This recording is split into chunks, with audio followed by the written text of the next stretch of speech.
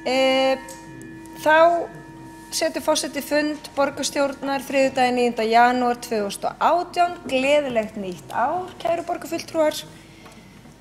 Og fundurinn hefst 2 mínútur yfir 2.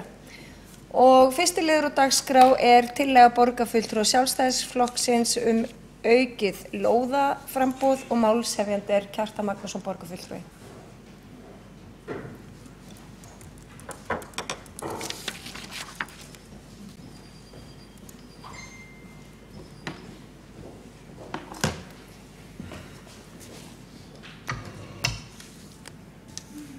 Já, gleðilegt ár, góðir borgarfulltrúar og takk fyrir gömlu árin, samskipti og samstarf á liðnum árum. Og velkomin til þessa aukafundar borgarstjórnar sem í boði Sjálfstæðisflokksins að sjálfsögðu. Og það fer vel á því á fyrsta fundi nýs árs að hér sé flutt tillaga aukið lóðaframboð í Reykjavík vegna þess að þetta svona eitt af helstu viðfangsefnunum sem við stöndum frammi fyrir á nýju ári og mjög mikilvægt að það verði með einhverjum hætti ráðin bót á þeim húsnæðisvanda sem við erum að etja í Reykjavík og lóðaskorti sem á sér ýmsar ástæður. Nú, tillaga okkar borgarfulltrúa Sjálfstæðisflokksins þetta aukið lóðaframboð svo hljóðandi. Lagt til að hafist verið handa við skipulagningu nýs hverfis í Úlfarsárdal í því skyni að draga á lóðaskorti í Reykjavík og standa við áðurgefin fyrirheit uppbyggingu svo hverfið verði sjálfbært varðandi margvíslega þjónustu. Leitast verði við að tryggja gott framboð á íbúðum og hagstæðu verði til einstaklinga sem vilja festa kaupa fyrstu íbúð, til dæmis með samstarfi við félög og samtök sem rekin án hagnaðarsjónarmiða. Einnig verði áhersla lögð á úthlutun til félaga sem leggja áherslu á hagkvæma uppbyggingu og rekstur leiguhúsnæðis án hagnaðarsjónarmiða. Í skipulagsvinnu verði áhersla lögð á gott samstarf við íbúðasamtökin í Grafarvogi og Úlfarsárdal sem og knattspyrnufélagið Fram. Miðað verði við að úthlutun lóða í hinu nýja hverfi geti hafist á næsta vetri.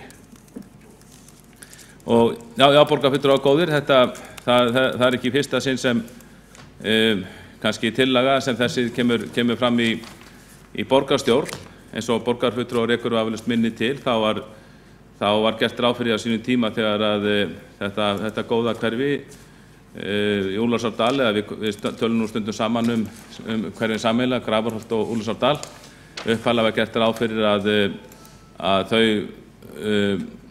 yrðu miklu fjölmennari, stærri heldur en núverandi skipulags ákvarðanir gefa til kynna. Upphaflega var talað að þarna getu, ef ég man rétt, þarna var talað að byggðin geti hýst eitthvað í kringum 30.000 íbúa og upphaflega þegar hverfið skipulagt þá þetta haft mjög þétt. Nú síðan breytast aðeins forsendurnar og það voru íbúar sjálfir sem áttu frumkvæði að því ég man rétt að tala við borgaryfirvöld og biðja þau að breyta aðeins hverfinu vegna þess að þeim þótti að megi bæta og aðeins draga úr þéttleikanum. Og það var síðan gert á árunum 2006 til 10, þá dregið úr þessum þéttleika en áhersla var samt lögð á það íbúðunum að hverfið yrði samt nægilega fjölmennt til þess að þar geti þrifist margvísleg þjónusta. Hverfið yrði sjálfbært í þeim skilningi að þar var til dæmis hægt að reka blómlegt íþróttafélög, þar væri alls konar íþróttamannvirki og sundlaug sem hefði það ákveðin viðskipti bara út á íbúafjöldan og svo eins og íbúar vilja þetta hafa í sínu hverfi, þá vilja það hafa alls konar þjónustu. Þá erum við bara að tala bara eins og góða matvöruverslun eða verslanir, ísbúð og hárgreiðslustofur og hitt á þetta sem prýðir góð hverfi. Og það að þjónusta sé að reka fjölbreytilega þjónustu inn á hverfis, það styður að sjálfsögðu við samgöngumarkmið borgarinnar sem felst í því að með því að gefa íbúum kleift á að sækja sem fjölbreyttasta þjónustu innan síns hverfis þá þetta dregið úr óþarfa umferð. Nú,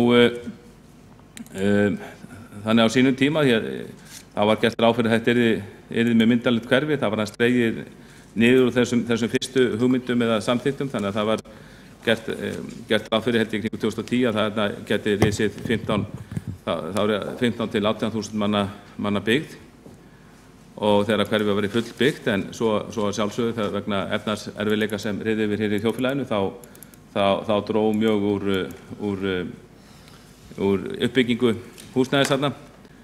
En nú svo komið, nú hafa aðstæður breyst á ný, þannig að við teljum að það sé full ástæða til þess að standa við þau fyrirheit sem voru gefin á sínum tíma stærð hverfisins. Þetta gæti verið myndarlegt hverfi, en meirihlutinn sem réð hér á síðasta kjörtímabili, sem svipar meirihluti núna, hann hugsaði þetta svolítið öðruvísi og taldi rétt að draga niður í hverfinu, að draga úr íbúðabyggðinni og samþykkti skipulag þar að lútandi. Þannig að nú gert ráð fyrir 9.000 manna íbúðabyggð þarna í mann rétt, og það teljum við að sé of lítið. Íbúðasamtökin telja það að sé of lítið til þess að þarna fái þrifist góð þjónusta. Íþróttafélagið ósátt við þetta vegna þess að það ekki kjörstærð íbúðahverfis fyrir hverfisíþróttafélag að hafa ekki fleiri en gert ráð fyrir þarna. Nú síðan, og þannig að það athyglisvert, þetta við vitum að skoðanir á þéttingu byggðar eru misjafnar í borginni, en það þó stefna sem allir flokkar fylgja með einhverjum hætti.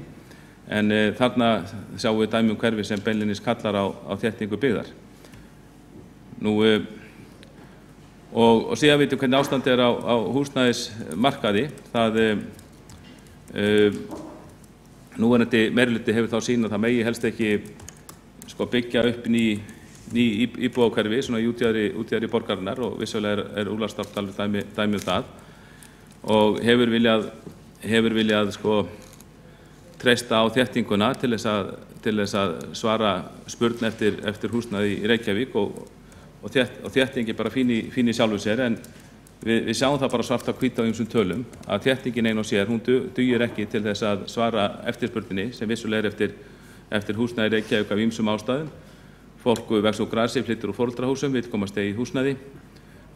Fólk flyttur utan af landi, fólk flyttur frá útlöndum og það þurfa að vera til hús fyrir allt þetta fólk. En vegna þess að stefnan í húsnæðismálum, hún hefur ekki verið nógu góð á síðustu árum hér í borginni.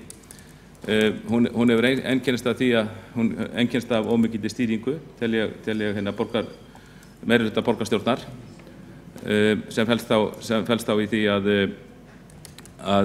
lóðaframboð hefur verið takmarkað, lóðaverð hefur verið hækkað með byggingarréttargjaldi til dæmis, þannig að lóðaverð orðið nokkuð hátt, og það gerir fólki auðvitað erfitt fyrir að kaupa íbúðir. Og við sjáum bara þegar við lítum yfir fasteigna auglýsingar í dagblöðunum og netinu, þá sjáum við að verð á íbúðum mjög hátt.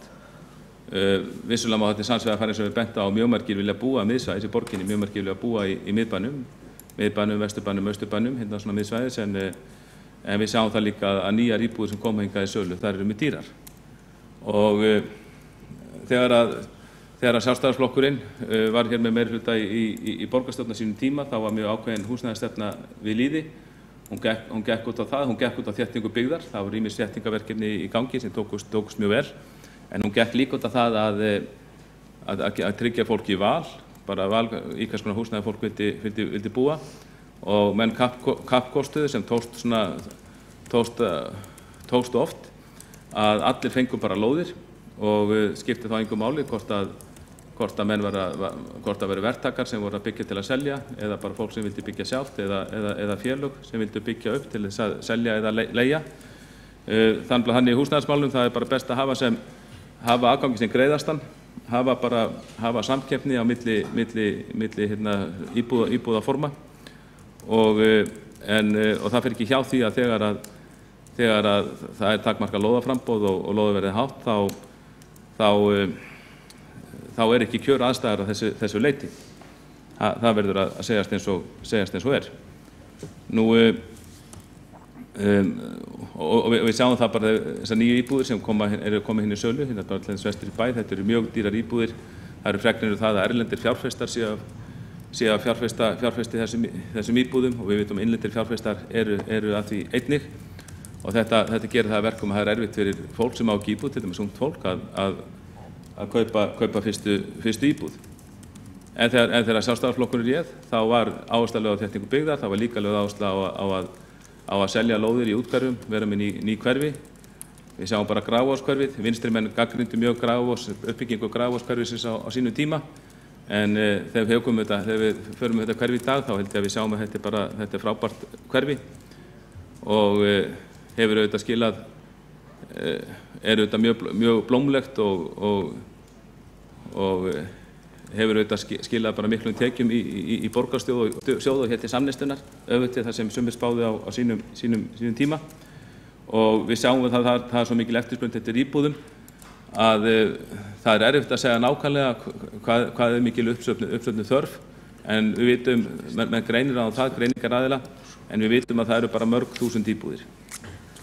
Og vegna þessara stefnu, meirihlutann sér, þá hafa margir Reykvíkingar eða margir sem hefðu viljað búa í Reykjavík, þeir hafa runni hrökklast út úr borginni vegna þess að þeir hafa ekki fundið húsnæði hér sem hentar sér. Þessi stefna þéttingu byggðar og endurtaka enn einu sinni, þétting byggðar er góð í sjálfu sér. Hún er farin að snúast upp í andhverfu sína vegna þess að fólk, til dæmis ungt fólk sem vil kaupa sér sinna eigin íbúð, það hefur ekki efni á að kaupa íbúðir hérna að minnst ekki miðsvæðis í Reykjavík og það leiðir til þess að þetta fólk flytur út úr þetta fólk festir sér húsnæði annar staðar, það kannski kaupir sér á Völlunum í Hafnarfirði, það kannski kaupir sér húsnæði á Akranesi, jafnvel í Þorlákshöfn, þar sem það getur fengið ágætis húsnæði á viðráðanlegu verði og það er auðvitað slæmt að missa þetta góða fólk hérna sem vill auðvitað helst búa í Reykjavík, missa það annað.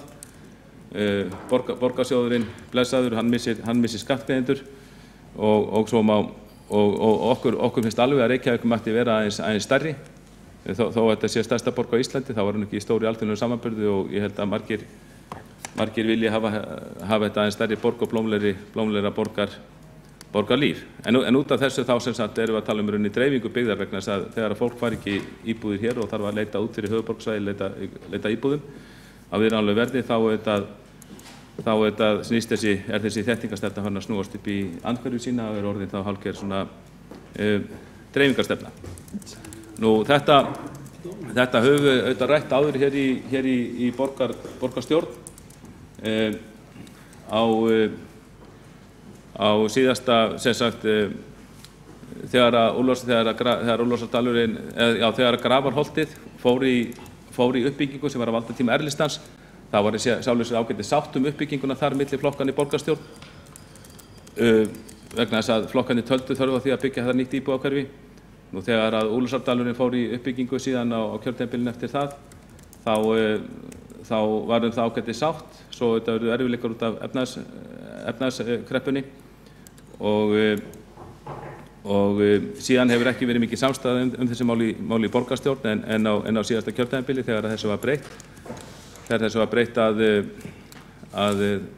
það var ákveðið að minnka íbúðabyggð samkvæmt skipulagi fyrir Úlfarsárdalinn, þá mótmæltum við sjálfstæðismenn því og gerðum athugasemdir við það skipulag sem það byggðist á. Nú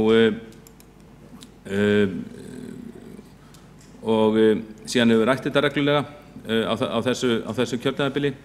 Þá höfum við bæði við borgarfulltrúar Sjálfstæðisflokksins og líka ekki síður borgarfulltrúar Framsóknarflokksins margoft tekið þessi mál upp hér til umræðu bæði hér í borgarstjórn og í nefndum og ráðum borgarinnar og bent á þetta að það vanti íbúðir í Reykjavík, það vanti íbúðir sérstaklega viðráðanlegu verði, en það sé hægt að leysa það vandamál með því að taka ný hverfi til uppbyggingar í Úlfarsárdal. Og mér finnst að meirihlutin geta alveg gert þetta, hann geta alveg séð að sér þessu leyti, meirihlutin verður ekkert minni fyrir vikið og viðurkennir bara staðreyndanir málinu. Það er þörf á öflugri uppbyggingu í Reykjavík.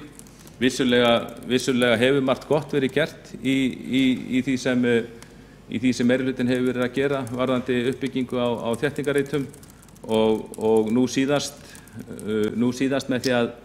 með því að bæta aðeins við í byggðina í Úlfarsárdal eða raunni bara upp í hlíðum Úlfarsfells, en þar erum við ekki að tala um heilt hverfi. Þessi tillaga, það má enginn skilja þessa tillögu sem svo að hér sé verið að tala um þessa viðbót sem er þarna upp í hlíðinni. það ekki, ég man nú ekki nákvæmlega hvað það er margar íbúður, það ekki margar íbúður og það er svona varla hægt að tala nýtt hverfi í þeim skilningi þó að maður hafi vissulega heyrt það. Það sem við þurfum er nýtt hverfi með öflugri og fjölbreytilegri uppbyggingu, fjölbýlishús, raðhús og einbýlishús, meta bara þörfina og það er ljóst að það þarf lóðir undir að minnsta kosti nokkur þúsund íbúðir í Reykjavík og við að taka þátt í þessu, við ekki einhvern veginn eins og borgarstjóri hefur freistast til að gera, benda á nágrannasveitarfélögin, auðvitað standa þau sig misjafnlega í þessu, en við ekki að vísa til nágrannasveitarfélöganna hvað þetta varðar, við að bjóða alla sem vilja búa í Reykjavík velkomna til þess að byggja hér og búa hér og ekki líta á áhuga fólksins til að búa hér í þessari frábæru borg, ekki líta á eftirspurnina, spurn eftir lóðum sem einhverja kvöð fyrir okkur sem við eigum bara að vísa annað og fá aðra til þess að liðum okkur til að uppfylla, heldur að reyna að taka myndarlega á þessu og gefa bara sem flestum kost á að koma hingað, líta á það að Reykjavík sé fyrsti kostur þegar kemur að búsetu, sem við vitum að borgin að mörgu leyti og eigum þá bara bjóða sem flesta velkomna. Það er athyglisvert þegar maður hittir erlenda kollega sína, borgarfulltrúa, og ræðum þau mál sem brenna helst á fólki. Á þeim þá sjáum við að íbúðamál eru mjög til umfjöllunar meðal stjórnmálamanna í þeim borgum sem við miðum okkur saman við, ekki til dæmis höfuðborgum Norðurlandanna, og þar eiga menn við þau vandræði að etja þetta þeir vil ekki missa fólki út í borginni, þessar borgir eru sömuleyti aðkreftar skipulagslega og hafa ekkert byggingarland, eru búna með allt land og eru að reyna að þétta byggð og þetta fólk eru bara mjög hissa þegar það heyrir að Reykjavíkur borg á nóg byggingarland land eftir og skilur ekki þegar það heyrir síðan að við séum ekki að nýta það. Auðvitað ekki sama hvernig það er gert, það þarf að gera þetta skynsamlega og ég bendi á það að við höfum, það var á sínum tíma búið að vinna bara ágætis skipulag fyrir allt þetta svæði sem þarf síðan að útfæra betur og deiliskipuleggja og ég treysti bara okkar skipulagsfræðingum og byggingarfulltrúum og skipulagsfulltrúum bara mjög vel til þess að skipuleggja gott hverfi eins og við sjáum að Úlfarsárdalurinn, það svæði sem er komið þar, eða hverfi sem komið það og þetta Grafarholtið og Grafarvogurinn, þetta eru allt góð hverfi. En þetta hefur verið viðvarandi vandamál í nokkur ár, þetta vandamál hverfur ekki, við þurfum að taka þetta til umfjöllunar hér og hæfir vel að þetta sé til okkar þetta sé fyrsta tillaga borgarstjórnar á nýju ári og þetta hefur margóttir lagt til áður, þessi tillaga hefur verið lögð fram, getum við sagt, í einhvers konar myndi eða svipaðar tillögur, kannski aldrei nákvæmlega eins og þessi og þetta hefur verið flutt af okkur borgarfulltrúum og minnihlutans á síðasta kjörtímabili og þessu kjörtímabili, þannig að menn ættu nú að vera farnir að kannast við umræðuna. Mér fannst mjög ánægjulegt að sjá það, þannig að finnst ánægjulegt að sjá það að meirihlutinn, hann var tilbúin að fallast á það, ég segi ekki gefa eftir, heldur bara fallast á það, það var bara skynsamlegt að auka eins við íbúðabyggðinni í Úlfarsárdal. Það var bara gott mál sem við öll í borgarstjórn gátum sameinast en það var ekki heilt nýtt hverfi að ræða. Nú sjáum við að framvinda þess máls er orðið nokkur og við sjáum að það er mikil spurn eftir þeim að byggja á því svæði, eftir íbúðunum sem verða þar. Og mér finnst að við bara í ljósið þeirra reynslu og í ljósið þeirra þróunar sem við erum að sjá að verða hérna á fasteignamarkaðnum í borginni að þá eigum við bara að skoða það að vera stórtækari þessari hugsun og ekki láta þessa viðbót nægja, heldur fara í skipuleggingu nýs hverfis í Úlfarsárdal á þeim stað sem áður var gert ráð fyrir að risi hverfi. Þá hefur Kjartan Magnússon borgarfulltrúi lokið máli sínu og 2 borgarfulltrúar hafa óskað eftir því að veita andsvar við ræðu borgarfulltrúans og fyrstu til þessa borgarstjóri. Forseti, ágæta borgarstjórn, gleðilegt ár og ég vil þakka borgarfulltrúanum fyrir að taka upp þessa ræðu. Það eru ýmis tíðindi í henni. þó sumt sé kunnulegt. Tíðindin eru svo áhersla sem lögð á húsnæðisuppbyggingu án hagnaðarsjónarmiða. Lína Sjálfstæðisflokksins hingað til hefur verið svo að slíkt sé ekki til og hafa margar ræður verið haldnar það í borgarstjórn á þessu kjörtímabili. En þetta sýnir kannski að rök geta ráðið ýmsu og dropinn holar steininn í þessu efni. Við höfum hins vegar oft rætt lóðaframboð og æskilega nýbyggingar eða hvað mikið af íbúðum eigi að fara af stað á hverju ári og núverandi oddviti Sjálfstæðisflokksins talaði lengst af fyrir því að það þyrfti að auka það upp í 1000 íbúðir á ári. Við raunar eftir ítarlega yfirferð vildum stefna því að fara í 1250. Borgarfulltrúinn kom ekki nákvæmlega inn á það. Bæði hvað Sjálfstæðisflokkurinn telur gott markmið í þessu efni á síðasta ári og þessu ári og heldur ekki hvað borgarfulltrúinn telji að vanti margar lóðir til úthlutunar eða byggingarheimildir til nýbyggingar til dæmis á þessu ári og næsta. Því að ég held að það sé mikilvægt í þessu samhengi að ræða svona þessa heildarmynd. Borgarstjóri lokið við að veita andsvari ræðu borgarfulltrúans og andsvari svarar Kjartan Magnússon borgarfulltrúi.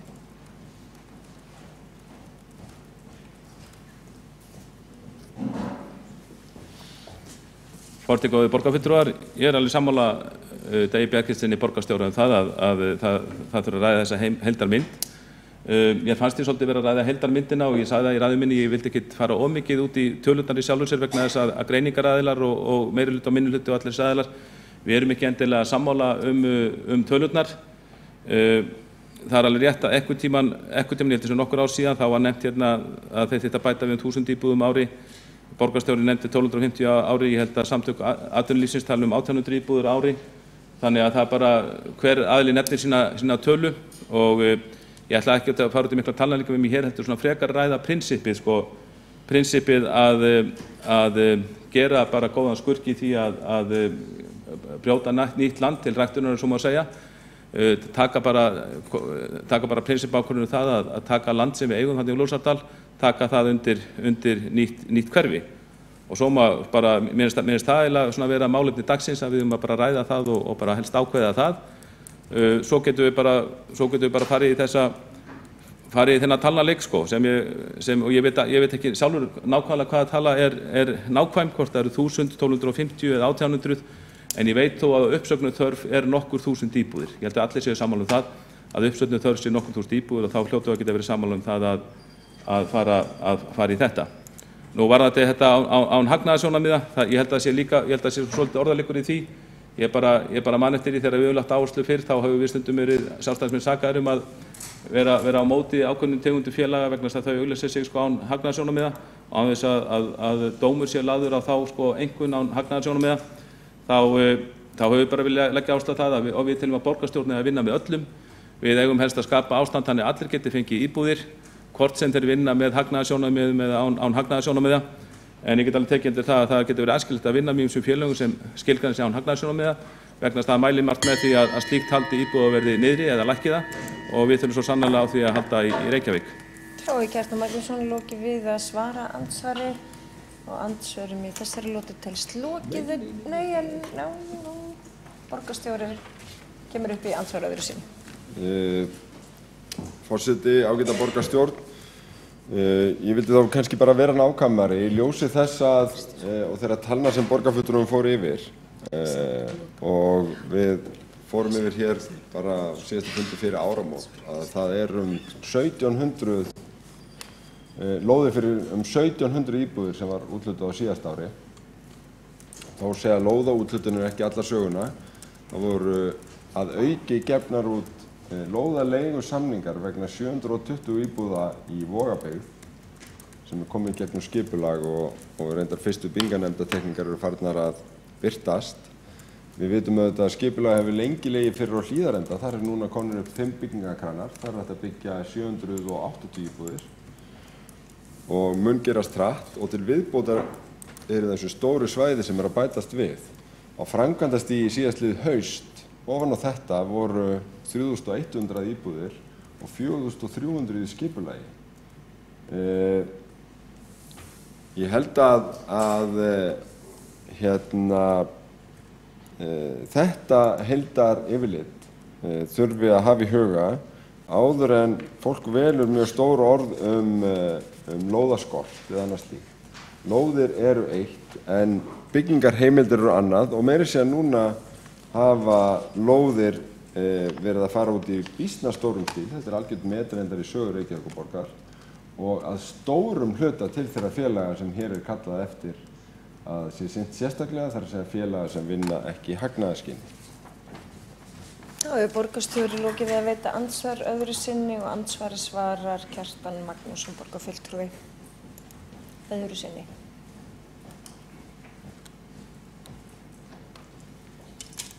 Já, forseti góði borgarfulltrúar, ég dreg þessar tölur borgarstjóra í sjálfu sér ekkert í efa. Það bara ágætt að hafa þar taka það með inn í myndina en það samt eftir sem áður þá ljóst að það gífurlega mikil uppsöfnuð þörf fyrir íbúðir í Reykjavík og einhverra hluta vegna mjög slæmt ástand á þessu sviði og það vegna þeirra húsnæðisstefnu sem vinstri meirihlutinn hér í borginni hefur rekið undanfarin ár.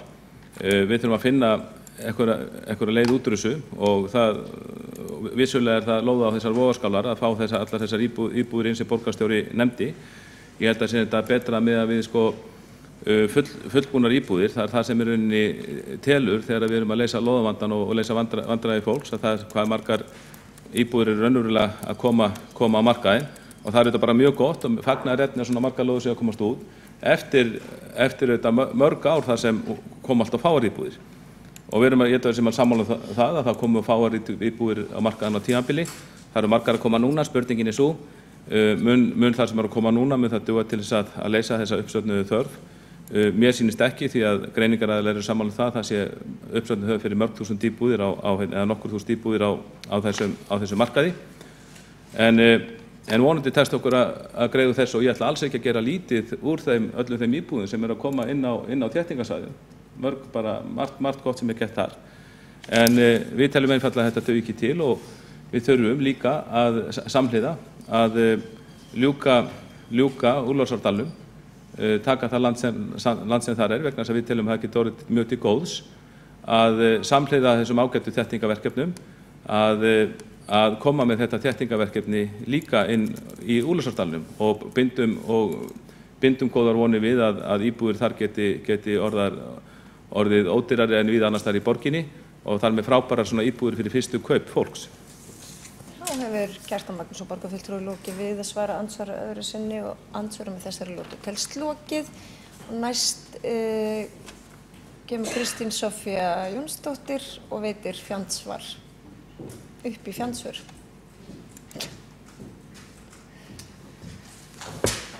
Forseti borgarstjórn ákveðið borgarbúar, gleðilegt nýtt ár. Mér langar að koma með nokkrar athugasemdir við ræðu borgarfulltrúans, Kjartan Magnússonar. Teka þó fram að listin ekki tæmandi fyrir þær rangfærslur sem ég til hafa komið fram í hans máli. Ég vil byrja á því að tala fjölda Reykvíkinga.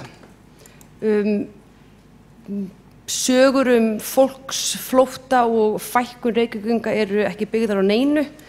Reykvíkingum fjölgar, við sem vinstri meirihluti, eins og borgarfulltrúinn kallar okkur, höfum staðið fyrir fordæmalausri uppbyggingu á þessu kjörtímabili. Staðan núna nákvæmlega þannig að fjórðungur allra íbúða á sölu í Reykjavík eru nýbyggingar og þetta ekki bara nýbyggingar einhvers staðar, þetta nýbyggingar á allra vinsælustu svæðunum í borginni. Þetta nýbyggingar á þéttingarreitum og þetta fjórðungur allra íbúða á sölu. Þetta fordæmalaust. Mér langar líka að ræða verðið af því að fjölmiðlar keppast við að tala að verðið sé svo hræðilega hátt. Það eru dregnar upp einhverjar mjög jaðar myndir. Borgarfulltrúinn Kjartan Magnússon borgarfulltrúi því komin hingað upp að tala það væri miklu betra að byggja í Úlfarsárdal. Ég vil bara fá að lesa upp með leyfi forseta 2 fasteignaauglýsingar sem eru nú á MBL. Úlfarsbraut, 113 Reykjavík, ný íbúð í Úlfarsárdal, kostar 52,9 milljónir, hún 101 fermetri. Jaðarleiti, 103 Reykjavík, verð 54,9 milljónir, stærð 103 fermetrar. Jaðarleiti 103 Reykjavík, 49 milljónir, 97,7 fermetrar. Staðreyndin bara svo að það eitt sem stýrir verðinu og það markaðurinn. Jaðarleitið mjög hagstætt. Þarna eru flottar íbúðir, miðsvæðis í Reykjavík. Ef við tölum tímann sem það tekur að byggja upp á þéttingarreitum, má tala það að það rúm 2 ár síðan borgin gerir samning við ríkið sölu á lóðum Efstaleiti og það nú komnar á sölu. Þannig að til að suma þetta upp, Reykvíkingum að fjölga, íbúðum að fjölga, uppbyggingi sem hefur verið fordæmalaus, verðið víða mjög gott og allra vinsælustu stöðunum. Takk. Kristín Sofía Jónsdóttir, borgarfulltrúi, lokið við að veita andsvari ræðu borgarfulltrús og andsvari svara Kjartan Magnússon, borgarfulltrúi.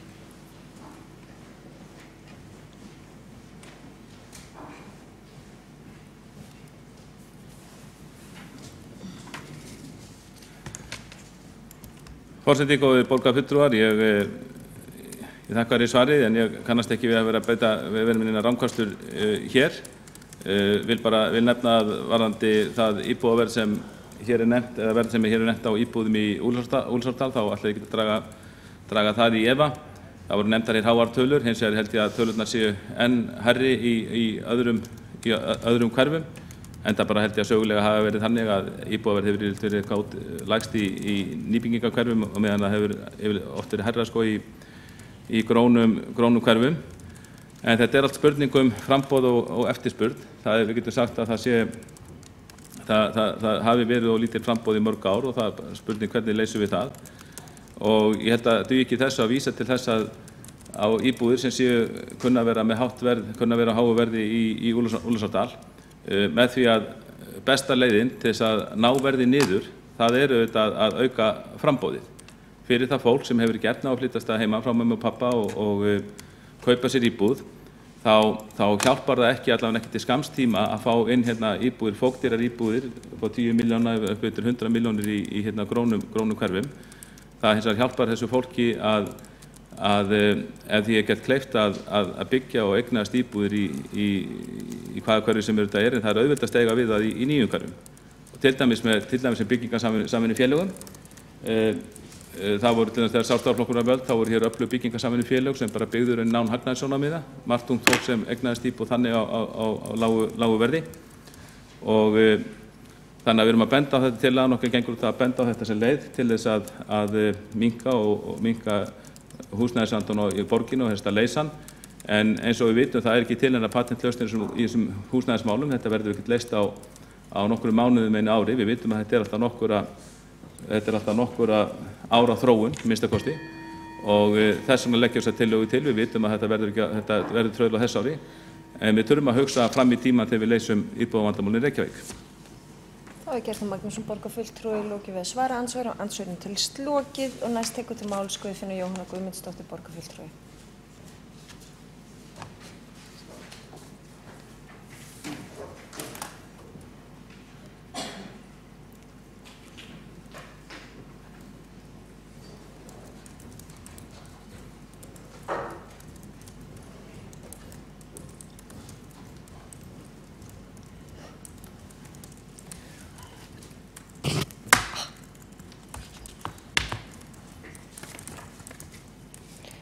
Forseti, borgarfulltrúar, gleðilegt ár. Við höfum í minnihlutanum og reynda meiri hluti líka rætt Úlfarsárdalinn margoft hér síðustu 3,5 árið. Það hefur auðvitað verið uppsöfnuð þörf og ennþá uppsöfnuð þörf fyrir húsnæði í Reykjavík og það þarf að hugsa hlutina fram í tímann. Báðir flokkarnir í minnihlutanum hafa ítrekað lagt fram einhverjar tillögur og bókað varðandi meiri uppbyggingu í Úlfarsárdalnum og meðal annars lögðu Framsókn og flugvallavinir fram tillögu í borgarráði 20. ágúst 2015 með leyfi forseta sem hljóðar svo: eins og kunnugt vantar litlar ódýrar íbúðir fyrir ákveðinn hóp, til dæmis ungt fólk sem á ekki eigið fé, kemst ekki í gegnum greiðslumat og leigir langt umfram greiðslugetu. Því þarf að finna leiðir til þess að fjölga slíkum íbúðum, til dæmis leiguíbúðum og búseturéttaríbúðum sem eru í eigu félaga sem rekin án hagnaðarsjónarmiða. Því lagt til að skipulag Úlfarsárdals verði endurskoðað.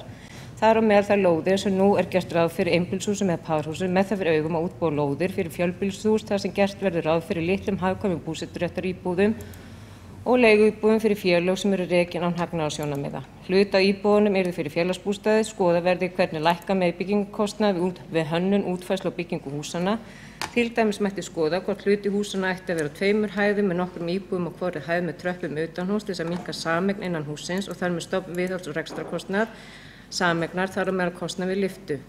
Til að tryggja félagslega blöndun til dæmis hægt að líta til þekkingar og reynslu búseta við útfærslu verkefnisins en félagið á rekur bæði búseturéttar íbúðir og leiguíbúðir og íbúðunum býr bæði fólk sem fellur undir og ekki undir eigna- og tekjumörk. Tilvitnun lýkur.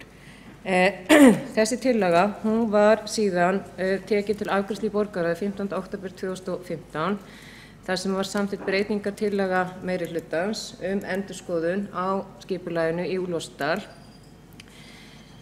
Þannig að það þarf auðvitað að klára skipulag til að hægt sé að úthluta lóðum. Það sem mig langar að vita tvennt og ég beini spurningum mínum til borgarstjóra.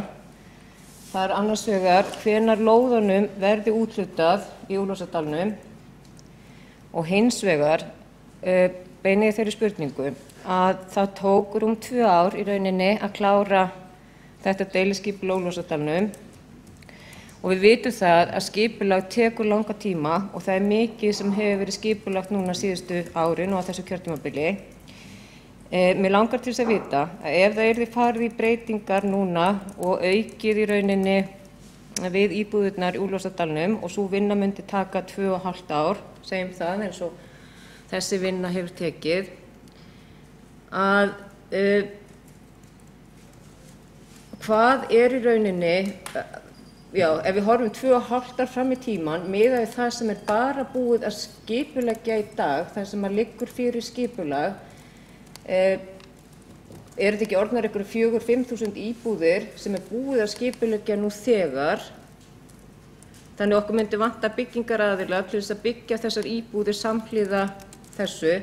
Ég held í rauninni, hvort að það sé ekki það sem við þurfum að gera, að það aðeins að fara að fókusa í rauninni og sundurliða þetta aðeins betur. Það lóðir sem hafa verið úthlutaðar núna, því það var mikið af lóðum úthlutað á síðasta ári,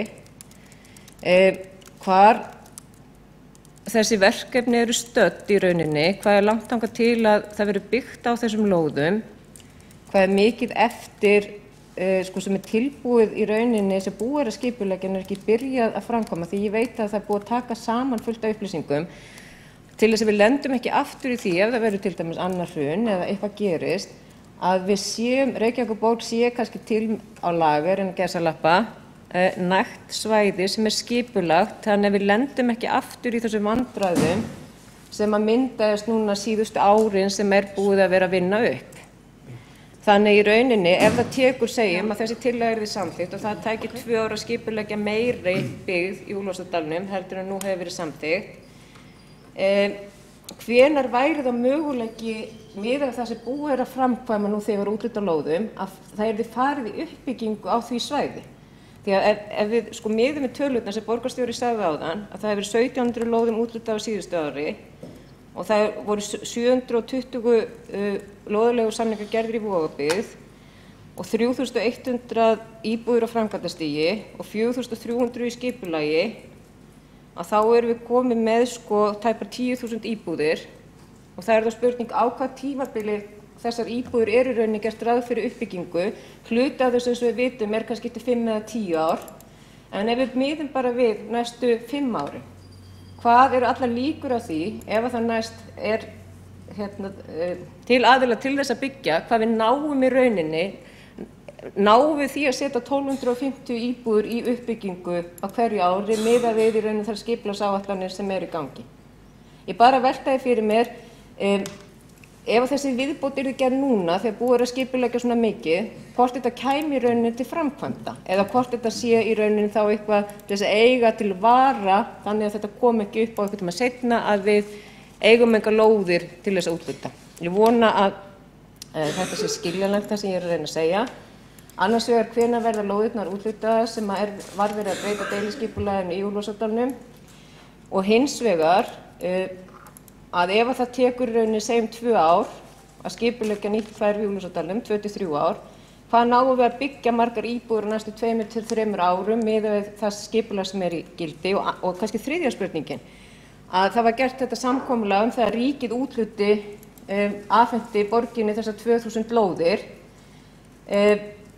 Ekki hægt að byggja íbúðir fyrir ungt fólk eða íbúðir án hagnaðarsjónarmiða á hluta af þeim lóðum og gerði ríkið, að því að nú var það formaður Sjálfstæðisflokksins og fjármálaráðherra sem skrifaði undir það samkomulag skilst mér fyrir nokkrum dögum, lauk þessari vinnu.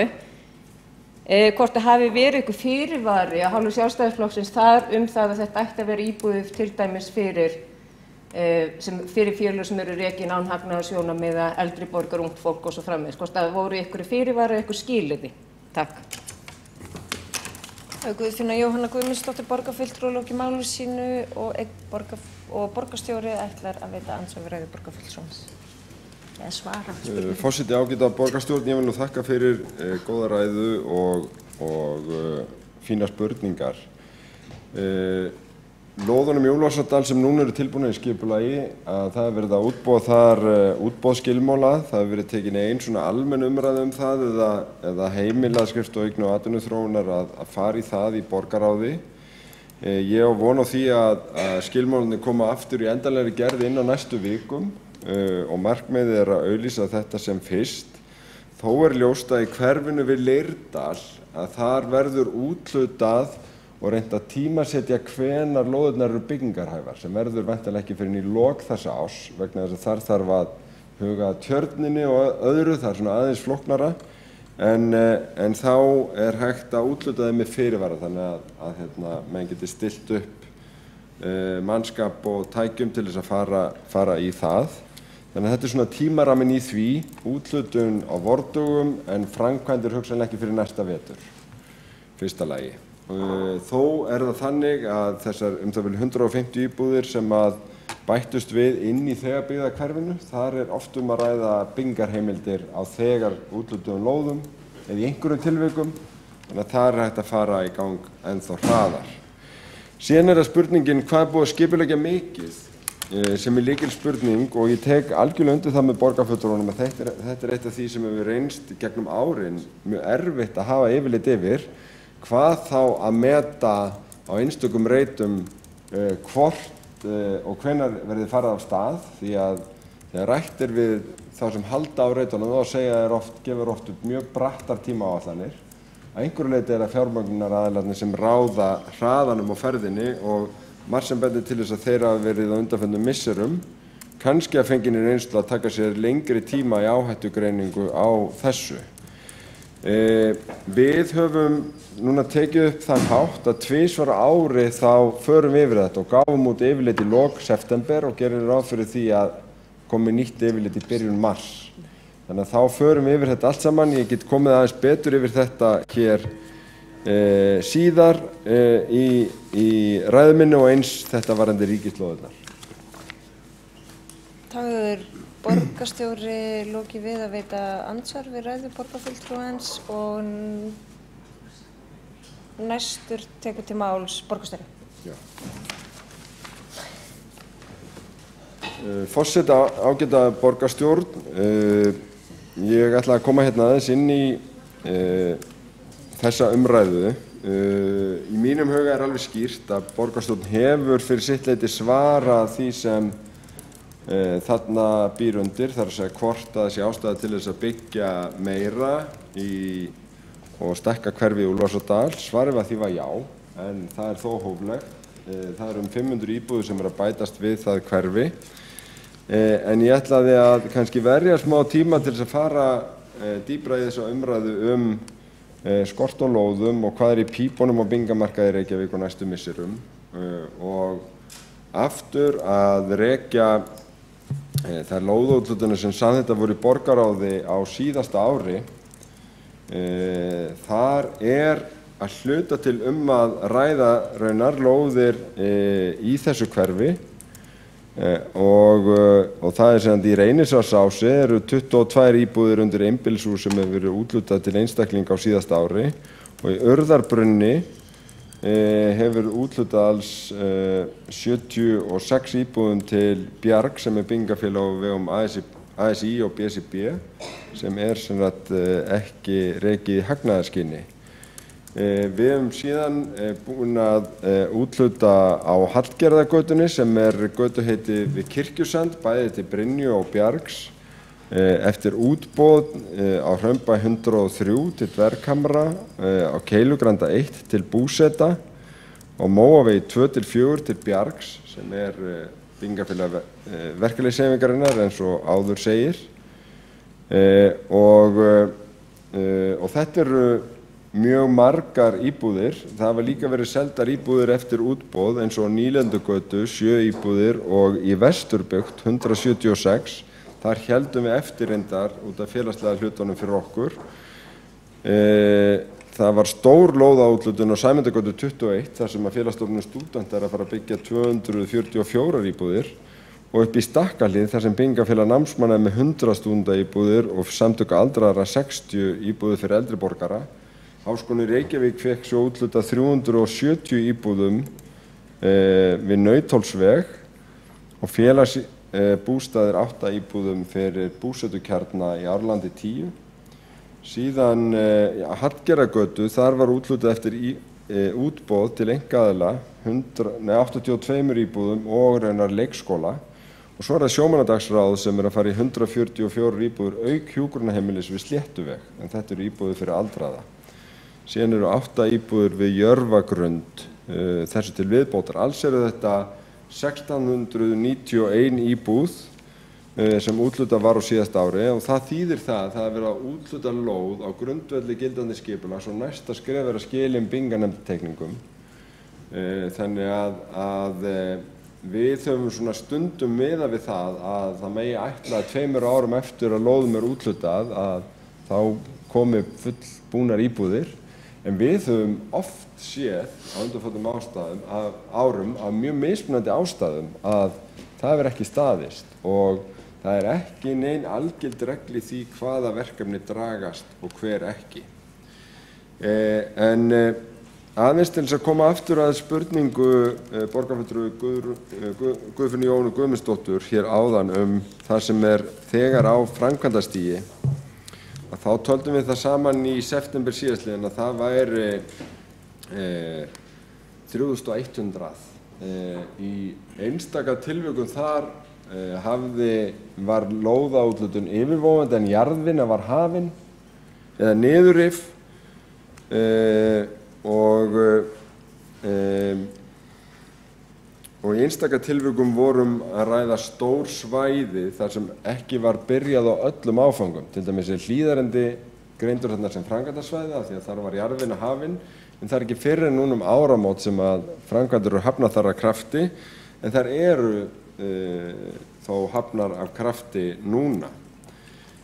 Svo bætast við svæði með samþykktu deiliskipulagi og mörg þeirra eru svæði þar sem uppbygging mun hefjast á þessu ári. Ýmist búið að úthluta þar lóðum eða bara skilgreina byggingarrétt. Og þetta eru svæði eins og Kirkjusandur, Vesturbyggð, Spöngin, Barónsreitur, Vísindagarðar, Hraunbær 103, Sætúnsreitur, Höfðatorg, næsti áfangi, Vogabyggð 2, Nauthólsvegur, Borgartún 34-36, Sléttuvegur, Kennaraháskólalóð, Soldin 2-4, Elliðabraut, Steindórsreitur, Vigdísalundur, Vogabyggð 1, Úlfarsárdalur sem við erum að fjalla hér. Alls eru þetta 4300 íbúðir sem eru til í samþykktu skipulagi og þeir sem þekkja vel til og margir í þessum sal gera það átta sig á því að umtalsverður fjöldi af þessum reitum að koma til uppbyggingar á þessu ári. Ef við bætum síðan við þar sem við erum búin að vera að gera viljayfirlýsingar og svona rammasamkomulag tímaáætlanir bara á allra síðustu mánuðum samþykki í borgarráði, þá bætast við sem Heklureiturinn, þar sem að deiliskipulag á að vera tilbúið í mars-apríl, Kringlureiturinn, þar sem að deiliskipulag á að vera tilbúið í haust, Gufunesreiturinn, þar sem deiliskipulag í auglýsingu og við erum búin að selja eftir væntanlega þennan borgarstjórnarfund byggingarrétt og við erum að undirbúa líka auglýsingu eftir samstarfsaðilum fyrir Skerjafjörðinn, þar sem er 1000 íbúðir. Síðan erum við með Elliðavogin Bryggjukverfi, þar deiliskipulag fyrir 820 íbúða hverfi í auglýsingu. Við erum búin að kynna lýsingu að deiliskipulagi á Höfðunum fyrir eina 4 eða 5 reiti. Það hangir reyndar á Borgarlínu, þannig að það sé nefnt. Og síðan þessi mál upp í Úlfarsárdal þar sem við erum að fara að auglýsa lóðirnar. Þannig að ef ég skildi borgarfulltrúan rétt að svona í hennar spurningu fæli svona ákveðna vangaveltur hvað byggingariðnaðurinn á Íslandi réði yfir höfuð við að komast yfir í einu, þá deili ég því alveg að það hefur á köflum undanfarin misseri verið takmarkandi þáttur og maður tekur eftir því hvað einstaka reitir hafa tekið langan tími byggingu. Tökum bara Grandaveginn, það mjög langt síðan að byrja þar, það að vera að klára síðustu áfanga núna og ég kann ekki alveg að skýra það í einstökum tilvikum vegna þess að þar hefur verið mikil eftirspurn. En bara til þess að kristalla þetta að því þetta auðvitað mjög mikið af reitum, mjög mikið af tölum og maður þarf eiginlega að vera af lífi og sál í þessu til þess að hafa þetta allt í kollunum þegar þessu er romsað, að þá brugðum á þá ráð í húsnæðisáætlun að gera einfaldlega ráð fyrir því að við öflugum þessara upplýsingar 2 ára á ári, þannig að það væri alltaf svona greinargott yfirlit vegna þess að einn af lærdómunum eftir hrun var hvað það var ofboðslega lítið og lélegt yfirlit víða og þannig að við ætlum að standa okkur vel í því. Varðandi ríkislóðirnar að þá það rétt að það var í fréttum núna að Alþingi samþykkti fjárlög og í fjárlögum var ein af heimildagreinunum sem að taka oft til fasteignakaupa eða sölu sem að ríki kemur að þá fékk fjármálaráðherra heimild til þess að undirrita samninga á grundvelli viljayfirlýsingarinnar sem gerð var í tíð síðustu ríkisstjórnar í júní á síðustu ári. Borgarráð hefur fyrir sína parta samþykkt 2 samninga af þeim sem í undirbúningi, annars vegar fyrir Veðurstofuhæð og hins vegar fyrir Stýrimannaskólann. Þeir eru þannig að borgin hefur alveg í hendi sér hvort að þar komi lóðir fyrir félög án hagnaðarsjónarmiða vegna þess að það fellur í flokkinn lóðir sem var úthlutuð til uppbyggingar tiltekinna stofnana sem ætla ekki að byggja meira þannig að við fáum þær bara tilbaka. Borgarland sem við fáum tilbaka. Þetta hins vegar aðeins flóknara virðist vera gagnvart lögum og regluverki ríkisins þegar að ræða land sem að telja má í eigu ríkisins eins og Keldnalandið að þá hafa komið upp sjónarmið að þar þurfi að vera með hámarksverð og reyna að ná hámarksverði og þá vandast málið ef við ætlum að ná þessum félagslegu markmiðum í húsnæðisstefnu borgarinnar. Og við erum ekki alveg búin að finna leiðina þar en ég vonast til þess að við getum það og það hlýtur eiginlega að vera hægt og það sama þurfum að gera út í Skerjafirði. Þar hins vegar njótum við þess að við keyptum einungis 11 hektara af ríkinu og áttum eina 6 á sama svæði sjálf þannig að við getum þá komið inn með félagslegan hluta þar ef það semst ekki að nota ríkislandið að öllu leyti því en þar svona áhugaverð marksamningaleið. Mér langar aðeins áður en ég klára að staldra við eiginlega spurningu eða fullyrðingu sem var sett hér fram af Frumalanda að þessi stóru verkefni sem við stöndum í og þessi mikla áhersla á húsnæðisuppbyggingafélög án hagnaðarsjónarmiða væri vegna ástand sem að leitt hafi af húsnæðisstefnu núverandi meirihluta. Þetta tel ég raunar vera alrangt en það sem rétt í þessu enga síður að við erum í þessum risastóru verkefnum og útlutunum til þessara félaga til þess að bregðast við ástandi sem að leiddi beint af tiltekinni húsnæðisstefnu. nefnilega þeirri húsnæðisstefnu að leggja af verkamannabústaðakerfið og hætta að sömu leyti, minnst kosti víða í sveitarfélögum, að fjölga félagslegu húsnæði síðustu aldamót. Í raun frá 2000 þegar þetta gert alveg þangað til að löggjöfin stofnframlög og almennar íbúðir voru sett núna 2016 í ráðherratíð Eyglóar Harðardóttur, að þá var í raun engin umgjörð utanum uppbyggingu þessara félaga nema þá heimildir Íbúðalánasjóðs til að lána á 3,5% vöxtum sirka eftir að það var nú hækkað til stúdenta og félagsbústaða og svo framvegis. Fyrir vikið þá var í raun ekkert sem að kom til móts við fólk í neðsta tekjufimmtungnum eða fjórðungnum sem almennu íbúðunum ætlað að gera og árum eftir hrun, sérstaklega þegar húsnæðisverð fór að hækka aftur, og þá var það einmitt þessi hópur sem að klemmdist og við þóttumst sjá það fyrir og vorum þess vegna mjög áfram að þessi löggjöf væri sett. En það sem núna við að eiga að þetta tekur tíma að byggja þessar íbúðir. Það alls ekki allar komnar á markað eða til úthlutunar, þó að lóðirnar séu sumar komnar til viðkomandi félaga. Og þess vegna fórum við í þessar bráðaaðgerðir í haust til þess að koma skjólshúsi yfir þá sem stæði höllustum fæti á húsnæðismarkaðnum og meðan það fólk var að bíða eftir endanlegri úthlutun íbúðum á okkar vegum eða þá í gegnum þessi stofnframlög.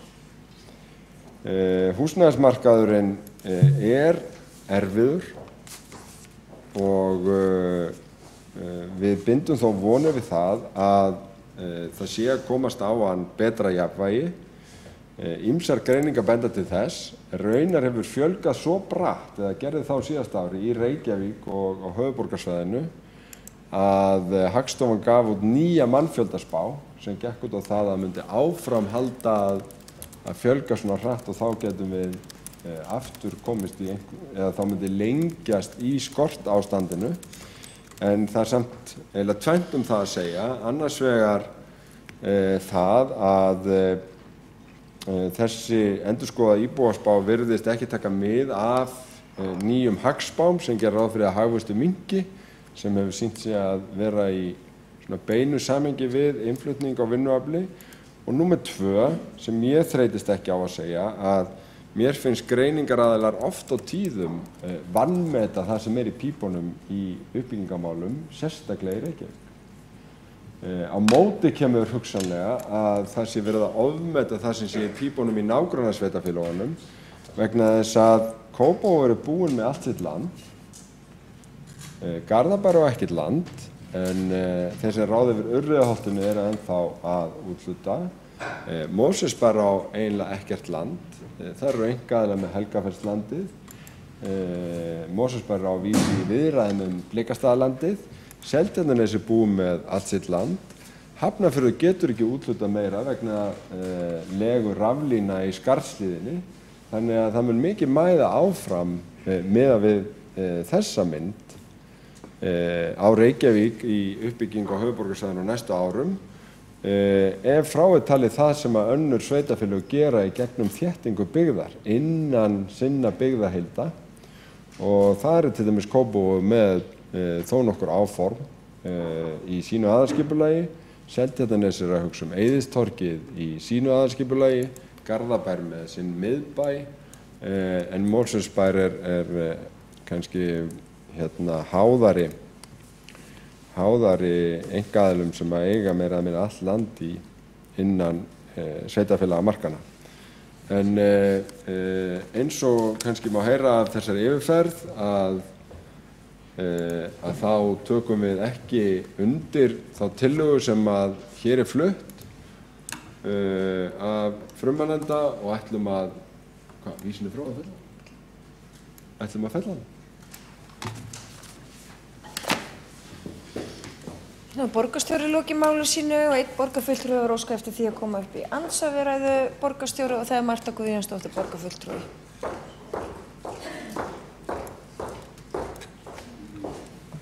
Forseti, góðir borgarfulltrúar, gleðilegt ár. Ég óska borgarbúum jafnframt gleðilegs árs og ég vona að eftir kosningar að vor þá náum við að leysa þá miklu neyð sem er í húsnæðismálum og hér taki við nýr meirihluti sem að muni hafa skilning á því að við þurfum að hefja hér uppbyggingu og við þurfum að hefja þannig uppbyggingu að við sem að útluta okkar eigin lóðum á kostnaðarverði. Við höfum margoft heyrt þessa upptalningu borgarstjóra sem að hann tuldi hér áðan. En gallinn á þeirri upptalningu er sá að hann telur upp uppbyggingu á dýrum þéttingarreitum sem er til þess fallin að hrekja unga fólkið úr borginni. Mér langar til þess að velta einni spurningu hérna til borgarstjóra. Hann nefndi nýja byggð í Skerjafirði. Ég veit ekki til þess að enn hafi farið samráð fram við íbúana þar, varðandi þá byggð. Og ég velti því líka fyrir mér og spyr líka því að í upphaflegum hugmyndum var verið að tala 650 íbúðir. Núna eru þar allt yfir orðnar 1000. Verðar kannski jafnvel enn fleiri. Við höfum fordæmin, við höfum hlíðarenda. Það líður varla sá fundur í umhverfis- og skipulagsráði eða í borgarráði að það sé ekki verið að auka byggingamagni þar og samþykkja það. Er ekki bara allt í lagi að fara að hafa samráð við íbúana í þessari borg? Var ekki svolítið góður bragur af því að borgarstjóri tæki upp ný og betri vinnubrögð á nýju ári og færi að standa við það sem hann sagði í samstarfssamningnum það að hann vildi að íbúar kæmu að lykil ákvörðunum í stórum málum. Og þar eru skipulagsmálin einna stærst. Það var Marta Guðjónsdóttir lokið við að veita andsvarið borgarstjóra og andsvarið svara borgarstjóri. Forseti, ágæta borgarstjórn, hér er spurt Skerjafjörðinn og hvort að samstaða hafi verið að gera samning kaup á því landi af ríkinu á sínum tíma og því til að svara að það var algjör samstaða það. Allir flokkar í borgarráði greiddu því atkvæði og hér var spurt það hvernig skipulagshugmyndir sem að voru kynntar í lok síðasta árs hefðu mælst fyrir og fregnir mínir og þær að þær hafi mælt vel fyrir í umhverfis- og skipulagsráði og ágætlega fyrir á opnum íbúafundi sem að hér var haldinn. Ég gerir ráð fyrir að við minnum bara áfram á þeim góða grunni og minni á að við höfum þegar veitt til dæmis stúdentum vilyrði fyrir að fá þar úthlutað einhverjum íbúðum og ég held að þetta svæði liggi mitt mjög vel við uppbyggingu stúdendaíbúða. Það var borgarstjóri lokið við svara andsvari og andsvari öðru sinni kemur Marta Guðjónsdóttir borgarfulltrúi. Veitir öðru sinni. Forseti, góðir borgarfulltrúar, það er rétt, það var haldinn fundur í Ráðhúsinu. Það var nefnilega svoleiðis. Þetta var ákveðið fyrst og spurt svo. Og hvernig var sá fundur sem haldinn var hér í Ráðhúsinu til að kynna nýja Skerjabyggð? Hann var haldinn þannig að upphaflega stóð ekki til að leyfa fyrirspurnir. En eftir miklar umræður á samfélagsmiðlum það að fólki væri misboðið að það er ekki boðið upp á samræður og umræður á þeim fundi og ekki tekið ábendingu frá íbúum, þá voru leyfðar einungis 4 fyrirspurnir. Kallar borgarstjórinn í Reykjavík þetta samráð að ákveða fyrst, spyrja svo og leyfa síðan 4 spurningar á fundi sem hann teiknar upp svo að hann komist á vandræðum og leiðindum á fundinum. Það er Marta Guðjónsdóttir borgarfulltrúi lokið við að veita andsvari öðru sinni og andsvari svarar borgarstjóri. Forseti, ágæta borgarstjórn, ekki kannast ég nú við miklar umræður á samfélagsmiðlum þetta. Ég kannast við það að það var rætt hvort ætti að leyfa fyrirspurnir og það var strax fallist á það. Hugsanlega ráma mig þó í að tvíburasystir borgarfulltrúans hafi verið að hafa orð á þessu í hverfahópi en það getur verið mismunni. Hitt er annað mál að það voru leyfðar fyrirspurnir og það var enginn sem brann inni með fyrirspurn á þessum fundi og fann ég ekki annað en að hugmyndirnar meltust almennt ágætlega fyrir. Það voru áhyggjur af umferð eins og við að búast. Það gjarnan þegar ný uppbyggingarsvæði að ræða. En ég held að hugmyndir Skerjafjörð hafi þróast og bara mjög áhugaverðan og góðan máta. Þá andsvörum lokið og forseti leyfir Mörtu Guðjónsdóttur að gera örstutta athugasemd.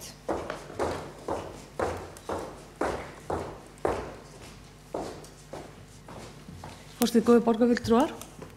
Já, ég veit að borgarstjóri ágætlega þessari ættfræði, enda hefur hann unnið við ættfræði á sínu tíma.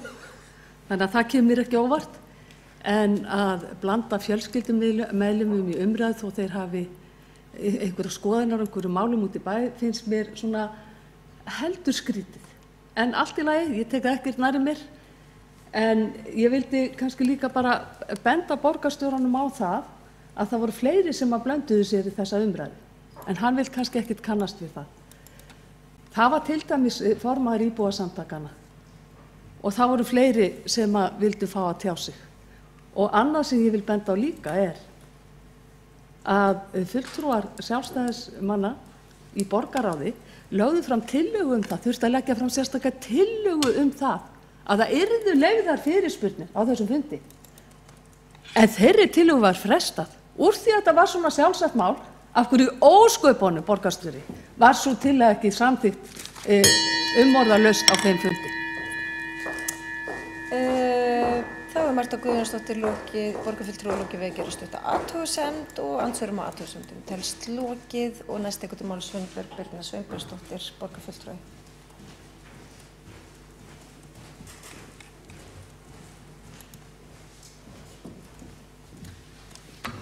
Frú forseti, borgarstjóri og ágæta borgarstjórn, gleðilegt árelsumul.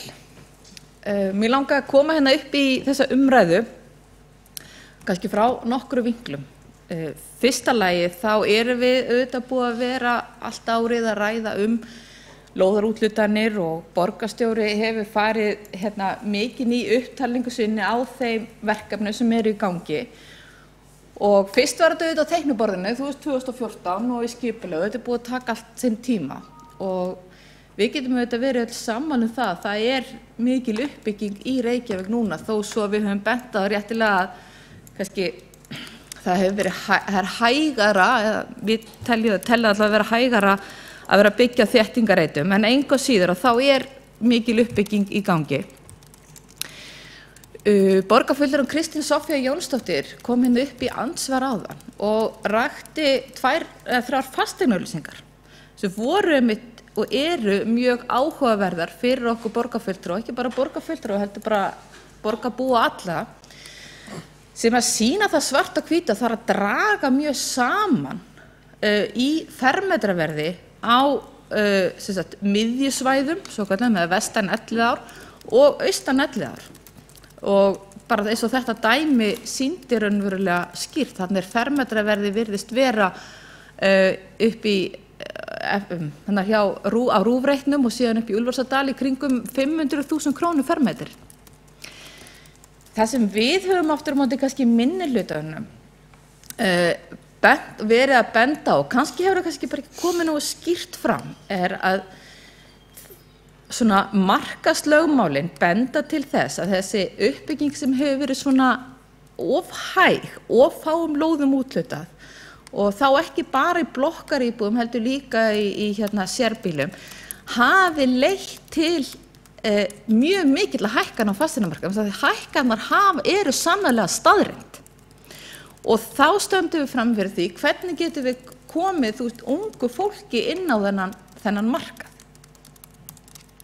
Ég held að það gerist ekkert, jafnvel þó að náist jafnvægi núna í kaup og sölu fasteigna, og framboð og eftirspurn fari bara að vera í svona samfellu, þá erum við ekki að fara að horfa neinar verðlækkanir.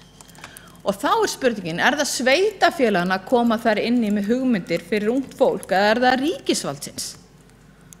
Eða það eins og einhver, ég man ekki hver orðað að það bara allir að fá arf frá foreldrum sínum, þannig að búa ekkert allir það vel að erfa eitthvað frá afum og ömmum eða pappum og mömmum, en það líka kannski oft lengi að bíða. Þannig að ég segi það að hérna umræðan, það skiptir ekkert máli hversu oft við komum hérna upp í borgarstjórn og teljum upp þær íbúðir, annars sem verið að byggja sem meirihlutin tilur upp og svo minnihlutin sem gagnrýnir það. Við erum einfaldlega að horfa fram á algjörlega breytt landslag á fasteignamarkaðnum í dag. Við erum að horfa fram á landslag þar sem að fasteignaverð hefur aldrei verið eins hátt, ekki eins hátt eins og hlutfall ráðstöfunartekjum heimilanna og það hefur aldrei verið eins erfitt fyrir ungt fólk að komast inn á markaðinn eins og núna. Lífeyrissjóðirnir, við erum mjög háð fjármálavaldinu það hvernig gengur að flytja inn í þessar nýju íbúðir sem verið að byggja og líka þar sem ganga bara kaupum og sölu. Lífeyrissjóðirnir eru komið hámarka á 50 milljónir, þeir lána ekki meiri 50 milljónir, það verður að kaupa sér dýrar eign. Íbúðalánasjóður er með hámark, það er búið að lækka lánshlutfallið, það var 80%, núna komið niður í 75%. Þannig að auðvitað er fjármálamarkaðurinn að spila með og stemma stigum við frekari hækkunum, en það sjá það allir að það er komið ákveðið virðist vera komin einhvers konar jafnvægi á markaðnum, allavega hægst á fasteignamarkaðnum. En mér finnst þess vegna kannski miður að borgarstjóri núna í upphafi þessa árs og meirihlutin ákveða að fella þessa tillögu sem að kemur frá sjálfstæðismönnum vegna þess að hún er raunverulega bara svona framtíðartaktur. Við þurfum að fjölga lóðum. Það verður ekkert hrun þó að lóðunum verður fjölga, bara miðað við alla spár og annað slíkt eins og borgarstjóri fór yfir og við erum með fjölmargar greiningar og skýrslur sem liggja að baki því. Þannig að ég tel að það sé skammsýni hjá meirihlutanum í mati þeirra á stöðu Reykvíkinga, þeirra sem vilja vera Reykvíkingar og þeir sem vilja búa hér áfram á því að hafna tillögunni. Og þetta varu mín orðin í þessa umræðu. Ég tel að það sé mjög mikilvægt að þessi tillaga myndi fá brautgengi. Þarna geti borgarstjórinn og meirihlutin einmitt tryggt ákveðna framtíðarsýn og víðsýni í uppbyggingu í borginni og það er því miður að þessari tillögu skuli verið hafnað og ég til og með að greiða, var þetta málsmeðferðar tillaga, greiða atkvæði gegn því með tillögunni. Takk. Það hefur Sveinbjörg Birna Sveinbjörnsdóttir borgarfulltrúi lokið máli sínu. Ekki hafa fleiri hvatt sér hljóðstundu þessum liði. Jú, Kjartan Magnússon borgarfulltrúi hefur óskað eftir því að taka til máls.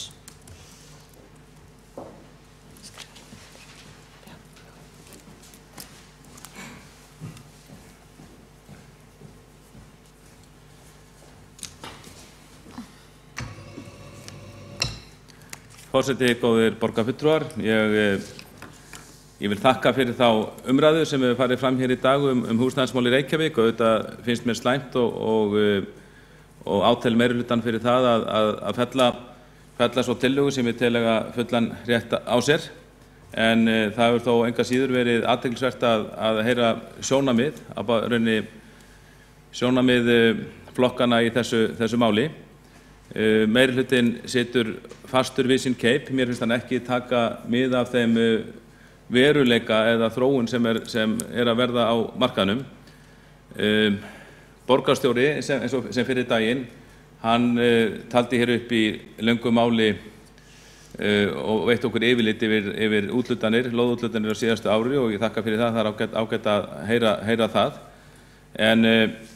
En minni á það hins vegar að árum saman, alveg frá því að síðasta kjörtímabili, þá hefur þessi sami borgarstjóri haldið hér ræður húsnæðismál og segir að þetta sé allt að bjargast, það sé útlit fyrir fordæmalausa uppbyggingu og svo framvegis og ekki ætli að gera lítið úr þeirri uppbyggingu sem á sér stað hér í sjálfu sér. Það er þetta mjög ánægjulegt að hér skuli þó vera uppbygging, en við vildum sjá samt betur tekið á þessum málum. Á sínum tíma það ríkti hér deg, þá gerðum við athugasemdir við það og lögðum til að uppbyggingunni í Úlfarsárdal yrði haldið áfram. Ég held að staðan væri miklu betri núna í húsnæðismálum borgarinnar ef menn hefði haldið þeirri uppbyggingu áfram að krafti á sínum tíma, en að sjálfsögðu líka verið mjög virkir í að láta gott að sér leiða góða uppbyggingu á þéttingarritum hér miðsvæðis. En mér bara finnst þessi umræða hafa líka leitt í ljósa, bara það kom í ljós þegar við bara horfum á íbúðaverð að þetta hefur ekki dugað til. Eins og fyrir daginn þá eru margar lóðir í farvatninu, en við vitum að margar þær íbúðir sem hér eru nefndar, þær eru dýrar. Sumar eru, margar lóðir eru fyrir sértaka starfsemi sem bara auðvitað gott eitt að segja og munu leysa ákveðin vanda. En það væri hægt að gera betur á þessu leyti með því að koma með góða innspýtingar á markaðinn í Úlfarsárdal með því að hefja undirbúning þar að nýju hverfi. Við vitum að þetta hverfi kæmi ekki inn á nokkrum mánuðum. Þetta tekur tíma, en það verður svo sannarlega gott að hafa þetta hverfi úr að spila.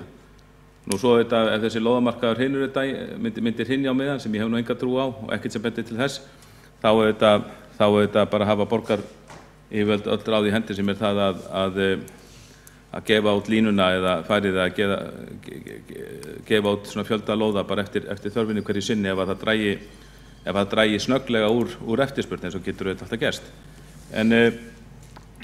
En svona er þetta og við áskilum okkur bara rétt til bókunar eftir þessa atkvæðagreiðslu. En ég vil hérna bara rétt í lokin þá vil ég vitna hér í tölur íbúafjölda samkvæmt Hagstofunni. Íbúafjöldi á höfuðborgarsvæðinu frá 2010 til 2017. Þar sjáum við það mikill munur á uppbyggingu, hlutfallslegri uppbyggingu milli Reykjavíkur annars vegar og nágrannasveitarfélaganna hins vegar. Við sjáum að á þessum tíma frá 2010 til 2017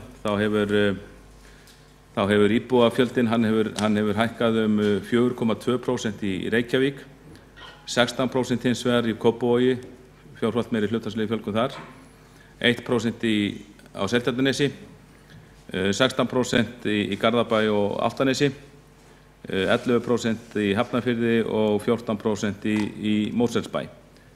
Þetta sýnir að það eru sveitarfélög á hins sveitarfélögum á höfuðborgarsvæðinu, þau hafa ekki látið sitt eftir liggja, þó þetta má alltaf halda fram að menn getur gert betur.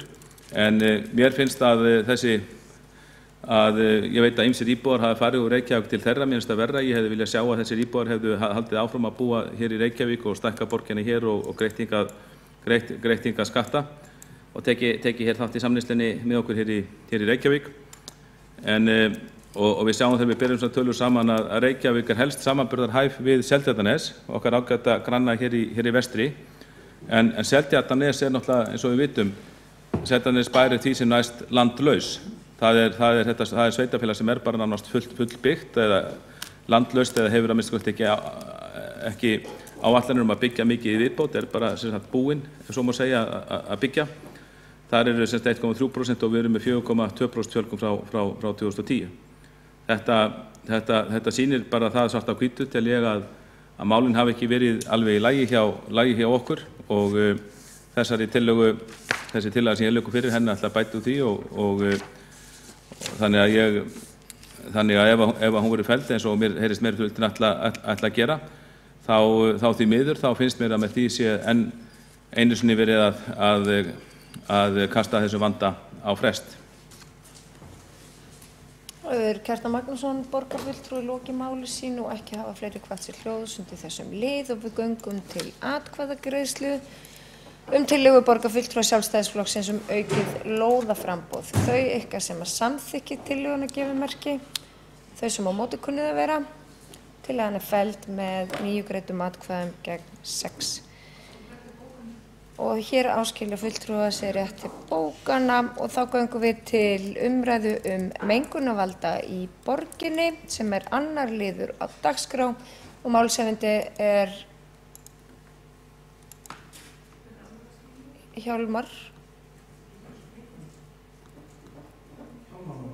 Hjálmar nokkur Sveinsson, borgarfulltrúi.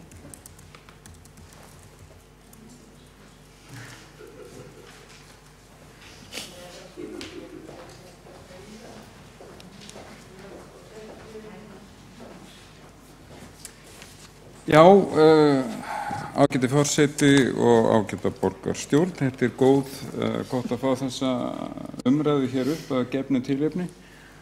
Og mengunarvaldar í borginni þetta að ýmsum toga og undanfarna daga hefur kannski farið og ekkert kannski hefur farið langmest fyrir umræðu mikla loftmengun og svifryksmengun í borginni. Og það var þannig 5. janúar að þá var svifryksmengun komin langt yfir heilsuverndarmörk.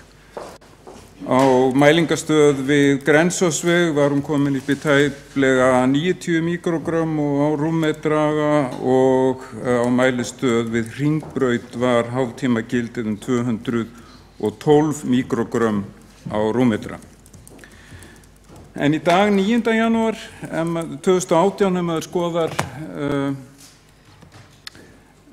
niðurstöður úr þessum mælistöðum. Við erum með 2 megin eða fastar mælistöðar, annars vegar við Grensásveg og hins vegar við fjölskyldu Húsdýragarðinn og svo erum við með farstöð við Hringbraut 26 og farstöð við Eiríksgötu 2 og þá kemur í ljós að þetta hefur gjörbreyst og ástæðan þetta svo að veðurfar hefur gríðarlega mikið með mengunina að gera. Þegar það þurrt veður að þá verður svifryksmengun og loftmengun mikil í borginni. Svifrykið safnast saman og þyrlast upp í umferðinni en þegar komin vætutíð að þá fer þetta úr loftinu. En auðvitað hverfur þetta ekki alveg, en þá allavega eitt sem gert og hægt að gera því að það erfitt að hreinsa göturnar, þvo þær, spúla þær í frosti og í dag mér skilst auka hreinsunar, auka þvotta eða auka hreinsunar átak í borginni. Því nú gefst tækifæri til þess. Ég ætla sjálfsög ekki að fara kannski mikið út í þessa umræðu sem varð og ágætt og þörf umræða mengun sem varð af fögnuðunum á gamlárskvöld vegna flugelda. Þó það svolítið dapurlegt ástand ef að þetta skapar við tilteknar aðstæður þannig ástand í borginni að þeir sem eru veikir fyrir geta beðið heilsutjón af. Þannig að það full ástæða til þess að taka þá umræðu af fullri alvöru. En það sem mig langaði aðeins að fara yfir og ég veit að það munu fleiri hérna bætast við í umræðuna að fara aðeins yfir það hvað við vitum þessi mál og þá ég kannski fyrst og fremst að hugsa loftmengun og svo í öðru lagi hvað getum við gert. Og ég þegar búin að nefna það náttúrulega eins og allir vita að það eru mælistöðvar, það sem sagt vöktun, það fylgst með loftgæðum í borginni á nokkrum völdum stöðum og það skiptir miklu máli. Að öðru leyti rétt að nefna það og ég nefndi það áðan að það miðað við það að heilsuverndarmörk að þau séu þannig að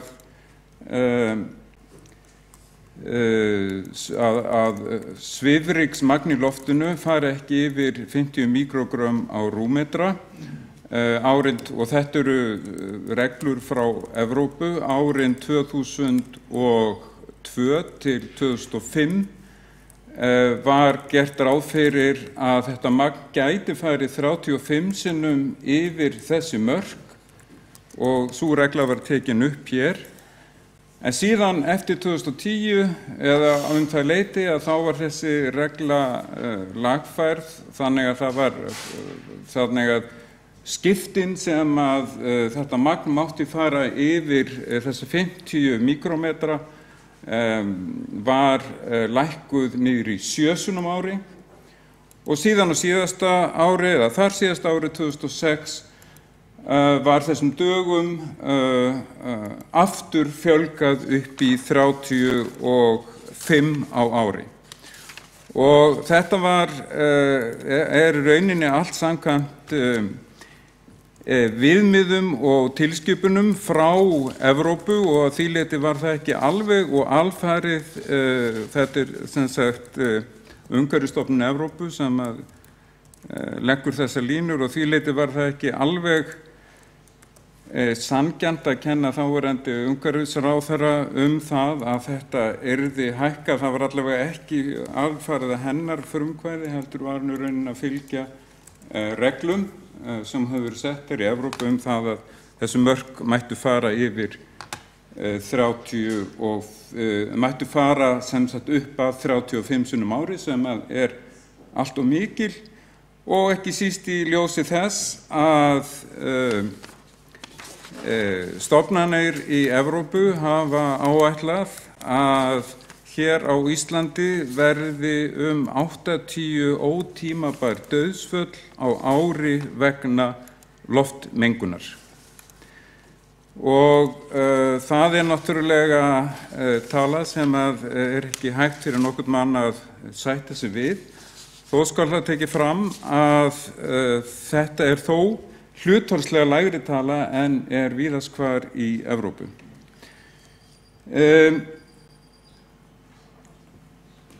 Hvað vitum við svifrykið í borginni, svo við tölum hana? Það eru nokkrar skýrslur sem hafa verið gerðar 2003, 2013, 2012, 2013 og þær benda allar til þess að svifrykið sé að mjög miklu leyti komið til vegna þess að malbikið spænist upp í umhverfinu eða í umferðinni, vildi ég sagt hafa.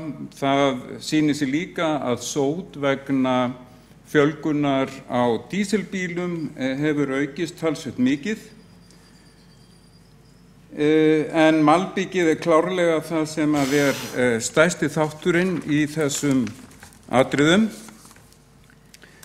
Ég ætla aðeins að finna hérna, því það ágætis yfirlit til yfir þær skýrslur sem hafa verið gerðar þessi mál og það var til að mynda að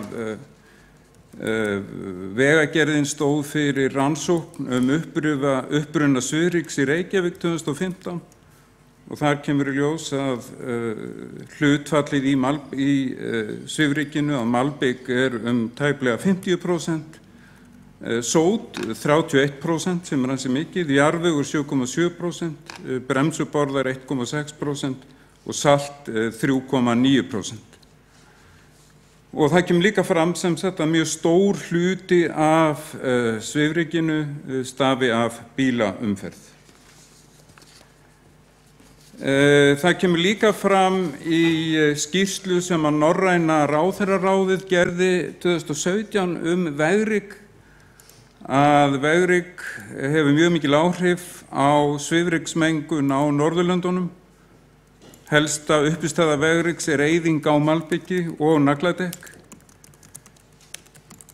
Og það sem hefur fyrst og fremst eru svona stærstu áhrifaþættirnir þá magn umferðar, hlutfall bifreið á nagladekkjum og aðrir þættir eru til að mynda stærð nagla, fjöldi nagla, þyngd bifreiðar, hraði bifreiðar og svo framvegis.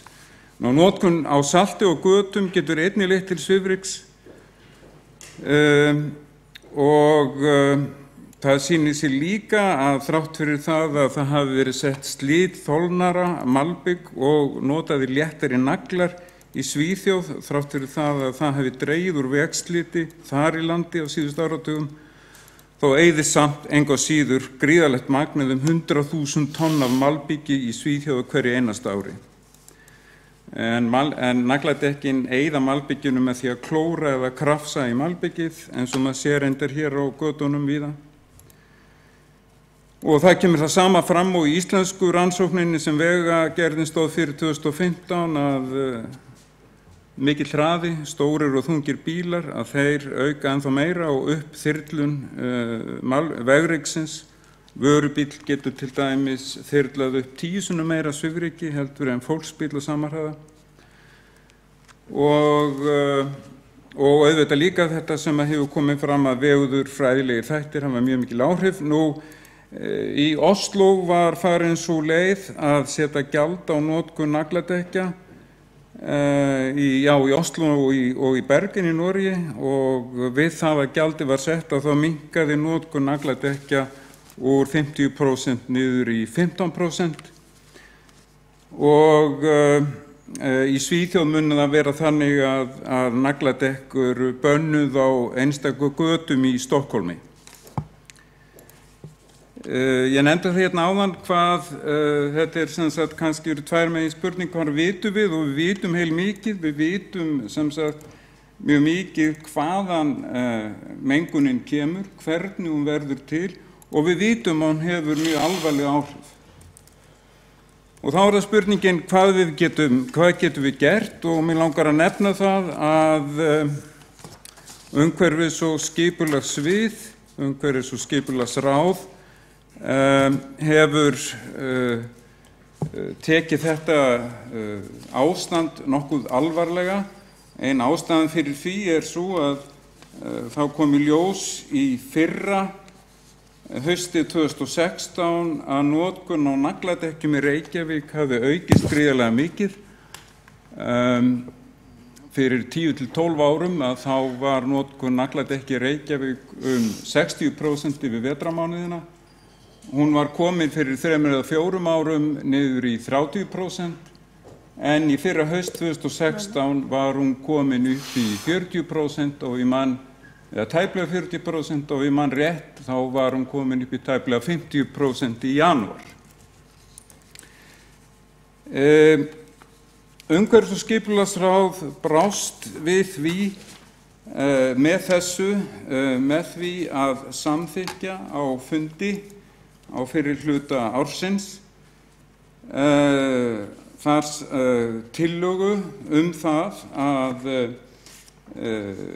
í rauninni tvíþættar aðgerðir, annars vegar það að tillögu til ráðuneytisins sem að fer með þennan málaflokk að sveitarfélögunum yrði heimilt ef við vildu að setja eða ákveða gjaldtöku af nagladekkjum. Og með gjaldtöku þá í því sambandi átt við gjald sem eigandi eða ökumaður ökutækis skal greiða fyrir heimild til að aka á hjólbörðum með nöglum þann tíma sem að notkun þeirra er leyfð. Og ég ætla að lesa hér með leyfi forseta bókun sem að fulltrúar Samfylkingarinnar og fulltrúi Vinstri-hreyfingarinnar Græns framboðs og fulltrúi Framsóknar og Flugvallarvinna og áheyrnarfulltrúi Pírata í umhverfis- og skipulagsráði sendu frá sér 15. maí 2007, þar að segja fyrir rúmu hálfu ári. Og hún hljóðar svona: ítarlegar kannanir Eflu og Gallup sýna að bílum og nagladekkjum hefur fjölgað mikið á götum Reykjavíkur veturinn 2016 til 2017 miðað við fyrri ár þrátt fyrir óvenju snjólétta tíð. Það er slæm þróun því að sýnt hefur verið fram á að nagladekkin valda alvarlegri mengun við helstu umferðaræður. Auk þess beinn kostnaður sem hlýst af þessu sliti gatnanna talinn nema 150 til 300 milljónum króna.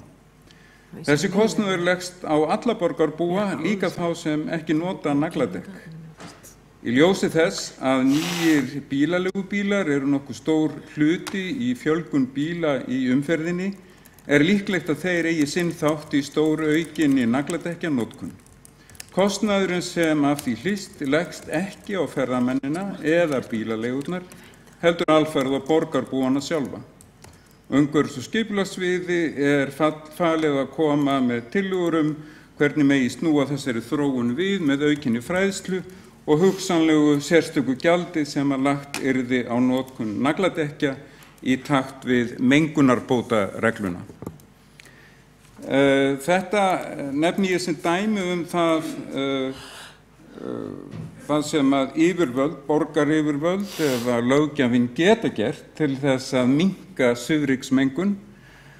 Annar þáttur auðvitað þrif gatna og þar má örugglega sífellt bæta í. Það eilíft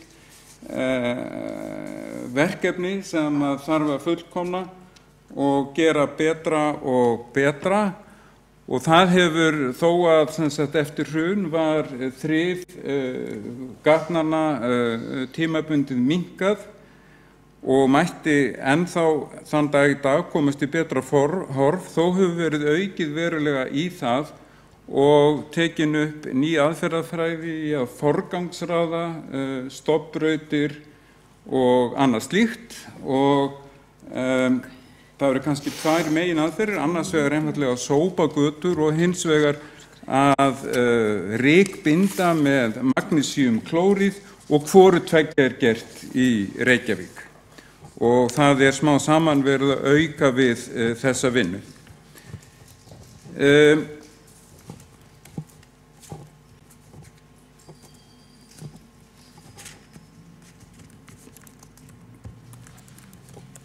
Og að því að umræðan hefur dálítið viljað snúast það að við þurfum bara að gera annarkvort bara að þrífa og sópa eða bara að setja takmarkanir á umferð og takmarkanir á nagladekkjanotkun, en auðvitað þurfum við að gera bæði. Og það má kannski segja það að á sínum tíma þá tókst með áróðri að minnka notkun nagladekkja verulega, og það ekki útséð það að það takist ennþá. En ég vek athygli á því að í nýrri loftgæðastefnu sem að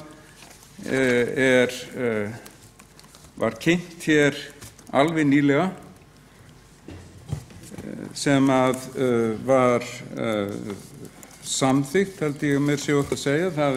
Hún heitir Hreint loft til framtíðar, og það er áætlun loftgæði á Íslandi 2018 til 2029, og það er umhverfis- og auðlindaráðuneytið sem stendur fyrir því í nóvember 2017, og ég fagna mjög þessari skýrslu. Hún gríðarlega mikilvæg, og þar komið inn á marga þætti, marga sem ég hef þegar nefnt hér, og það meðal annars meginmarkmiðið sem ég kom inn á það. Meginmarkmiðið það að bæta loftgæði á Íslandi, og svo nefnd hérna 3 undirmarkmið,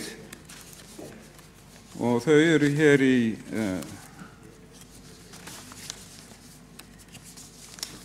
framalega í skýrslunni. Það fyrsta undirmarkmið að fækka árlegum ótímabærum dauðsföllum af völdum loftmengunar í Íslandi úr 80 í færri en 5 árið 2029.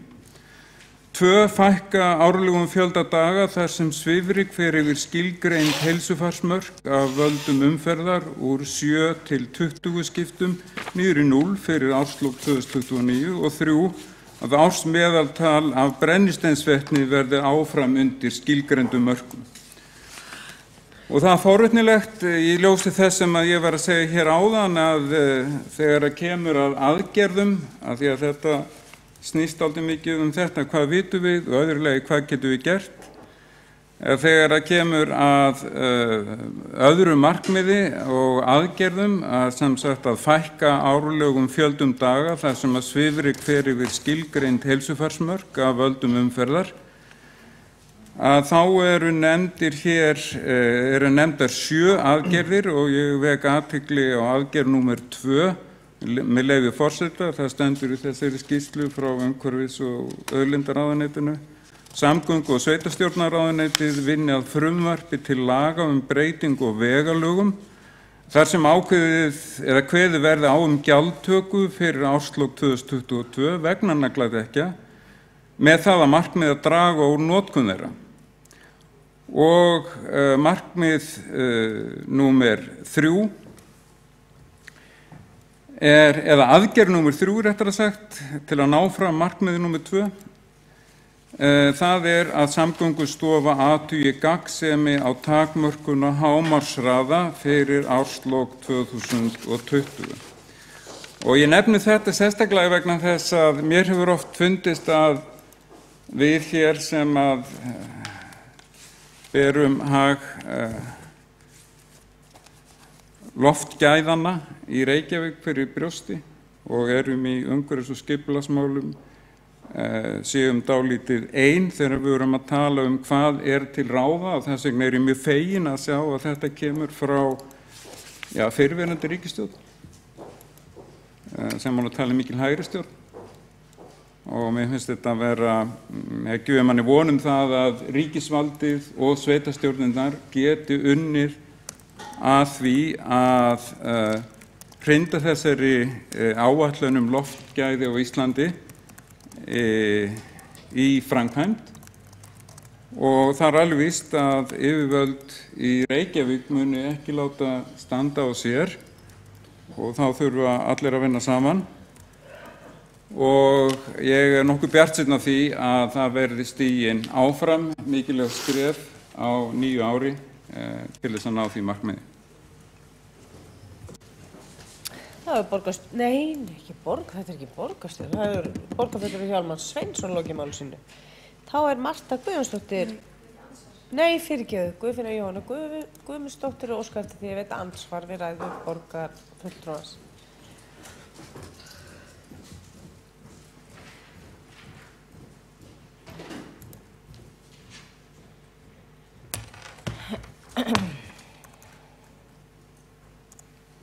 Forseti, borgarfulltrúar, ég þakka borgarfulltrúanum Hjálmari Sveinssyni fyrir þessa yfirferð. Eins og við vitum að þá hefur svifryksmengun verið yfir heilsuverndarmörkum bæði oft nú í vetur og það í rauninni þrennt sem mig langar til að spyrja. Það í fyrsta lagi varðandi götuþvottinn, þessi götuþvottur, hversu oft hann hefur farið fram núna í vetur. Í öðru lagi að það sérstaklega tekið fram eins og heimasíðu borgarinnar að þeir sem eru viðkvæmir í öndunarfærum og börn ætti að forðast útiveru í nágrenni við umferðargötur og mig langar í því sambandi að kanna hvort að það sé einhverjar verklagsreglur eða áætlanir hjá borginni varðandi eins og grunnskóla og leikskóla það að börn séu inni á þessu dögum og síðan í þriðja lagi að það var haft eftir bandaríska sérfræðingnum Larry G. Andersen eða svon í byrjun sumars, einhvern veginn í júní, að hann teldi að orsökin varðandi að væri ekki svona líkleg varðandi nagladekkin þó að það væri auðvitað einhverju leyti og hann taldi þetta mjög dularfullt í rauninni og þurfti að rannsaka af hverju það væri svona mikið svifryksmengun í Reykjavík sem að hann benti á að væri meiri en í stóri iðnaðarborg í Bandaríkjunum. Og umhverfis- og skipulagsráð fékk þarna í kjölfarið á fund sinn prófessor sem að sagði að það væri verið að óska eftir styrkjum til þess að rannsaka þetta betur. Vitið þið eitthvað hvar, veit borgarfulltrúinn Hjálmar Sveinsson, hvort að sú vinna sé farin í gang eitthvað á vegum háskólans að rannsaka í rauninni orsakir svifryksmengunar í Reykjavík eftir komu þessara bandaríska sérfræðings, hvort að það sé eitthvað farið í gang eða borgin eitthvað að vinna með í því? Það borgarfulltrúi Guðfinna Jóhanna Guðmundsdóttir lokið við það að veita andsvar. Þá svarar andsvari borgarfulltrúi Hjálmar Sveinsson.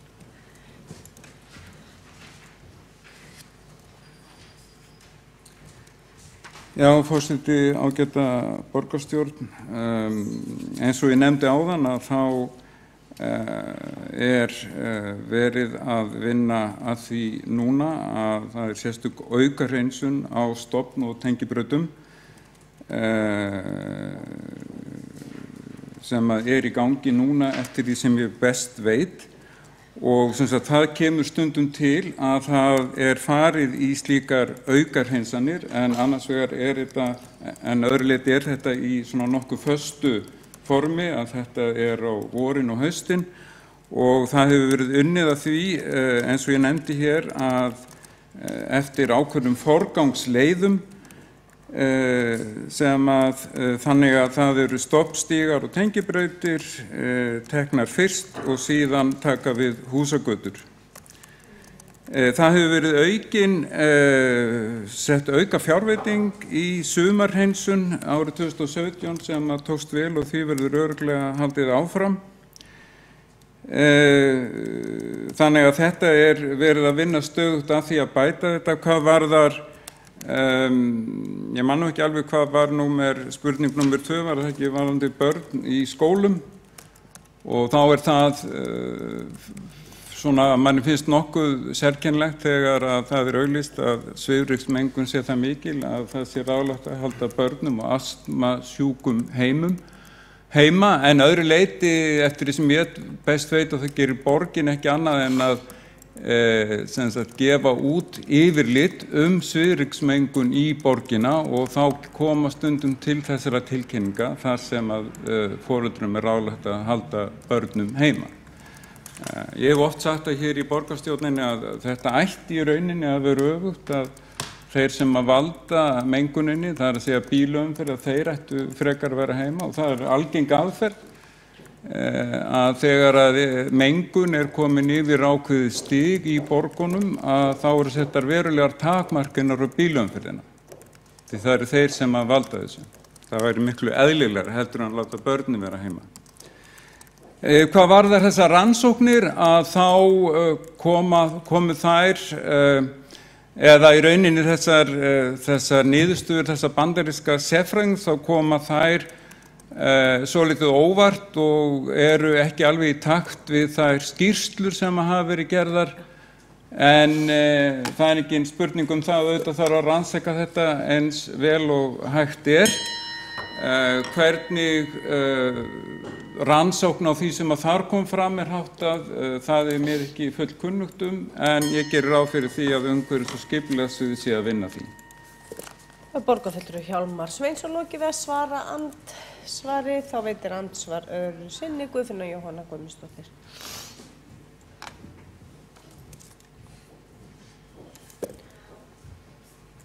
Forseti, borgarfulltrúar, ég var nú ekki að spyrja hvort að börn væri haldið heima, heldur hvort það væri einhver áætlun, það kannski Skúli Helgason getur kannski svarað því hér á eftir, hvort að það sé einhver áætlun eða eitthvað verklag, þannig að börn séu inni í frímínútum og í leikskólum inn á daginn þegar að svifryki mælir svona hátt í borginni.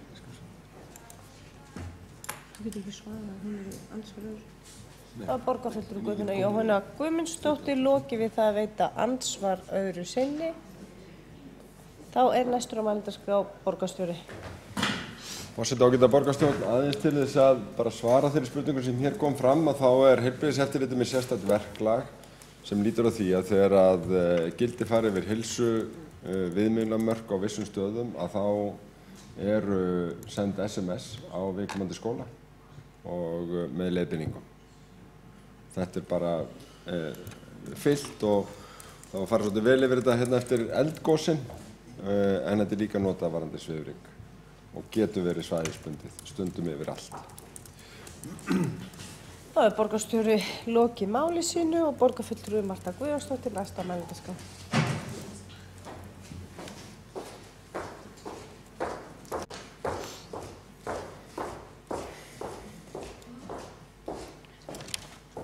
Forseti, góðir borgarfulltrúar, svifryksmengun í Reykjavík orðin að alvarlegu heilsuspillandi vandamáli og mælist allt of oft yfir viðmiðunarmörkum.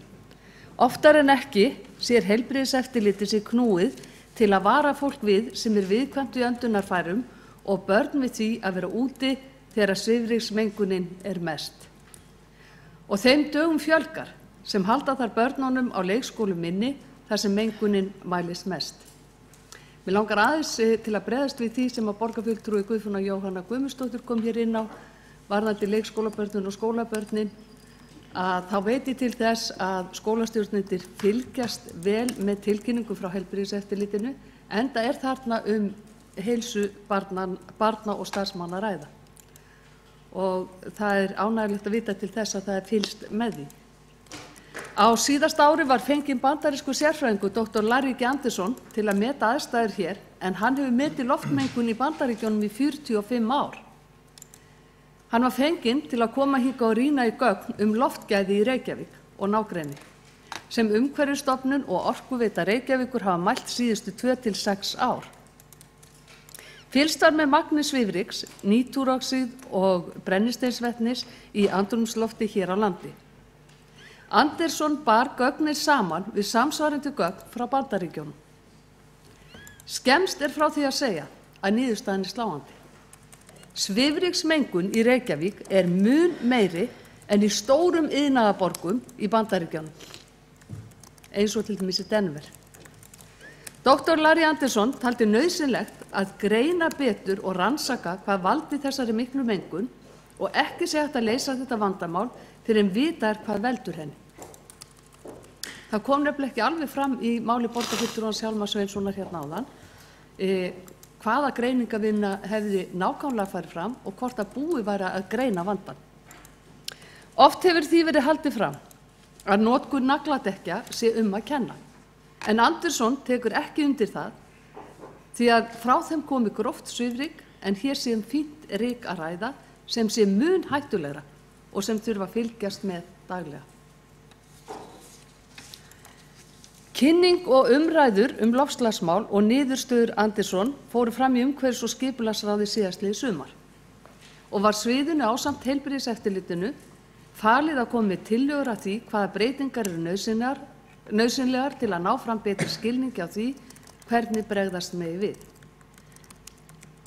Við sjálfstæðismenn og framsóknar og flugvallarvinir lögðum jafnframt fram tillögu í ráðinu þess efnis að brugðist yrði strax við með auknum þvotti og hreinsun gatna, sem gæti haft þýðingarmikil áhrif í að draga úr þessari mengun.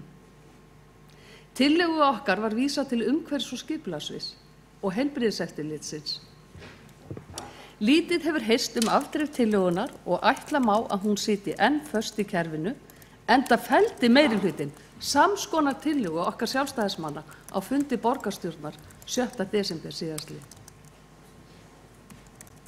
Forseti, ástandið orðið mjög alvarlegt og grafalvarlegt og farið að bitna á lífsgæðum fólks og heilsu. Og því verður að bregðast hratt við og taka ábendingu Dr. Anderson alvarlega.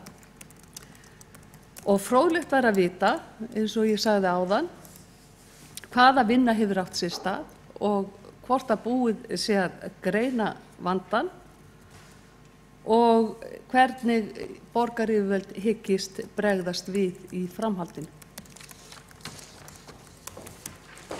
Það var borgarfulltrúi Marta Guðjónsdóttir lokið máli sínu. Það einn borgarfulltrúi óskar eftir því að veita andsvar við ræðu borgarfulltrúans og það borgarfulltrúi Hjálmar Sveinsson. Forseti, ágæta borgarstjórn, þessi vandi svo sannarlega tekinn alvarlega og ég rakti það nú einhverju leyti hér áðan. Svifryksmengunin mjög alvarlegt vandamál. Hvað hægt að gera? Ég rakti allavega 20 eða 30 sem hægt að gera. Það hægt að auka ennþá meira þvott og sópun. Það hægt að takmarka hraðan og umferðinni og það hægt að reyna að takmarka notkun nagladekkja og takmarka magn umferðarinnar. Þetta ekki neitt frumlegt af okkar hálfu, þetta nákvæmlega sama og gert allstaðar, það sem að svifryksmengun af bílaumferð alvarlegt vandamál. En vegna þess sem ég gat hér áðan, ég gat þessa skýrslu hreint loft til framtíðar áætlun loftgæði á Íslandi 2018-2029 sem að umhverfisráðuneyti gaf út í nóvember þá það reynda þannig sem betur fer að áhrif loftmengunar og heilsu manna hér á landi með því minnstu samanborið við önnur Evrópulönd og þrátt fyrir að heilsufarsleg áhrif loftmengunar á Íslandi hafi ekki verið rannsökuð til hlítar að þá ljóst bara af tölum Umhverfisstofnunar Evrópu, EEA, að á Íslandi eru þrátt fyrir allt fæst dauðsföll af völdum loftmengunar samanborið við önnur Evrópuríki, fæst ótímabær dauðsföll. Þannig að samanburðurinn við fjölmennar og skítugar iðnaðarborgir í Bandaríkjunum held ég að hljóta að vera einhvers konar líkingamál. En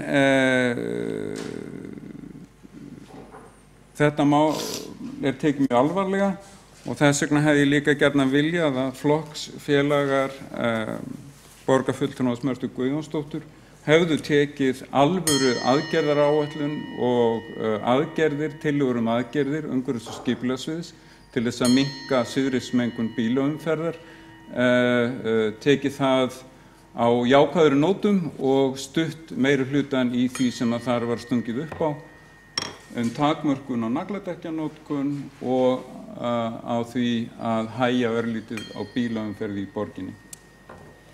Það borgarfulltrúi Hjálmar Sveinsson, lokið við það að veita andsvar. Það svarar andsvari borgarfulltrúi Marta Guðjónsdóttir.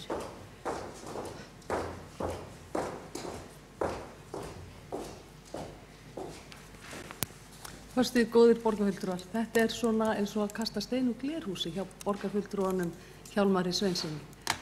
Að við höfum ekki tekið því alvarlega að það þyrfti að draga hér mengun með því að samþykkja einhverjar tillögur sem að borgarfulltrúi nefndi.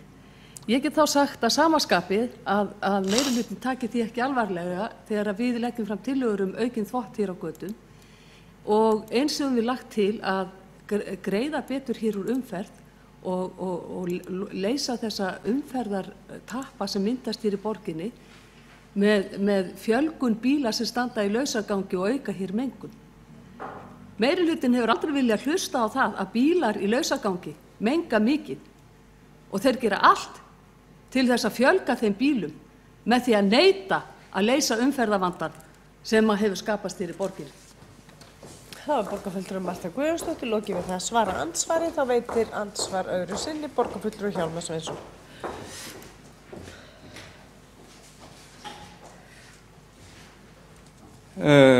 Ágæti forseti og ágæta borgarstjórn, bílar eru mögnuð tæki til að komast á milli staða. Ég á sjálfur bíl og þekki það bara mjög vel. En þeir mega ekki vera margir, umferðin má ekki vera of mikil og mengunin sem að bílar valda má ekki vera heilsuspillandi.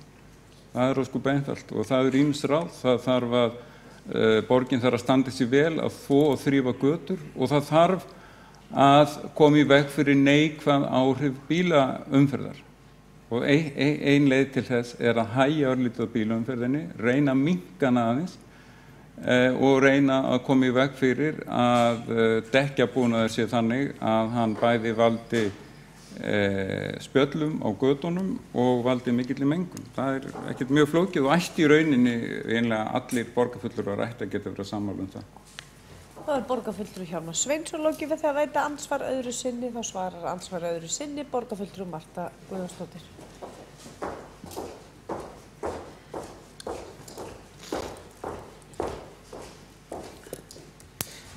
Forseti, góðir borgarfulltrúar, við viljum að sjálfsögðu borgarfulltrúar Sjálfstæðisflokksins draga úr svifryksmengun og auka loftgæði hér í borginni.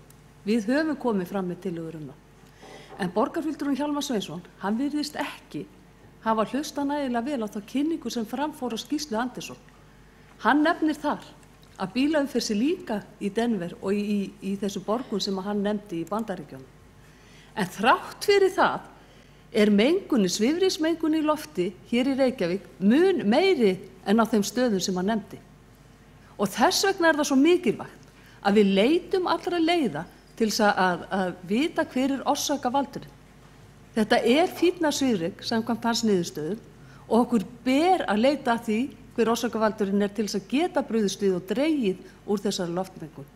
Og það ætti að vera í forgangi hjá okkur. Það borgarfulltrúi Marta Guðjónsdóttir, lokið við það að svara andsvari öðru sinni. Þá hefur borgarfulltrúi Hjálmar Sveinsson óskað eftir því að gera stutta athugasemd.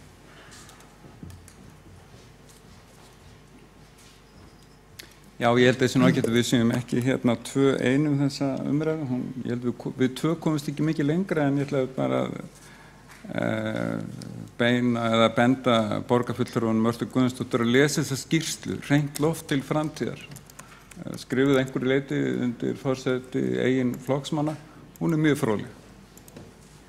Það borgarfulltrúi Hjálmar Sveinsson lokið við það að gera stutta athugasemd og telst andsvörin lokið.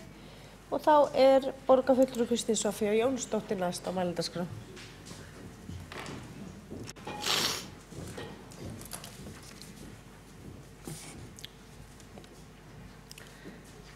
Forseti, borgarstjórn, ágætu borgarbúar, við erum í dag að tala mengun og mengunarvalda. Þeir eru margvíslegir og mismunandi. Það eru náttúrulegir atburðir eins og eldgos eða fok. Þeir eru tímabundnir atburðir eins og flugeldar á gamlárskvöld. Þeir koma að fara eins og skemmtiferðaskipin og svo það borgin. Ég vil ljósa þess að við erum í borgarstjórn tala borgina sem mengunarvald. Ég vil beina sjónum að því hvernig gerð borgarinnar og skipulega hennar hefur gríðarleg áhrif á hversu mikil mengun lífið í borginni losar. Hvernig þau tækifæri sem borgin skapar mótar lífstíl borgarbúa og jafnframt lífsgæði þeirra. Ég stolt í Samfylkingunni Reykjavík sem hefur þótt á köflum róttæk þegar kemur að samgöngu- og skipulagsmálum. Við unnum að og stöndum með samþykktu aðalskipulagi, við þéttum byggð og ætlum berjast fyrir borgarlínu sem eitt hryggjarstykkið í þeirri borg sem við erum að reyna að skapa. Við aukum gjaldskyldu, hækkum bílastæðagjöld, við erum í aðför, við þrengjum götur og leggjum hjólastíga og við gerum allt til þess að greiða fyrir þjónustu í hverfum. Við erum sökuð aðför að einkabílnum og já, ég gengst við því að vera í aðför að einkabílnum. Ekki af því ég hati bíla eða sjá ekki kosti þeirra, ekki af því að ég sé afneitun þegar að koma þeim þægindum sem þið bjóðu upp á, heldur einfaldlega vegna þess að ég ekki afneitun gagnvart þeirri ógn sem of mikil og hröð bílaumferð í borginni. Fyrir mér ekki hægt að standa með lífsgæðum borgarbúa öðruvísi en að bregðast við slíkri ógn með tiltækum og skynsamum mótsæðisaðgerðum. Samkvæmt árlegri loftgæðaskýrslu má rekja 80 ótímabær dauðsföll á ári til svifryksmengunar. Hugsum þetta aðeins. 80 manns sem deyja ótímabært af völdum svifryks. Svifryks sem á mestu leyti rekja til bílaumferðar. Svifryks sem ætti minnka verulega með því að takmarka hreinlega banna nagladekkjanotkun. Það næst þó ekki sátt á þingi vegna umferðaröryggis. Það einhvern veginn mikilvægara að vera öruggur inn í bílnum heldur en fyrir utan hann. Mikilvægara að fá að keyra og vera öruggur heldur en að geta lifað af daga þar sem svifryksmengun mikil. Áætlaður þjóðhagslegu kostnaður og ótímabærum dauðsföllum vegna svifryks má áætla sem 4–80 milljarða. Fyrir þessa upphæð mætti reka borgarlínu, það mætti reka lestarkerfi, það mætti leggja hjólastígu við alla stoppgötur. Samt þannig að eitthvað furðulegan hátt við pólitíkin hér snúist í kringum einkabílinn með eða móti. Ekki bara í ákvörðunum tengdum bílastæðum heldur líka í ákvörðunum sem beint og óbeint hafa áhrif á hversu mikið við þurfum bílinn. Skeifan hér skiptist í fólk sem til í að breyta borginni og gera fólki kleift að labba vel og lifa af, gerir fólki kleift að hafa opin glugga, gerir fólki kleift að labba í bæinn og taka strætó heim, eða fólk sem til í frelsi einskorast við einkabílinn og rétta okkur til þess að komast allt án regnköpu óháð veðri. Fyrir mér baráttan fyrir aukin umferð sorgleg, hún tímaskekkja og hún hættuleg, það bara svo einfalt. Fyrir mér baráttan fyrir aukin umferð jafn mikil tímaskekkja og baráttan fyrir reykingum. Við metum ótímabær dauðsföll vegna reykinga sem tæplega 400 ári, ég velti fyrir mig hvað getur rakið mörg dauðsföll og ára til bílamenningar.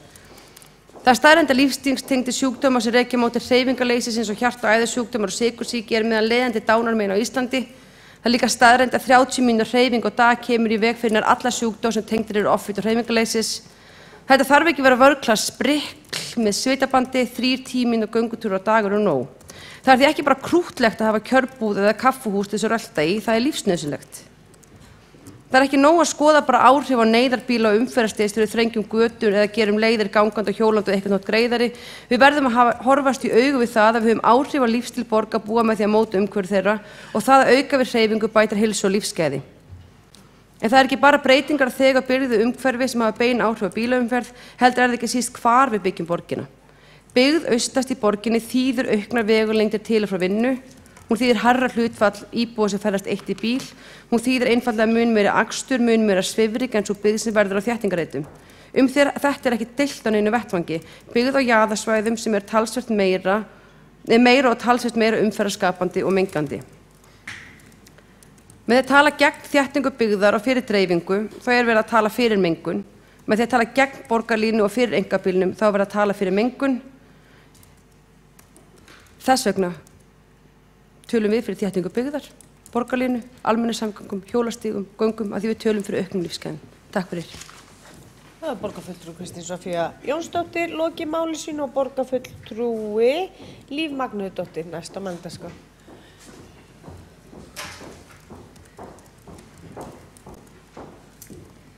Já, ágæti forseti og borgarstjórn, þetta eru mjög góðar og gagnlegar umræður og ég tel að við eigum sem oftast að ræða loftgæði, mengunarvalda, umhverfisvernd og þar fram til götunum á þessum vettvangi vegna þess að þetta er stórt lýðheilsumál, ekki síður heldur en skipulagsmál eins og var farið hér í ræðu borgarfulltrúa Kristínar Soffíu Jónsdóttur og Hjálmar Sveinssonar borgarfulltrúa. Þá er þetta skipulagsmál. En það sem mig langar aðeins að koma inn á, þetta er ekki bara ábyrgð stjórnvalda. Þó stjórnvöld beri vissulega ábyrgð á eftirliti, ábyrgð á stefnumörkun og þar fram eftir götunum, þá er þetta líka á ábyrgð borgarbúa og við megum ekki taka þá ábyrgð af þeim. Vegna þess að stærsti mengunarvaldurinn á jörðinni er auðvitað maðurinn með öllu sínu. Hér hafa verið viðruð sjónarmið bæði Sjálfstæðisflokksins og líka hér meirihlutans. Sjálfstæðisflokkurinn leggur mikla áherslu á það að greiða betur fyrir umferð og að lausagangur bíla sé stór mengunarvaldur og einhvers staðar í umræðinu vill borgarfulltrúinn til dæmis Marta Guðjónsdóttir kenna meirihlutanum það. En hverjir eru það sem að skilja bílinn eftir í lausagangi? Það er ökumaðurinn. Þannig að ég held að það sé ekki meirihlutanum að kenna. Hér hafa líka myndast mjög skýrar línur varðandi borgarlínuna sem á að leysa okkar samgönguvanda vegna þess að við getum ekki sífellt verið að byggja fleiri stofnbrautir, mislæg gatnamót. Við verðum að hafa skipulagi með þeim hætti að hér sé gert ráð fyrir því að menn geti hjólað og gengið sinna leiða og þurfi einmitt ekki að reiða sig í auknum mæli á einkabílinn.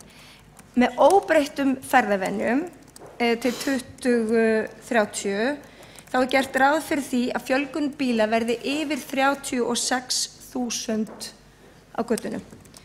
Það þýðir að akstur þeirra eykst á þeim tíma allt upp í 49%. Og þetta eru viðfangsefni sem við þurfum að bregðast við. Þetta er það sem að veldur svifryksmengun meðal annars. Það eru bílar. Þeir menga. Það er staðreynd. Þannig við verðum að hvetja fólk til þess að temja sér aðrar ferðavenjur. 70.000 manns, það er reiknað með að fjölgunin á höfuðborgarsvæðinu verði 70.000 manns og sá vöxtur jafngildir allri íbúatölu Hafnarfjarðar, Garðabæjar og Kópavogs. Og hvernig ætlar þetta fólk að koma sleða sinnar ef það þarf að sækja þjónustu langt frá og það fram til götunum. Og það er gerð mjög skýr grein fyrir þessu í aðalskipulaginu. Þannig að ég tel að sú stefnumörkun sem að við höfum sannarlega samþykkt á þessum vettvangi, hún sé til góðs, við erum að framfylgja henni og okkur miða vel.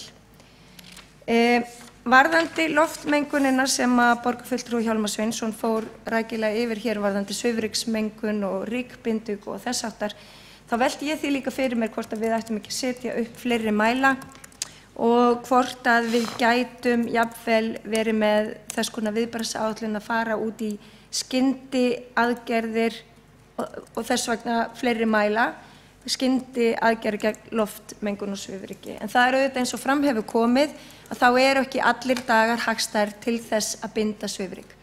Þannig að það þýðir, og einhvers staðar mig rámar í það að hafa lesið að yfir vetrartímann þá hafa borgir til dæmis í Noregi bara átómatist lækkað hraða bifreiða yfir vetrartímann, einmitt til þess að minnka þessa svifryksmengun. Og þarna þurfa borgarbúar að koma með okkur í lið. Auðvitað eru borgarbúar og við sem að búum í þessari borg ábyrgð fyrir okkar nær umhverfi, að þrífa garðan okkar, að taka flugeldana sem eru í okkar nær umhverfi og jafnvel ekki sprengja þá upp vegna þess að þeir valda ómældri mengun sem að ég persónulega finn fyrir á nýjársdag. Þannig að mengunarvaldar í umhverfi okkar eru við sjálf. Við getum takmarkað neyslu okkar. Við getum takmarkað það að menga fyrir öðrum með því að leggja bílnum, temja okkur. Bíllaus lífstíll snýst ekkert endilega það að eiga ekki bíl, heldur frekar að ferðast með umhverfisvænum hætti í meira mæli og jafnvel að velja þá umhverfisvænni faraskjóta, til dæmis eins og rafmagnsbíl eða metan eða eitthvað svoleiðis. En mér langar líka aðeins að koma inn á aðra mengunarvalda í umhverfi okkar. Við samþykktum í mannréttindastefnunni sem er í rauninni nokkuð róttækt og mikil nýlunda og ég með leyfi forseta það langar mig að lesa upp úr mannréttindastefnunni 10. kafla sem varðar einmitt umhverfi. Og með leyfi forseta. Reykjavíkurborg viðurkennir rétt sérhverrar manneskju til að búa í heilnæmu umhverfi sem fólki og lífríki stendur ekki ógn af. Þessi réttur er samofinn rétti manns til lífs, frelsis og mannhelgi. Með heilnæmu umhverfi átt við umhverfi sem laust við mengað vatn, andrúmsloft eða jarðveg sem spillir heilsu fólks eða lífríki. Umhverfi tekur til borgarumhverfis og náttúrunnar innan borgarmarka. Allir borgarbúa eiga að geta notið þeirra lífsgæða sem felast í heilnæmu og aðgengilegu umhverfi. Þeir eiga jafnframt að geta fengið upplýsingar og komið að ákvörðunum sem varða umhverfi þeirra. Ávallt skal hugað ólíkri stöðu kynja og áhrifu margþættrar mismunnar vegna kyns, uppruna, fötlunar, aldurs eða annarar stöðu getur fólk haft ólíka þarfi varðandi aðgengi að upplýsingum og þátttöku í ákvörðunum með varða umhverfi þeirra. Þá ber einnig að gera ríkar kröfur til borgarbúa að minnka vistspor sitt og ber stjórnvöldum að styðja þá til þess. Tilvitnun lýkur.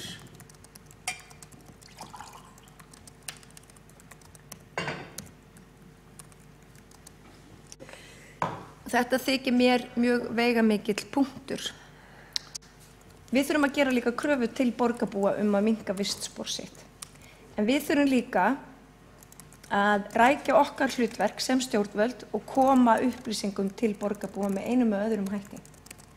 En við eigum líka að gera kröfur til þeirra sem að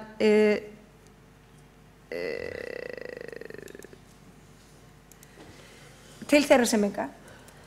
Til dæmis eins og borgarfulltrúi Hjálmar Sveinsson fór hér yfir varðandi til dæmis nagladekkin, að það er eðlilegt að krefjast aukagjalds af þeim sem að nota nagladekk, vitandi það sem við vitum í dag. Við þurfum auðvitað, eins og fram kannski hefur komið, að samþætta betur hálkuvarnir og rykbindingu í okkar umhverfi og ég vil líka einnig nota tækifærið og hrósa borgarbúum fyrir að vera duglegri í að flokka og að nota til dæmis þá hjólreiðastíga sem við leggjum. En við þurfum auðvitað að spýta í lófana hvað það varðar. Frá ári til árs þá eykst magn rusl sem við flokkum, en þetta helst auðvitað í hendur líka við uppsveiflu. Það er meiri mengun í umhverfi okkar þegar það er svo kallað góðæri í Reykjavík. Þannig að við þurfum að fara að skoða neysluvenjur okkar og vera meðvitaðri umhverfi okkar og flokka meira og kaupa ekki óþarfa.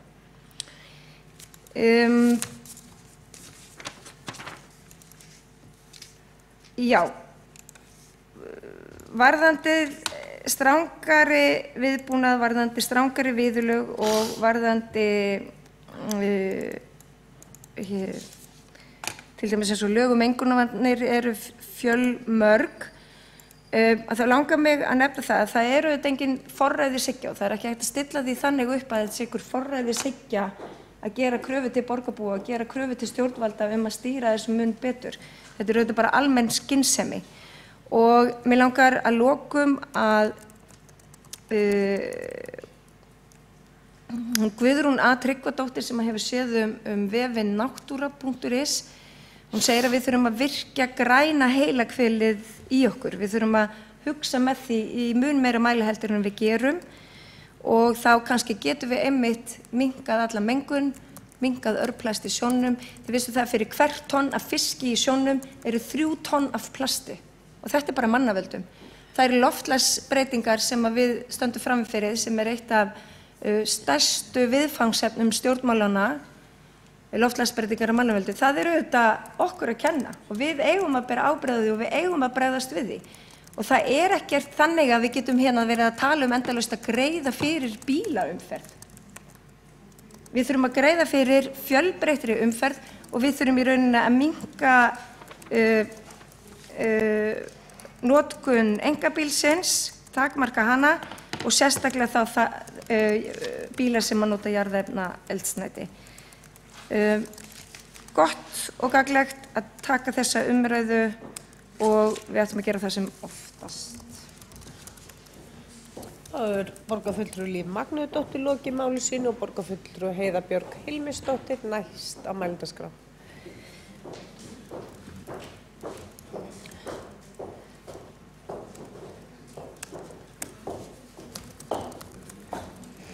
Kæri forseti og borgarfulltrúar og aðrir sem kunni að hlusta, bestu nýjársóskir. Ég ætla að byrja á því að taka undir með borgarfulltrúa Líf Magnúsdóttur að það sé mjög jákvætt að við séum að ræða mengunaráhættu hér og ég held að við ættum alltaf að vera að skoða það og ég held að við séum reyndar að gera það en kannski ræðum það ekki alltaf hérna. En við eigum alltaf auðvitað að vera að meta og sporna gegn hvers konar mengun og mengun getur auðvitað verið margs konar og hún getur átt víðtæk áhrif á lífræki og heilsu okkar og umhverfi og mengunarvaldarnir eru af mörgu tagi eins og margir hafa komið hér svo sem inn á í umræðinu og ég ætla nú ekki að fara að endurtaka það allt saman en þetta getur verið náttúrulegar ástæður manngerðar innan hús og utan hús. En mér langaði aðeins að nefna loftslagsstefnu Reykjavíkur því að mér finnst hún mikilvæg líka, ekki bara þó að þar séum við að horfa meira kannski á gróðurhúsalofttegundirnar og binda þær. En Reykjavík var fyrsta opinbera samfélag á Íslandi til þess að lýsa við slíkum markmiðum og við stefnum á það að borgin verði kolefnishlutlaus fyrir árið 2040 og grænar áherslur ráði för í allri ákvarðanatöku borgarinnar. Og það hefur áhrif á mun fleira heldur en akkurat losun gróðurhúsalofttegunda. Þar sem að grænar áherslur sem ráða för hafa að sjálfsögðu áhrif á hvers konar mengun. Nú ríkið líka að vinna í þessu og hefur svo sem tekið ágætis skref en það ekkert óþekkt að borgir sé á undan ríkjum og það hefur almennt verið þannig í Evrópu að borgir hafa oft svona leitt þessi mál bæði í mengunum og loftslagsmálum og það bara vel. Hluti af menguninni og einmitt af því að við prófum okkur saman í borgir og þá kannski bara eðlilegt að borgirnar setji þetta á oddinn. Reykjavíkurborg hefur reyndar forskot á aðra borgir af því að við þurfum ekki að stuðla orkuskiptum í húshitun og rafmagnsnotkun á heimilum þar sem við búum svo vel og margir öfund okkur af því. En þegar við afgreiðum þessa loftslagsstefnu þá vildu sjálfstæðismenn áskilja sér rétt til að fylgja eftir sérstökum áherslum sínum sem ekki eru nefndar í stefnunni og lúta samgöngumálum, mengun og flæði umferðar. Og ég man að mér fannst það sérstakt af því að það einmitt helstu mengunarvaldurinn á höfuðborgarsvæðinu og eins og margir hafa komið hér inn á og borgarfulltrúi Hjálmar Sveinsson fór vel í gegnum þá fylgir mikill bílaumferð, mikil svifryk og annað sem við þekkjum vel. Það er mengaður útblástur og kofnunar efnisoxíð, kolmónoxíð og brennisteinsdíoxíð sem við öndum á okkur og dregur úr lífslíkum manna, sérstaklega barna og fólk sem hefur einhvers konar öndunarfarasjúkdóma eða aðra undirliggjandi sjúkdóma. Þannig að þetta grafalvarlegt mál og það alveg ljóst að við verðum að stuðla minni bílanotkun og vistvænni samgöngum og það erum við að gera og það mikilvægt. Sóttekna dísilbíla auðvitað líka eitthvað sem hefur verið rætt og við höfum mónitorað mjög mikið í strætó og erum að reyna að vinna því að hafa helst enga af þessum gömlu vögnum sem að útspæna þessum sótögnum og mér finnst að við ættum að hraða því því að þetta ekkert sem að uppspænt málbygg og útblástur bíla og sót ekkert sem okkur langar að láta börnin okkur á leikskólanum anda að sér eða langar kannski að anda að okkur sjálf. Undanfarið þá erum við líka búin að vera að tala mikið flugelda. Nú hef ég mjög gaman af flugeldum og ég held að hafi jafnvel komið einhverjum á óvart að ég var ekki einn af þeim sem myndi nú bara vilja banna þá, þar sem að ég á nú svona forræðishyggju svolítið til. En við verðum samt að horfa stegu við það að við höfum fjórfalda notkun okkar af flugeldum á 20 árum og þó að bann sig kannski út í hött þá algjörlega í lagi kannski að við í svona hugleiðum aðeins hvort að það sé forsvaranlegt að við komum á slíka ástand eins og var hér áramótin sem að mjög margir fundu verulega fyrir og kannski þurfum við bara að stuðla einhverju hugarfarsbreytingu þar bara rétt eins og við gerðum með reykingar á sínum tíma. Einhver tíma þótti það sjálfsagt að allir reyktu alls staðar og púðu ofan á aðra en það er það ekki lengur. Nú líka verið að skoða meira innihald þungmálma, innihald flugelda. Danir hafa gert það, skoða það vel og sett strangari reglur innihald sem að við eigum eftir hérlendis og þungmálmar eru auðvitað ekkert gaman mál. Það eru efni sem að sitja eftir í vatni, í jarðvegi og í líkamanum og geta haft áhrif seinna í lífinu eða á næstu kynslóðir. Þannig að ég held að við komum til með að tala meira flugelda og þar getum við borgarbúar öll saminast að kannski fækka aðeins magninu en njóta enga síður. Vöktun á loftgæðum auðvitað rosalega mikilvæg og hún elst með árunum og það hefur verið fjölgað bæði mælistöðum og efnum sem að mæld eru og loftgæði utandyra hafa verið mæld reglulega í Reykjavík síðan 1986 en mismunandi hvað hefur verið mælt en þá eins og þetta sem ég nefndi áðan, það svifryk og brennisteinsdíóxíð og kofnunarefnisdíóxíð og kolmónoxíð hefur verið mælt til dæmis á Grensásvegi frá 1994 sem reyndar lengsta samfellda loftgæða eftirlitsmæling á Íslandi. Þannig að við vitum nú þó nokkuð hérna í Reykjavík þróun loftmengunar. En við erum líka að mæla hér brennisteinsvetni. Það var mikið til umræðu þegar ég var í heilbrigðisnefnd hérna í byrjun kjörtímabils og síðan þá hefur verið unnið enn meira því að hefta losun brennisteinsvetnis frá virkjunum á Hellisheiði og nú svo komið að það langstærstur hluti núna sem í rauninni heftur þarna bundin í sjálfu sér. En við þurfum að vera vakandi fyrir loftmengun. Við vitum það eftir því sem okkur fjölgar og að þá meiri hætta á loftmengun og það eru eins og svo sem hefur komið hérna inn á áður Umhverfisstofnun Evrópu sýnir tilur að 400.000 manns á ári látist vegna loftmengunar í Evrópu. Það svona bara eins og allir Íslendingar, rúlega það. Þannig að þetta sannarlega alvöru mál og mér finnst alveg vert að fagna þessari fyrstu almennu áætlunar Íslands hreint loft til framtíðar sem umhverfis- og auðlindaráðherra gaf út í fyrra sem á að gilda fyrir árin 2018 til 2029 og ég kannski bara tek undir líka fagnu borgarfulltrúa Hjálmar Sveinssonar. Það ánægjulegt líka að það voru engin vinstri stjórn sem samþykkti þessa áætlun. Þetta alvöru mál sem við þurfum að taka alvarlega og þetta í rauninni ekki flokkspólitískt eða vinstri-hægri pólitískt mál. En það sem við kannski þurftum að fylgjast aðeins með varðandi þessa stefnumótun að Umhverfisstofnun tekur í rauninni yfir mikið af því eftirliti sem að sveitarfélögin höfðu áður, þannig að eftirlit heilbrigðiseftirlits Reykjavíkur verður í rauninni minna og við þurfum bara að vakta það og fylgjast með hvaða áhrif það hefur. En stefnan að mörgu leyti góð og mér finnst þetta gott skref. En mér langaði líka að nefna það að mengun mun meira en loftslagsmál eða loftmengun og það oft vissulega svona það sem við kannski hugsum en það margt annað líka í loftinu. Það frjókorn og síðan getur verið bensen, getur verið í loftinu einhver lyktarmengun. Mengun sannarlega lykt, það mjög mismunandi hvað okkur finnst mengandi í þeim efnum og það getur verið ýmist þrávirk efni sem að trufla okkur. Það getur verið radon, það getur verið formaldehýð, það getur líka verið hávaðamengun sem að getur trufla fólk, ekki síst í borgum. Nú olíumengun, við höfum verið að takast á við það í Reykjavík. Við höfum bara á þessu kjörtímabili talað orðið vör við olíumengun í Grafarlæk, í Grafarvogi, við Grófarlæk í Fossvogsdal. Þetta sannarlega mengun sem ógnar okkar lífsgæðum.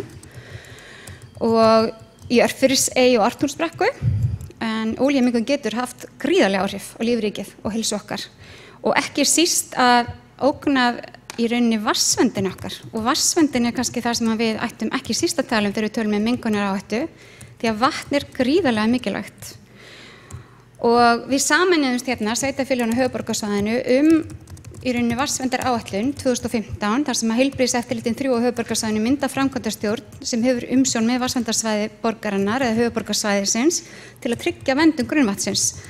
Og það þarf alla að ræða hversu dýrmætt það fyrir okkur og við þurfum bara hreint vatn til þess að lifa. Það gríðarleg lífsgæði fólgin í því að hafa aðgangi að vatni og við eigum að vernda það eins og við mögulega getum. En kannski nóg að nefna bara að við sjálf erum 75% vatn. Þannig að okkur finnst mjög mikilvægt að það sé hreint og gott. Svo má þetta nefna menguð matvæli og mengun vegna plasts sem að við borðum. Við borðum fullt af menguðum efnum bara án þess að hafa hugmynd það.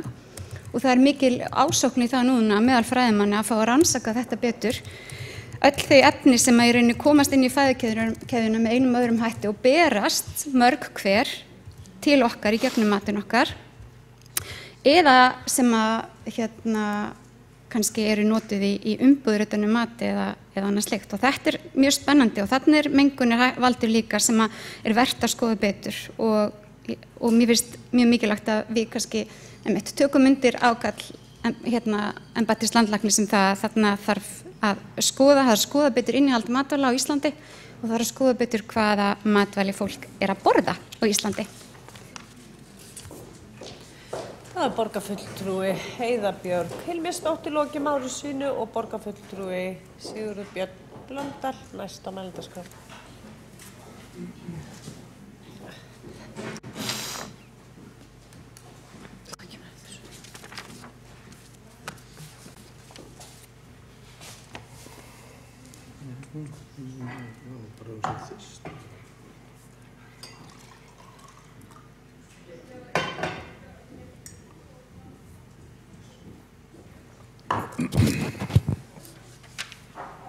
Já, forseti, ágætu borgarfulltrúar. Já, gleðilegt ár. Ég tek nú undir kveðjur annarra og óska ykkur hér, borgarfulltrúum og starfsfólki og íbúum Reykjavíkur og nágrennis til sjávar og sveita, nær og fjær. Gleðilegs árs, þakka fyrir liðna. Já, mér langaði aðeins, þetta ágætisumræða sem hefur farið hér fram mengun, eða réttara sagt mengun á valda og kannski ekki skrítið að hún hefur snúist svolítið bíla og umferð og ryk, af hversu völdum rykið og hvernig að binda rykið og hvernig myndast rykið og allt það og mér varst nú reyndar mjög gott að heyra hér í ræðu Heiðu Bjargar Hilmisdóttir og hún kom inn á líka 2 þætti sem að skipta mjög miklu máli, eða hljóðmengun annars vegar og svo þessi brennisteinsmengun. Aðeins varðandi hljóðmengunina, hún er auðvitað svolítið merkilegt fyrirbæri. Hljóðmengun í borgum nútímans fyrst og fremst af völdum bíla. Það eru hljóð sem hávaði sem verður til af sprengirheiflinum sem að knýr áfram flesta bifreiðar og við heyrum það bara, við verðum til dæmis vör við það þegar að rafmagnsbíl keyrir fram hjá okkur, þá er það einungis vegghljóð sem að þar svona veldur verulegum hávaða og jú, vissulega, og nagladekk auðvitað. Það gríðarleg hljóðmengun á nagladekkjum. Þau skera í eyru. Þú heyrir það bara hvað allt önnur hljóðmynd í borginni á veturna heldur en á sumrin. Og þó er nú stundum snjór eða annað sem að dempar aðeins, en það dugir ekki til. Og þetta bara enn eitt dæmi hvað nagladekkin eru bara fyrirbæri sem alls ekki á heima í þéttri byggð, í þéttbýli. Getur vissulega átt rétt á sér á stöðum þar sem að þar sem fólk í meiri hæð eða þar sem að hálkuvarnir eru minni, þetta dreifbíli sem ég að tala en nagladekk eiga bara ekki heima í þéttbýli, eiga ekki heima í borg og við verðum auðvitað bara að gera eitthvað, við verðum alltaf, og ég trú ekki öðrum að það séu allir tilbúin að leggjast á áratnum að þetta verður bara hreinlega eitthvað sem að verður ekki til staðar. Það eru til loftbóludekk, það eru til harðskjæljadekk, það eru til alls konar dekk sem að í okkar aðstæðum hér gegna alveg nákvæmlega sama tilgangi og það aldrei nema, það mesta lagi, það innan við 5% þeirra sem að eru hér á ferðinni sem að virkilega þurfa á því að halda að vera á nagladekkjum vegna þess að þeir þurfa á þeim að halda einhvers staðar annar staðar, ekki í borginni og það verður bara að rukka fyrir það. Þessi minnihlutahópur getur ekki einhvern veginn verið hér og mengað orðið til þess að það sé sjálfsagt að það sé mengað fyrir okkur hinum. Þannig að nagladekkin verða að fara og það er bæði svifryk og ekkert síður hljóð. Síðan, og auðvitað rafbílarnir, ég meina sprengirhreyfillinn gríðarlegur mengunarvaldur, bæði með útblæstri og hljóði. Og við auðvitað kannski höfum verið alltof svona varfærin í því að segja, herru, rafbíllinn á bara að verða hér ríkjandi faratæki fyrir þá sem að vilja ferðast með þeim hætti. Og við þurfum kannski bara við þurfum að taka kannski bara meira frumkvæði í því. Mér sýnist augljóst að ríkisvaldið mun ekkert gera í því. Það einhvern veginn, það svo sem bara eins og þróunin og staðreyndin víðast hvar í heiminum. Ríkisvaldið allstaðar dregur lappirnar og borgirnar draga vagnin. Þú veist, þannig þetta bara. Og ég held að ef að það verði einhver alvöru vakning í rafbílavæðingu hér á landi, þá verður svo vakning hér innan Reykjavíkur og að frumkvæði borgara í Reykjavík og með stuðningi Reykjavíkur borgar sem stjórnvalds. Ég orðinn úrkulega vonar að ríkisvaldið gerir nokkuð að viti í þessu. Það myndi hafa gríðarleg áhrif á mengun og bæta loftgæði og bara okkar hljóðvist og annað slíkt til mikilla muna. Og sama, við getum auðvitað tekið frumkvæði, við höfum stigið ákveðin skref varðandi til dæmis almenningssamgöngunar, erum aðeins að byrja að prófa okkur áfram með rafmagnsstrætó og ég meina við erum auðvitað að fara að framleiða hér töluvert af metani í gegnum gasgerastöðina okkar sem að sveitarfélögin að koma upp og þeirri hugmynd hefur verið fleytt. Ég hef oft nefnt það að ég það minnst að tekið undir það. Ætla nú ekki að eigna mér hugmyndina, en ég held að við eigum að keyra okkar almenni samgöngu flota á því eldsneyti og rafmagni, eingöngu, hætta algjörlega með dísil. Þetta ekki ódýrasti kosturinn endilega, en við erum þó að nýta eldsneyti sem fellur til, hvort sem okkur líka betur að verð, og við eigum bara að fara alla leið í því. Og ég meina strætó getur þess vegna bara verið eini kaupandinn að þessu metani sem verður til og fengi bara leiðslu til sín. Ég held að við eigum að hugsa þetta alvarlega og það sem við getum ekki keyrt á metani, það eigum við að keyra á rafmagni. Og við getum sjálf auðvitað ráðið því. Nú, það svolítið hlægilegt, það búin að vera umræða núna borgarlínu og það svona einhverjir, þetta nú kallar nokkrir aðalega sem að segja að þessi borgarlína sé eitthvað svona algjör vitleysa. Þetta kallar svona og upp úr 50 til nýræðir, eitthvað svo leiðis, sem að finnst þetta vola vond hugmynd og líta á þetta sem einhver aðför og peningasóun og annað slíkt. Og það auðvitað svolítið bara svona hlægilegt að fylgjast með þessari umræðu því að þetta svo steingert, þetta eins og að steingervingar sé að tjá sig. Borgarlínan auðvitað, þegar við erum að tala mengun og bætt loftgæði og ýmislegt, þá borgarlínan auðvitað lykilatriði. Við verðum að bjóða upp á þann valkost, einhvern annan valkost en þessa bíla. Og þó það séu rafbílar, þá taka þeir náttúrulega allt sitt pláss og það líka kannski mengun í sjálfu sér, þannig að allir þeir sem að tala gegn borgarlínu, mér finnst þeir raun og veru ekki geta tjáð sig og alla geta tjáð sig mengunarvarnir.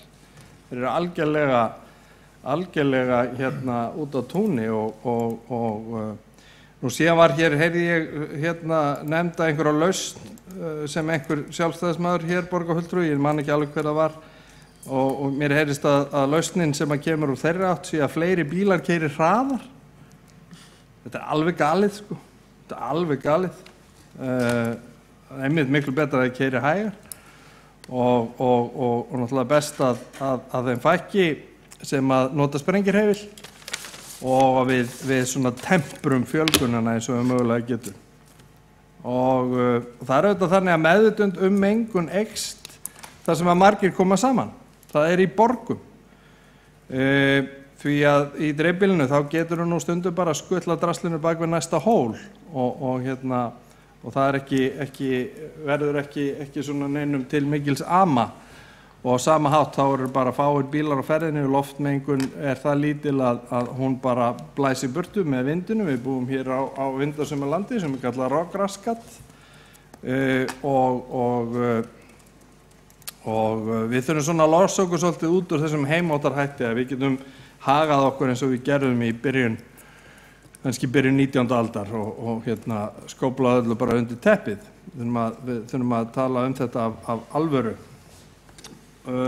Annað sem ég ætlaði líka bara að þakka þér fyrir, borgarfulltrúi Heiða Hilmisdóttir, að nefna Carbfix verkefnið varðandi brennisteinsmengunina.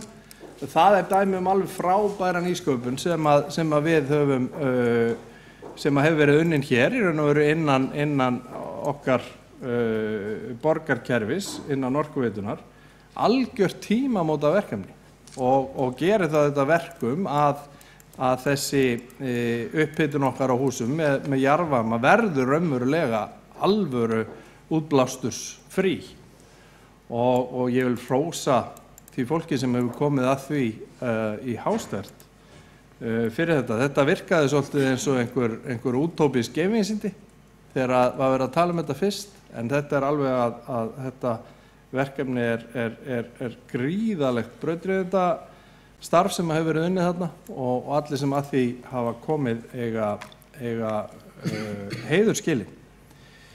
En bara þakka fyrir þessa umræðu, hún ágætt, takk fyrir. Þá Sigurður Björn Blöndal, borgarfulltrúi, lóki máli sínu og einn borgarfulltrúi óska eftir því að koma upp í andsvar við ræðu borgarfulltrúans. Já, einn borgarfulltrúi óska eftir því að taka til máls og það Kjartan Magnússon, borgarfulltrúi.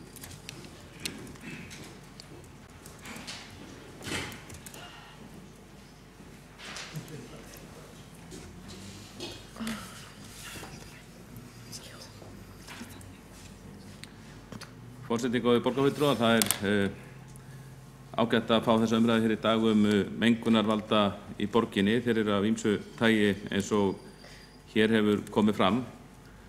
Nú, þegar maður dregur bara saman þessa umræðu þá er það náttúrulega bara það sem kemur upp í hugan að það þarf að þrífa borgina betur, miklu betur. Þetta auðvitað eitt af svona grundvallarskildum okkar í borgarstjórn. Og nú heyri ég að sumir borgarfulltrúar meira svona flissa og segja bara nei, það þurfi ekki að þrífa hana betur. Og þarna bara skýra línur á milli flokkana hér í borgarstjórn að við sjálfstæðismenn teljum þá að það þurfi að þrífa borgina betur og ágætt að komi þá fram að fulltrúar meirihlutans telji bara væntanlega hún sé þá vel þrifin og þurfi ekki að þrífa hana betur. En það bara svo margt sem kallar á okkur þessum efnum og margt sem bendir til þess að það mætti svo sannarlega standa betur á verki. Og þá rauninni undanskilja engan hluta borgarinnar. Það margt að gera betur og ég bendi til dæmis á það sem ég hef oft bent áður að vinnuskólinn okkar eða unglingavinnan sem ein helsta þjóðþrifastofnun borgarinnar í bókstaflegu skilningi þess orðs sem hreinsar og snyrtir fyrir okkur á sumrin. Það hefur verið mjög verulega dregið úr hlutverki hennar og það hins vegar ekkert svo erfitt að auka vægi þeirra stofnunar á ný og standa fyrir betri þrifum og gera hann öflugri. Það sagði við mig maður sem fylgst með málefnum unglingavinnunnar að hér áður fyrr, þegar að unglingavinna starfaði lengur, það var meira sett í hana, þá hefði það oft verið þannig þegar að þetta hefði alltaf verið ákveðin ritmi sko, þegar að unglingavinnan starfaði hér í borginni. Fyrst hefði verið farið í ákveðin byrjunarverk í júní, gjarnan að snyrta vel borgina fyrir 17. júní, síðan var farið í önnur verk, þetta ákveðin ritmi, en oft var það þannig að þegar að kannski vika 10 dagar voru eftir unglingavinnunni, þá þurfti stundum að finna verkefni, þá þurfti fara á svona önnur svæði venjulega og finna verkefni fyrir hana. Núna er hins vegar þannig að svokallaða tossalistin sem farið í, það mér skilst að það sé oft sem það náist ekki að klára hann. Þarna var þetta auka í og svo sjáum við bara þetta sem að tala varðandi svifrykið og flugeldamengunin og annað. Þetta er auðvitað bara dæmi það sem við hefum að standa betur að verki. Ég hefði viljað sjá að það er strax farið að þrífa borgina ef hægt hefði verið þarna eftir áramótin í staðinn fyrir að fresta því viku eins og borgarstjóri greindi frá. Það var líka ábyrgð í þessari umræðu að þetta var greinilega óþægilegt mál fyrir meirihlutann því að þarna sá maður eins og venjulega þegar óþægilega mál að ræða að þá eru embættismennirnir sendir fram til að svara fyrir það en borgarstjórinn aðeins að litlu leyti. Og það segir sig auðvitað sjálft og við vitum það að sem að borgir í kringum okkur þær þvo sínar götur miklu oftar en við og telja það bara liði sjálfsagðri baráttu gegn svifryksmengun. Ég tek alveg undir það að svifryksmengunin er slæm og það þarf svo sannarlega að reyna að minnka hana og það hefur sumt ágætt verið gert í því skyni sem við höfum sammála Ég held að það mættu gera betur og eitt af því sem við getum ekki leyft okkur að horfa fram hjá, það eru gæði malbyggsins í borginni, bæði á okkar götum og ríkisgötunum. Það hafa verið farið rök fyrir því að það sé hægt að draga verulega úr svifryksmengun með því að bæta aukagæði malbyggsins, gera það slitsterkara, leggja því jafnvel þykkar og svo framvegis. Þetta er svona ákveðin tæknileg umræða. En verkfræðingar sem ég hef talað um þessum mál, þeir tvímælalaust halda fram að þennan þátt megi bæta hjá borginni.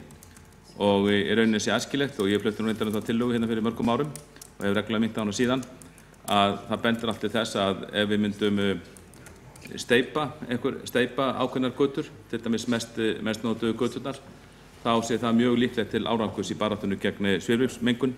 Alþjóðlegar rannsóknir benda til þess að steypulagnir á götu kemur góðum notum í því skyni. Og þar sem við erum sammála þetta að svifryksmengun sé alvarlegt vandamál og við viljum takast á við hana, þá hljótum við að sameinast það og reyndar tillaga mín á sínum tíma sem var samþykkt hér í borgarstjórn. Ég vek athygli, ég man ekki það svo langt síðan flutt hana, ég man ekki hvernig það var. Tillagan fékk mjög góða viðtökur og hún var samþykkt. Það er nú ekki oft sem, ég held að hún var að vera samþykkt mér á tíma R-listan, svo það er nú ekki oft sem hérna vinstri minni borgarstjórn samþykkja tillögu frá Sjálfstæðisflokknum, en þarna var hún samþykkt ef ég man rétt og hlaut góða viðtökur. Hún snerist í raun ekkert það að við ætluðum að skipta malbyggi yfir í steypuna á götum. Hún snerist að það eru tilraunir gerðar í þessu skyni.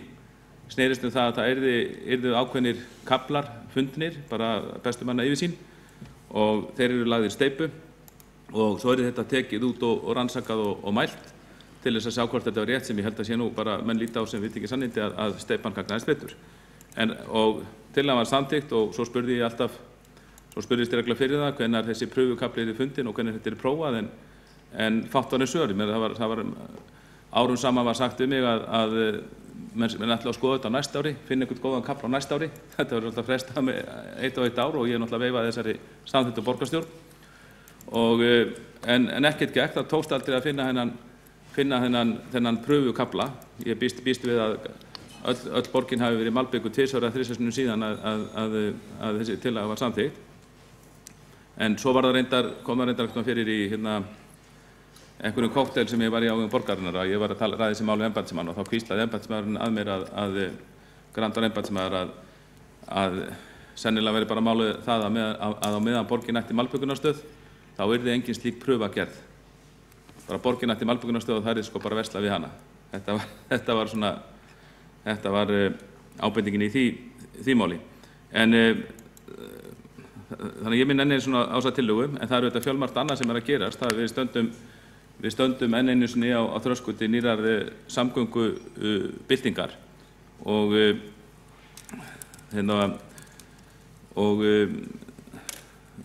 sú bylting, hún felur í sér, hún getur falið í sér ógnanir. Ég held að hún feli í sér miklu fleiri tækifæri og miklu fleiri lausnir en ógnanir. Við sjáum það bara að þessi rafbílavæðing, hún að verða, sala á rafbílu hefur margfaldast. Það verður, með því tekst okkur að draga úr mengun. Það bara aksturslag rafbílana betra heldur en aksturslag bensínbílana sem eru með nagladekk að þessu leyti og það að fara nánar út í það. En við sjáum að það að verða mikil breyting og ég held að við höfum að skoða bara með opnum huga þessar breytingar sem að verða með rafbílunum. Ég held að við líka að skoða með opnum huga þessar breytingar sem að verða með tækninni, með þessum smáforritum eins og í ætt við Uber eða farveitur sem kallaðar farveitur nafni við á smáforrit sem skipuleggja það að fólk geti samnýtt bíla til hluta deilihagkerfinu. Það verður sífellt auðveldara, það einhvern veginn hefur svokallað carpooling eða farveitur, menn nýti sama bílan til að komast á milli vinnustaðar og staðar á heimilis. Það hefur ekki náð mikill útreist á Íslandi, en með þessum nýju smáforritum þá verður allt slíkt miklu auðveldara og sum þeirra eru komin í gagni erlendis og ég ætla bara að segja tímaspurning hvernig við þurfum að nýta þetta hér. Þannig að margt í þessar nýju tækni bendir til þess að einkabíllinn blessaði eða bölvaði eftir í hvað flokki minn eru, að hann nýtist okkur betur. Sagt hefur verið að Íslendingar standi í ástarsambandi við einkabílinn sinn og það má kannski, það eitthvað til í því. En það eru svo rosalegi möguleikar sem eru framundan í samnýtingu og auðvitað vitum við það að það eru auðvitað, bílar eru dýrir og þetta er mjög stór útgjaldaþáttur hjá mörgum heimilum. En það eru svo margar lausnir framundan sem leiða til þess að við getum samnýtt bílan og minnka kostnaði við þá. Og ég held að við höfum ekki síður auðvitað að líta með gagnrýnum hætti á allar ógnanir og heilsufarsþætti eins og svifryksmengun og svo framvegis. En við höfum líka að horfa bjartsýn á mót framtíðinni og velta fyrir okkur hvernig þessi tækni getur gagnast okkur og dregið úr umferð, því að það getur hún svo sannarlega gert. Nú, Björn Blöndal, borgarfulltrúi, talaði hér áðan, mér fannst bölsýnin svona á fyrsta myndi nýs árs vera aðeins svo mikil hjá honum. Ég held að hann mætti bara eins og við líka sjá tækifærin og hann sagði hér að fullyrti að lausn Sjálfstæðisflokksins í þessum málum í umferðarmálum í borginni virtist felast í því að bara fleiri bílar aki hraðar. Ekki vil ég taka undir með honum, en að því að við vorum að tala hér stofnbrautir og mislæg gatnamót, þá vil ég segja að þetta er ekkert það að ræða að við getum endalaust leyft okkur að leggja fleiri stofnbrautir og mislæg gatnamót, en við höfum ekkert að taka afstöðu gegn því fyrirfram, en spurningin er kannski frekar svo hvernig nýtum við sem best þau mannvirki sem fyrir eru, og það er svo sannarlegt mislæg gatnamót á Miklubraut, Kringlumýrarbraut, eru bara, til dæmis, og þetta ekki sem dæmi, eru bara viðbót við þau sem mannvirki sem fyrir eru og lætur þau mannvirki virka betur. Það er gífurleg fjárfesting eins og við vitum í Miklubraut annars vegar og Kringlumýrarbraut hins vegar. Með því að setja mislæg gatnamót þar að hornið, þá erum við auðvitað að sjá til þess að þau dýru mannvirki nýtist okkur betur. Bæði með því að slíkt mannvirki það greiðir fyrir umferð, það fækkar slysum sem ætti auðvitað að vera mjög stórt mál í okkar huga og það dregur úr mengun. Það dregur úr mengun sem ætti að skipta máli í þessar umræður sem við erum í dag. Og nú hvernig draga mislæg gatnamót úr mengun á allan á þessum stað? Jú, ekki vegna þess að fleiri bílar akiða hraðar, heldur vegna þess að aksturinn verður jafnari. Það er nefnilega þannig að ójafn akstur eða aksturslag þar sem maður er sífellt að skiptum hraði og sem að segjast, keyrir stundum hratt, stoppa síðan á ljósum og tekur á stað aftur og svo framvegis og margir bílar.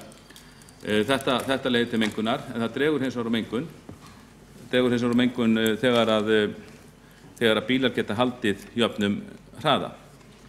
Þannig að ég held að við höfum líka líta á þessi mannvirki því ljósi. Auðvitað geta þessi mannvirki haft ákveðin neikvæð áhrif á umferðina, en þau hafa líka jákvæð áhrif á umferðina og mér finnst að við höfum ekki síður að líta þau, við höfum að líta á heildarmyndina og gera síðan upp í okkur kostina og ókostina. Að minnsta kosti þegar maður lítur hérna yfir borgina þá eru þrátt fyrir allt, þá eru held ég, já ég held að þessi ekki farin 15 mislæg gatnamót í Reykjavík, 15 mislæg gatnamót á einhverju tegund í Reykjavík og flestum þeirra var komið upp á tíma R-listans, flestum sem minning hans og flest þau eru misjafnlega gerð þessi gatnamót sem náttúrulega hentuðust ekki alveg nógu vel en önnur gerðu það og það er alveg búið að sanna það fyrir löngu að flest þessi misjafnlega gatnamót þau drógu úr slysum á þeim staðum sem verið sett upp, greitum fyrir umferð og drógu úr mengun. Það þýðir ekki það að við eigum að setja misjafnlega gatnamót á hver einustu þungu gatnamót í borginni, alls ekki.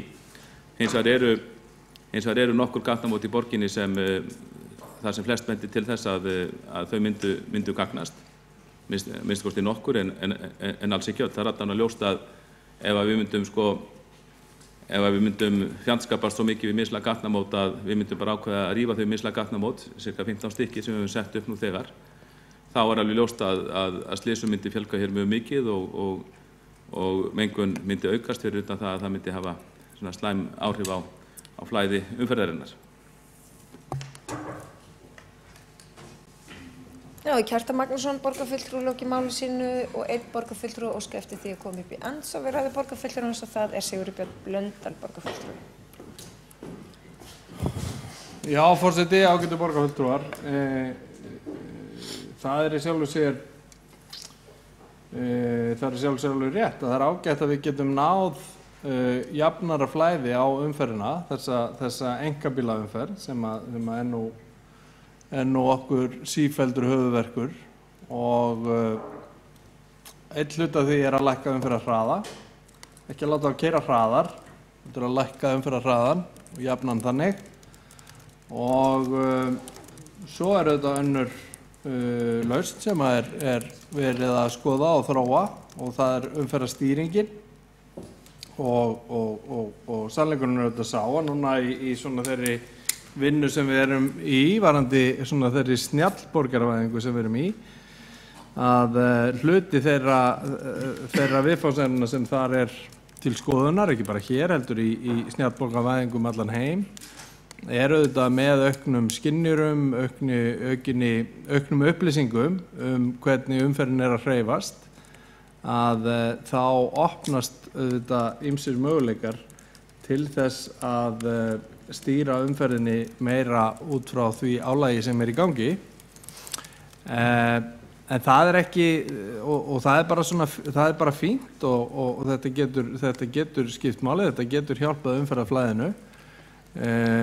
En við verðum hins vegar að átta okkur á því að vandamálið er auðvitað fyrst og fremst fjöldin.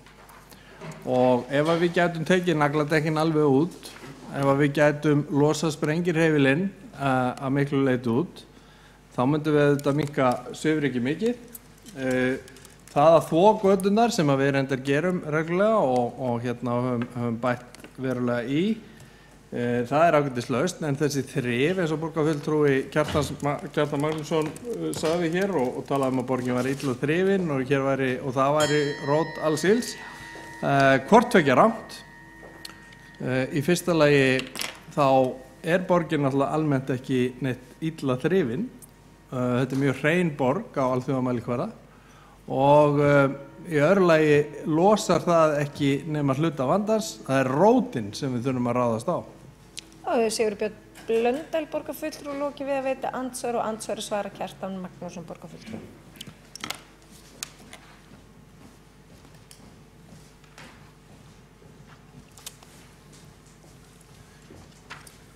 Forseti, góðir borgarfulltrúar, ég stend við það að borgin er ekki nægilega vel eða oft þrifin og hægt að nefna mörg dæmi því til sönnunar.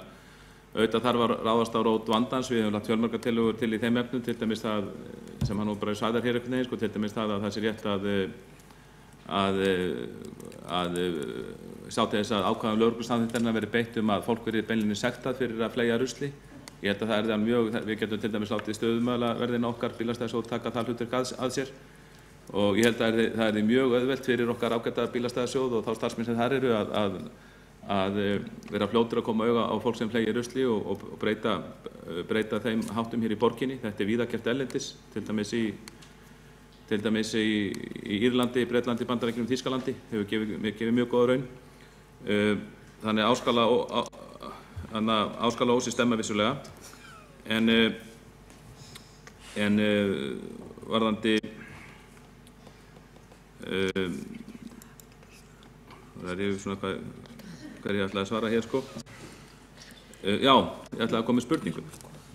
Ég ætlaði að aðtöfa bara með þrifin á borginni því að hér kemur formaður borgar og svo neita því að borgin sé vel þrifin. Nei, segir að borgin sé vel þrifin, neitaði fullyrðingu minni gangstæða. Gæti ég fengið upplýsingur um mig, ég fékk nefnilega hefur aðeins fengið aðeins misvísandi svör það, ég tók ekki alveg eftir í hérna áðan. Hvað eru götur borgarinnar oft þrifnar? Það er ágætt að fá, ég hef fengið aðeins misvísandi svör það, var ég ágætt að fá það bara hér, sagt í þessum sal borgarstjórnar. Götur borgarinnar, hvað eru oft þrifnar á ári, af því að borgarráðsmaðurinn tala þannig eins og vissi það. Er þetta einu sinni ári, er þetta tvisvar ári, er þetta fjórum ári, er þetta oftar?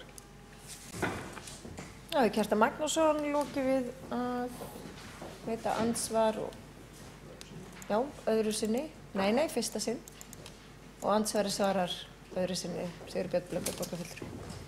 Já, forseti ágætu borgarfulltrúar, já, það er merkilegur snúningur þetta með ruslið og bílastæðaverðina. Það reyndar ekki þannig í þessum löndum sem að borgarfulltrúi nefndi að bílastæðaverðir sekti fólk fyrir að henda rusli. En það er ágætis hugmynd og ég meina það á auðvitað að finna út úr því að sekta fólk fyrir að henda rusli. Það er afleitur og mikill ósiður og við höfum auðvitað líka bara sem samfélag að afneita slíkum ósóma. Og við hljótum að geta fundið einhverja leiðir til þess. Varðandi hversu oft göturnar eru þrifnar, nei, ég er ekki með þá tölu á hreinu og einhverju marki fer það eftir aðstæð og þannig þarf það auðvitað að vera. Eftir stendur að umræðan mengunarvalda og þessi þrif á götunum, það er algjörlega skauta fram hjá því að það þarf að ráðast að rót vandans og þeir sem að tala gegn því að auka hér almenningssamgöngur, reyna að lækka hraða og annað slíkt, þeir hafa bara ekki, þeir í raun og veru verða bara að horfast í augu að þeir eru ekki bjóða neina lausn.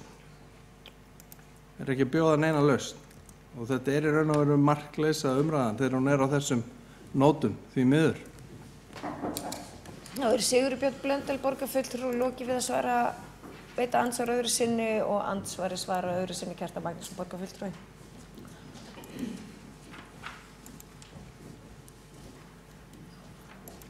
Forseti, góðir borgarfulltrúar, varðandi sektir fyrir að hreyfa ruslið, þá held ég að þannig séð aukaatriði sko hver leggur rukkar sektirnar og ég held ég ekkert fram að stöðumæla verði gerð þetta erlendis, ég nefndi þetta bara sem hugsanlega laust hér.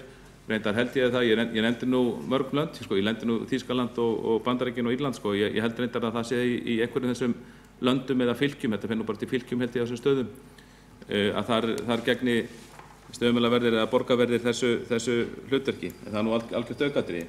Mér langar til að ítreka spurningunum sem kom með, því að við ræddum hér aðeins hversu oft borgin verið þrifin, formaður borgarráðs heldur fram að borgin sé vel þrifin og það hlýtur að standa í einhverju sambandi við hvað það er gert oft. Það er ljóst að maður sem fer í bað 50 sinnum á ári, hann er betur þrifinn en maður sem fer í bað einu sinni á ári og formaður borgarráðs fullyrti að þetta væri bara í góðu lagi, þrifin á götunum hér og þetta væri gert nægilega oft, þannig hann hlýtur þá að vita hversu oft þetta er. Þess vegna langar ég að ítreka spurningun og spyrja, hversu oft eru götur borgarinnar þrifnar? Er þetta einu sinni til þess ári, fjórum sinnum ári eða hversu oft? Mjög einföld spurning. Þá hefur Kjartan Magnússon lokið við að veita andsvar öðru sinni og stutta athugasemd gerir Sigurbjörn Blöndal, borgarfulltrúi.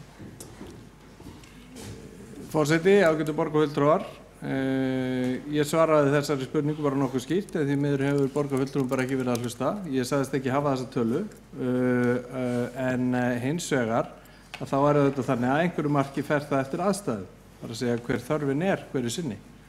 Og þannig á það auðvitað að vera. Við hefum ekki verið að fara hér með bíla og þrífa götur sem ekki þarf að þrífa, en við getum vel fundið þessar upplýsingar og komum þeim bara inn í borgarráð hversu oft þetta Það er svo sem eðlilegt að maður muni ekki þessar tölur alveg nákvæmlega, en ég held að og ítreka það bara að við getum þvaðrar hér þennan fjölda skipta sem þrifið en eftir stendur að meðan við förum ekki í rótina að það náu engum árangri. Það bara þannig. Og hefur Sigurður Björn Blöndal, borgarfulltrúi, lokið við að gera stutta athugasemd og forseti leyfir einnig Kjartani Magnússyni, borgarfulltrúi, að gera stutta athugasemd. Já, forseti góður borgarfulltrúar, ég þakka formanni borgarráðs fyrir svarið og auðvitað ekkert stórmál þá á munið ekki nákvæmlega, það við getum ekki lagt allir þessa hluti á minnið. En hins vegar ég held að hann vissi þetta vegna þess að hann fullyrti að þetta væri alveg nægilega vel gert og það væntanlega oft gert, en við getum bara fundið út úr þessu hversu oft götur borgarinnar eru þrifnar og farið yfir það í borgarráð eins og formaðurinn lagði til. En ég hlýt þó að segja hér að lokum að ég held að sé flestum ljóst sem aka götur borgarinnar og þá ekki síst á reiðhjólum, bara að þarna mætti standa betur að verki. Og það oft sem maður sér og maður sér þetta betur þegar maður fer á reiðhjóli heldur en þegar maður fer á bíl, að maður ekur út í götukantinum, milli götu og gangstéttar. Maður hugsar að mér skorti mjög oft með sjálfum sér og ekki síst yfir veturinn að þarna mætti standa betur á verki og þá væntanlega gera þetta oftar. Og hefur Kjartan Magnússon, borgarfulltrúi, lokið við að gera stutta athugasemd. Það hafa ekki fleiri hvatt sér hljóðs. Hér áskilja borgarfulltrúar sér líklega rétt til þess að gera bókanir. Já, ég ætla bara og borgarstjóri næstur á mælendaskrá. Þannig að það hefur einn hvatt sér hljóðs. Já, kæri forseti, ágæta borgarstjórn, ég ætlaði bara örlítið að bæta hér við, þó að langflest sé framkomið. Hér hefur verið farið yfir ýmislegt af því sem vitað og mikilvægt að halda því til haga að mest af þessu ekki bara vitað að þetta sameiginlegt með okkur og nágrannaborgum. Þetta tengist umferð 80% svifrykið og við vitum að hvaða stofnið það hefur verið rannsakað hér af hálfu Vegagerðarinnar til dæmis 2015 og inn á þetta hefur verið komið. Það að draga og notkun nagladekkja almenn niðurstaða norrænnar skýrslu að sé það sem skiptir langmestu máli eða sé öllu heldur það sem skilvirkast og Oslo og Bergen náðu töluverðum árangri þegar að notkun nagladekkja fór úr 50% sem svolítið svipað og farið að þróast í aftur hér. Eða fyrir tilviljun að ég veit að það var í raun svona götublað sem að fór að berjast fyrir gjaldtöku á nagladekkjum í Noregi eftir að í ljós kom að mjög ung börn greindust með veiklaðan lungnaþroska sem rekja mátti til svifryks. Og það var bara forsíða eftir forsíðu þetta og læknarnir vitnuðu að þetta væri væntanlega orsakasamhengið og blaðið linnti ekki látum fyrir að samfélagið var búið að taka þarna mjög skýra afstöðu og það vantar nú ekki vetrarríkið í Noregi. Satt best að segja, og Oslo með hæðóttur í borgum að ekki sé talað Bergen. Þannig að svona þetta. Í Svíþjóð hafa nagladekk verið bönnuð á einstaka götum og það hefur líka náð umtalsverðum árangri. Þetta svolítið eins og með rusl á götunum, stundum fer umræðan hjá okkur svolítið út í það af hverju foreldrarnir taki ekki til frekar en af hverju börnin gangi ekki betur Og það ágætt að ræða það líka, þannig ég geti nú aðeins bætt í þá annars þegar Vegagerðin þrif á stofnbrautum og Reykjavíkurborg þrif á götum, við höfum verið að breyta þessu. Þetta var skorið alveg mjög mikið niður, reyndar í tíð Sjálfstæðisflokksins eftir hrun þegar allt var skorið niður og þannig var nokkuð lengi. En undanfarið og sérstaklega 2 undanfarin ára þá hefur verið ýmsu bætt við og verklagi breytt. Þannig að núna notuð líkari forgangsröðun í þessari sópun og þrefum eins og í snjómoksturunum, þar að segja stofnbrautirnar hafa forgang bæði hjólastígar og götur. Þetta hefur að jafnaði verið svona þessar stóru hreinsanir 2 ára ári en á veturna þá hefur verið farið í auka hreinsanir í tengslum við svifrykið. Það er sérstakur verkefnahópur sem ákveður hvenær þetta gert og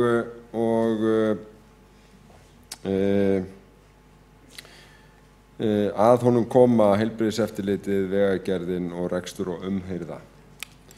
Þannig að þetta kannski svarar einhver að þessu. Ég vil fyrst og fremst þakka öllum sem að þessu koma fyrir að lyfta þessu máli. Loftgæði og þetta fínkotnaða svifryk miklu stærra mál heldur en svona umræðan hefur gefið til kynna.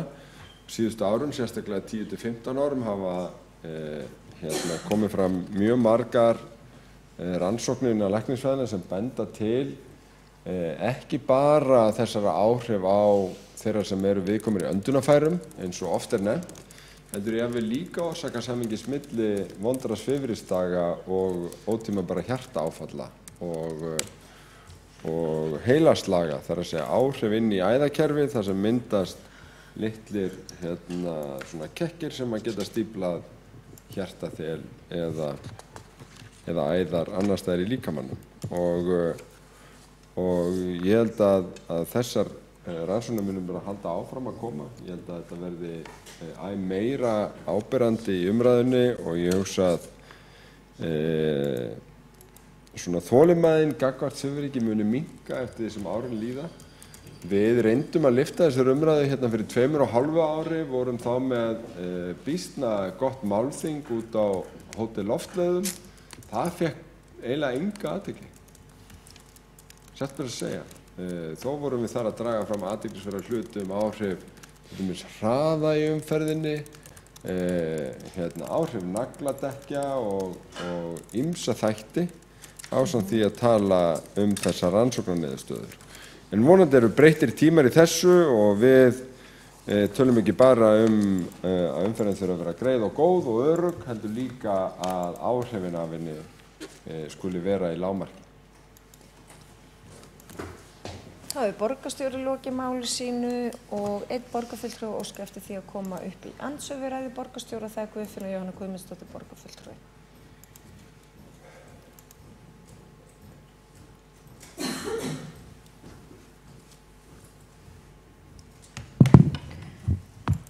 Forseti, borgarfulltrúar, ég tek undir það sem að borgarfulltrúinn Björn Blöndal sagði hér áðan, að það þurfti að ráðast á rót vandans og ég er sammála borgarstjóra. Ég held að fólk sé að verða meðvitaðri í rauninni svifryksmengun og það þurfi að bregðast við. En vegna þessar umræðu nagladekkin að þá er ég ennþá að velta fyrir mér að þessi bandaríski prófessor Anderson sem kom hérna í sumar, að hann segir í rauninni að það sé ekki hægt að kenna nagladekkjum í rauninni þetta allt saman vegna þess að af þeim komi gróft ryk. En það er fína rykið sem við erum ekki búin að finna orsökina. Og hann bendir á í rauninni að við þurfum að rannsaka í rauninni þetta betur til þess að við getum í rauninni fundið orsökina og hvernig við höfum að bregðast við. Og þetta rannsóknin sem Vegagerðin gerði, hún var gerð 2015, þetta segir hann 2017 og eins og ég benti á hérna fyrir í umræðunni að umhverfis- og skipulagsráð fékk prófessor til sín eftir að þessi umfjöllun var við þennan bandaríska prófessor, þar sem meðal annars var bent á það að það væri verið að sækja styrk, eða háskólinn væri að sækja styrk til þess að rannsaka þetta betur. Þannig að ég held að það sé alveg ljóst að við eigum eftir að finna orsakirnar betur þó svo við vitum ýmislegt, en þá virðumst við ekki alveg vita allt orsökina og við þurfum til þess að ráðast að rót vandana, þá þurfum við auðvitað að vita það.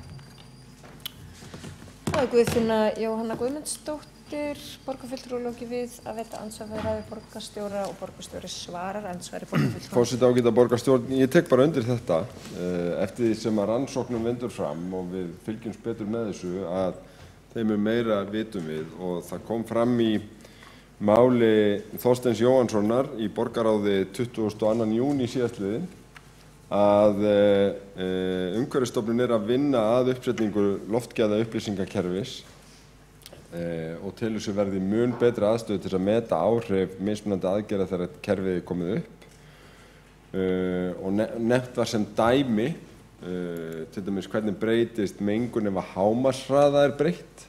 Borgir eins og París hafa farið þá róttækuleið að banna tiltekna notkun til dæmis díselbíla á mjög vondum dögum. Ég veit ekki hvort að í þessu felist að Umhverfisstofnun ætlar að draga úr hámarkshraða á vondum svifryksdögum en ef að áhrifin eru svona eins og kannski svörtustu rannsóknina sína að þá þetta, og ég ítreka það, umræða sem við munum halda áfram og þurfum að bara fylgjast verulega vel með, þurfum að eiga betri tæki til að greina stöðuna og kannski prófa okkur áfram í samvinnu við Umhverfisstofnun, í samvinnu við heilbrigðisyfirvöld að öðru leyti í því hvernig við ætlum að vinna með þetta. Þá hefur borgarstjóri lokið við að svara andsvari og andsvörum telst lokið og einnig þessum lið. Við göngum til þriðja liður á dagskrá sem umræða skýrslu starfshóps nýliðun og bætt starfsumhverfi grunnskólakennara. Og málshefjandi þeirri umræðu Skúli Þór Helgason borgarfulltrúi.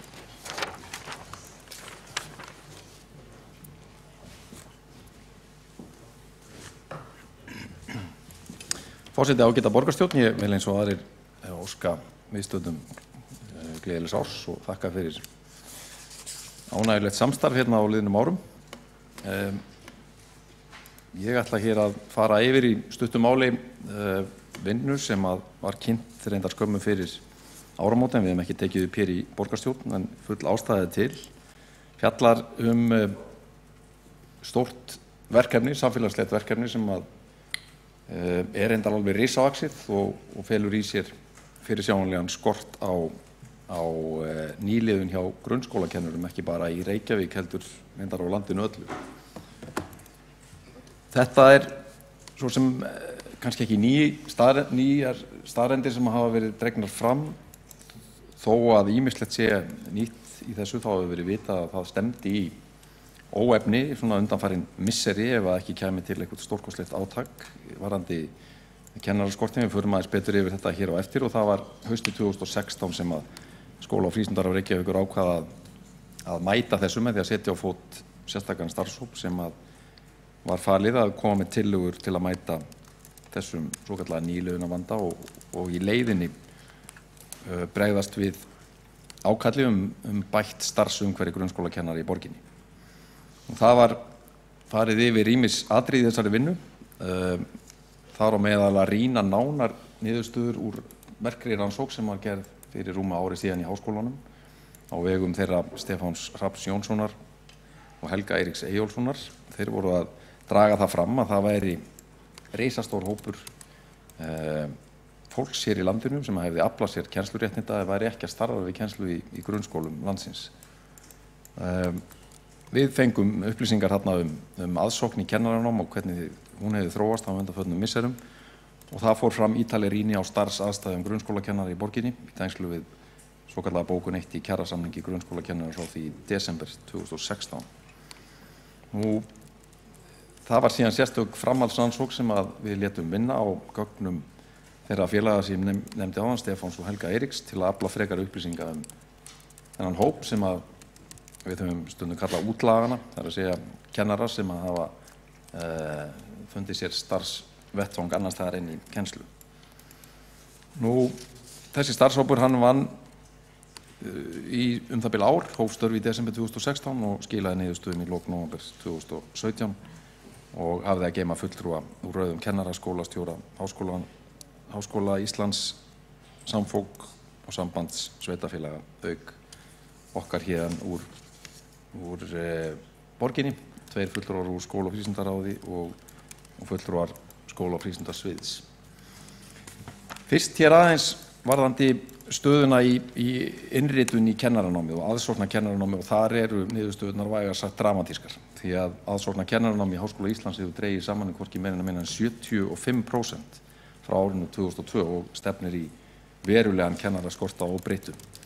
Við létum slá á það, spá það hver staðan gæti orðið í Reykjavík ef ekkert yrði að gert, ef þessi þróun myndi bara halda áfram, vera minna óbreytt næstu áratugina fram til 2030, og niðurstaðan af því var svo að það gæti þýtt að okkur myndi skorta alltaf 670 grunnskólakennara í Reykjavík á þessu tímabili fram til 2030.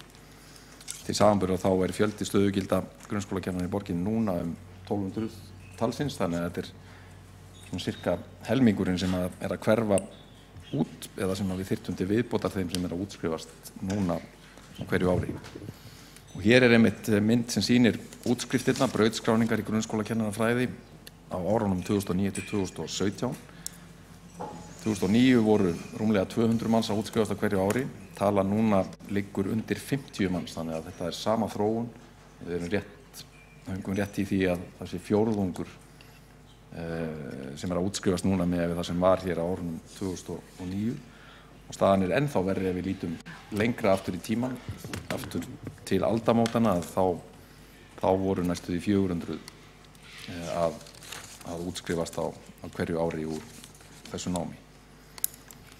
Nú, helstu niðurstöður úr þessari rannsókn sem við létum gera á útskrifuðum kennurum frá Háskóla Íslands og Háskóla Akureyrar 2000-2012, að þar kom fram að af þeim sem starfa ekki við grunnskólakennslu í dag, þar helmingurinn engu að síður að vinna inn í menntakerfinu, starfar við fræðslustarfsemi og langstærsti hlutin þar við kennslu í framhaldsskólum. Aðrir dreifast síðan nokkuð jafnt á milli atvinnugreina, eins og sjá má fyrir þá sem eru með afar góða sjón, og sjá á þessa mynd að það sem sagt helmingurinn sem í einhvers konar fræðslustarfsemi, langflestir í framhaldsskólunum, rétt innan við 10% í heilbrigðis- og félagsþjónustu, 7,5% í menningar, íþrótta og tómstundastarfsemi og síðan svipað hlutfall í ferðaþjónustunni.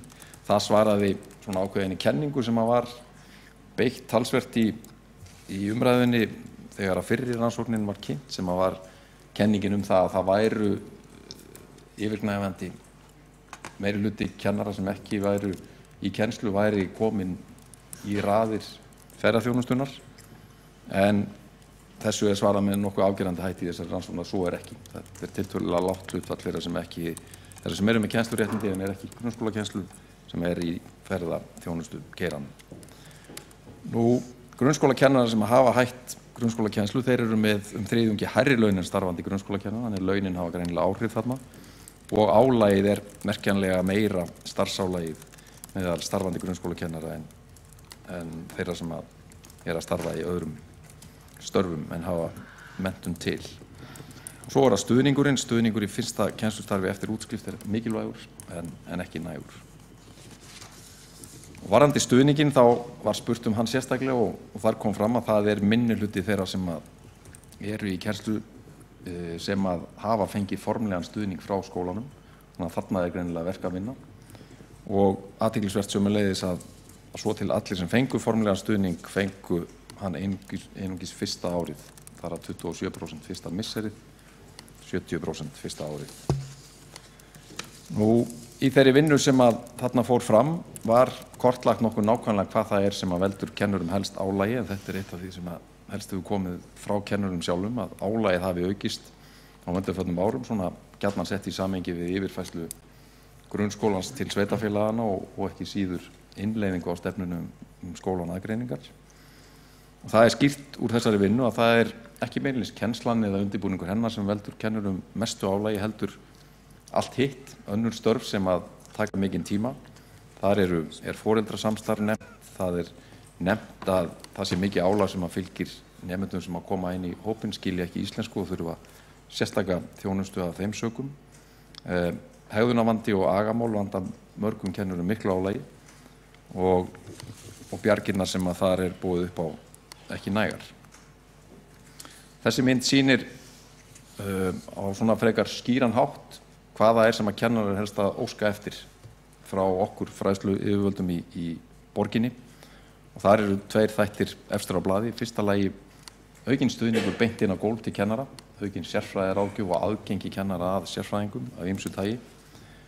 Ný og öflugri úrræði til þess að mæta börnum með ýmiss konar þarfir, og síðan koma svona þessi praktísku aðbúnaðarþættir eins og fleiri tæki og tölvur, að viðhald sé aukið í skólahúsnæði, betri kennslubúnaður, breytingar á húsnæði, aukinn stjórnendakvóti og svo framvegis. Hér mynd af Styrmi sem ætlar að vera lögga og við ætlum að hjálpa honum til þess. En verkefni starfshópsins var að móta tillögur aðgerðir, og niðurstaðan var svo að það voru smíðaðar þarna 31 tillaga aðgerðir í starfshópnum. Það flokkast í 4 meginþætti. Fyrsta lagi bætt vinnuumhverfi, og það langviðamesti þátturinn í tillögugerðinni að fókusa á það, enda það eðlilegt. Það þar sem að borgin getur í raun og veru haft fulla stjórn á málum og lagt inn hluti. En sömuleiðis eru tillögur sem að lúta að aukinni nýliðun í kennaranámi, ýmiss konar hvötun til þess að kennara menntunni sjálfur og inntaki hennar og loks starfsþróun. Ég ætla ekki að fara í smáatriðum yfir allar tillögurnar, en svona stikla á stóru, og það sem að kannski munar mestum þessi tillaga að auka stuðning við kennara beint inn í kennarastofuna og fjölga þá fagfólki sem að starfa við hlið kennara í grunnskólum borgarinnar. Þar verið að tala hegðunarráðgjafa, þar verið að tala talmeinafræðinga, sálfræðinga, þroskaþjálfa, náms- og starfsráðgjafa og svokallaða brúarsmiði sem að þá að aðstoða börn af erlendum uppruna að aðlagast skólasamfélaginu. Númer 2, að koma inn með ný úrræði til þess að mæta börnum í fjölþættum vanda. Það á við hegðunarvandann, það á við börn með ýmiss konar geðraskanir, en líka þar sem kallað hefur verið fjölþættur vandi og það af mismunandi toga. Það tillaga aukinn sveigjanleika og staðfestan sveigjanleika varðandi vinnutíma kennara og endurskoða skipulag vinnutímans í samvinnu við kennara. Það mikilvægt og kemur víða fram í þessari vinnu að það þurfi að skerpa á verklaginu varðandi móttöku nýliðar sem að koma inn í kennslu, að það sé haldið betur utan þá með bæði handleiðslu og ráðgjöf við kennara í starfi, og að sömu rót runnin tillagan sérstaklega leiðsagnarkennara, þannig að allir nýjir kennara hafi tiltekin aðila, minnst að kosti 1, sem að hefur það hlutverk að stuðla að markvissi aðlögun viðkomandi nýliða inn í starfið.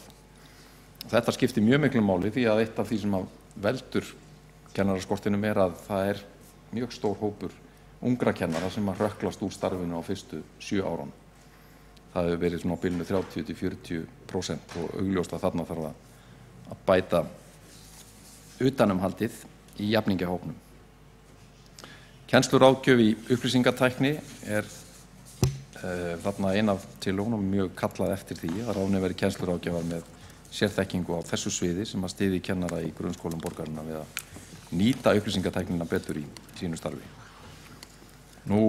Til viðbótar þessu mikilvægt að við aukum svigrúm skólastjórnenda til þess að sinna því hlutverki að vera faglegi leiðtogar í skólastarfinu, og það eitt af því sem við erum að glíma við að bæði skólastjórar en ekki síður kennarar kvarta undan því að skólastjórar þurfi að verja stórum hluta af sínum vinnudegi í svona rekstrarþætti, fjármálaumsýslu og svo framvegis, og það mikilvægt að auka þetta svigrúm og koma inn með aukna fræðslu leiðtoga hlutverkið, leiðtoga hæfni stjórnenda með vinnustofum, leiðsögn í starfi, markvissi starfsþróun og svo framvegis. Sérstakt áhugamál mitt þessi áhersla á skólaþjónustuna og dreifstýringu, að skipta þannig verkum að skólaþjónustan hún færist meira út í skólana sjálfa í góðu samstarfi við þjónustumiðstöðvar borgarinnar. Það mikill mannauður, öflugir sérfræðingar sem að gætu í auknum mæli sinnt sínu hlutverki inn í skólanum eða í góðu og nánu samstarfi, daglegu samstarfi við kennarana, og þetta atriði sem að kennarar sjálfur telja og leggja mikla áherslu á í sínum málflutningi. Og endurnýjun að búnaði til kennslu, þar sérstaklega horft til þess að allir kennarar fái vinnutölvu til eigin afnota í starfi og þetta komið á góðan rekspöl. Síðan endurbætur á húsnæði og starfsaðstæðum kennara. Það var mikilvægt að við skerpum á þessu og það sem betur fer áform okkar í meirihlutanum að gera þetta, móta áætlun til 5 ára þar sem kortlagðar verði endurbætur sem gera þurfi á öllu húsnæði og starfsaðstæðum kennara í grunnskólum borgarinnar. Og í kjölfari verði tillögum raðað í forgang og tryggt fjármagn til að ráðast í endurbætur. Loks varðandi vinnuumhverfið eru tillögur sem að lúta að svona greiningu á launakjörunum, hvernig hafa þau raunverulega verið að þróast og miðla þeim upplýsingum út, því að það líka ábyrjandi í umræðunni að margir halda að laun kennara séu miklu verri en þau raunverulega eru og það lítar umræðuna og viðheldur neikvæðri ímynd. Sömuleiðis að setja þá af stað sem sérstakt verkefni að forgangsraða skýrar verkefnum og fækka þeim til að draga úr álagi á kennara og setja skýrari viðmið foreldra samskipti og það reyndar þegar búið að stíga mikilvægt skref í því að skólafrístundasvið hefur látið vinna í samvinnu við skólastjórnendur. Ákveðin ramma þessi viðmið sem að skólarnir eru núna í óða önn að rýna og sameina svona eigin aðgerðum í skólunum. Aukin nýliðun í kennaranám, þar bent á það að ríkisvaldið og þá menntamálaráðuneytið getur átt forgöngu það að beita sig fyrir ívilnandi aðgerðum til að fjölga þeim sem leggja stund á kennaranám og meðal annars bent á reglur Lánasjóðs íslenskra námsmanna, svo sem að breyta hluta af námslánum í styrk og þá með fókus á kennaranema, að eftirstöðva námslána falli niður eftir að kennarar hafa verið í tiltekinn tíma í starfi og svo framvegis og mætti alveg segja að þetta ætti við fleiri starfsstéttir þar sem að mikil skortur á starfsfólki, menn hafa nefnt hjúkrunarfræðinga í því samhengi og fleiri stéttir. Styðja við að leiðbeinendur í grunnskólum afli sér kennaramenntunar. Þetta ekki stór hópur en hann fer þó vaxandi og eðlilegt að hafa þetta á blaði og sömuleiðis að borgin sé vakandi fyrir því að skilgreina aukið svigrúm til þeirra starfsmanna sinna sem að vilja stunda meistaranámið í kennsluréttinda með starfi. Kennaranámi á grunnstigi verði metið til launasetningar, starfskjör grunnskólakennara verði kynnt og rædd og síðast en ekki síst að við förum í samstarfi ríkið allsherjar vitundavakningu mikilvægi starfsins og þar þurfa þetta kennarasambandið, samband sveitarfélaga, samfók og háskólarnir að vera með okkur. Varðandi kennaramenntunina þá erum við að hvetja háskólana til þess að svara því kalli sem hefur komið býsna skýrt frá kennarastéttinni á liðnum árum en að mínum mati hefur ekki verið brugðist neitt nægilega markvisst við. Þetta sjáum við til dæmis úr könnun sem að samband sveitarfélaga lét vinna ásamt félagi grunnskólakennara árið 2002 þar sem að kennarar voru spurðir að því hvernig námið að nýtast og hvaða þættir eru það sem helst þyrfti að styrkja og þar komu tilbaka mjög skýr svör það að það þyrfti að efla mjög áherslu á vettvangsnámið, áherslu á kennslu barna með sérþarfir, áherslu á hegðunarmálin eða agastjórnun og þjónustu við börn af erlendum uppruna. Alveg sömu niðurstöður eru síðan að koma á fleiri rannsóknum, rannsókn Höllu Jónsdóttur, Lilju Jónsdóttur og síðast en ekki síst á þeirri merkur rannsókn sem var kynnt í fyrra á skýrslu Evrópumiðstöðvar menntun án aðgreiningar. Þar var mjög sláandi að kennarar sögðu hreint út að þeir væru bara einfaldlega ekki nægilega vel undir það búnir að kenna í skóla án aðgreiningar, að sinna þeim börnum sem þyrftu á viðbótar aðstoð að halda. Þetta væri risastór þáttur í daglegu starfi þeirra en allt og lítill þáttur í náminu eða í starfsþjálfuninni, starfsþróuninni. Þetta kannski eitt af veigamesta sem þarf að takast á við í okkar samfélagi og þarna þurfum við að eiga gott samtali við ríkið og háskólana. Aukinn hlutur vettvangsnáms í kennaranámi, þessi umræði komin býsna langt í samstarfi okkar og samtali við bæði háskólana fyrir norðan og hér syðra og sömuleiðis ráðuneytið og þarna gerir maður sér góða vonir að við sjáum breytingar fyrr en seinna og loks áhersla á að auka hagnýta kennslufræði í kennaranáminu. Varðandi starfsþróunina, þar komið inn á ýmsa þætti. Mikilvægi þess að gera úttekt á nýtingu starfsþróunar stunda samkvæmt kjarasamningum. Þetta eru stórar fjárhæðir sem til dæmis borgin að setja í þennan þátt á hverju ári, 500 milljónir. En við höfum frekar fátækleg gögn það hvernig þessir fjármunir eru síðan raunverulega nýtast og að hve miklu leyti þeir nýtast kennurum í starfinu. Markviss starfsþróunarkennarar í samstarfi við háskóla, auka framboð á starfsþróunarkostum og gera úttekt á starfsþróunaráætlunum skólana.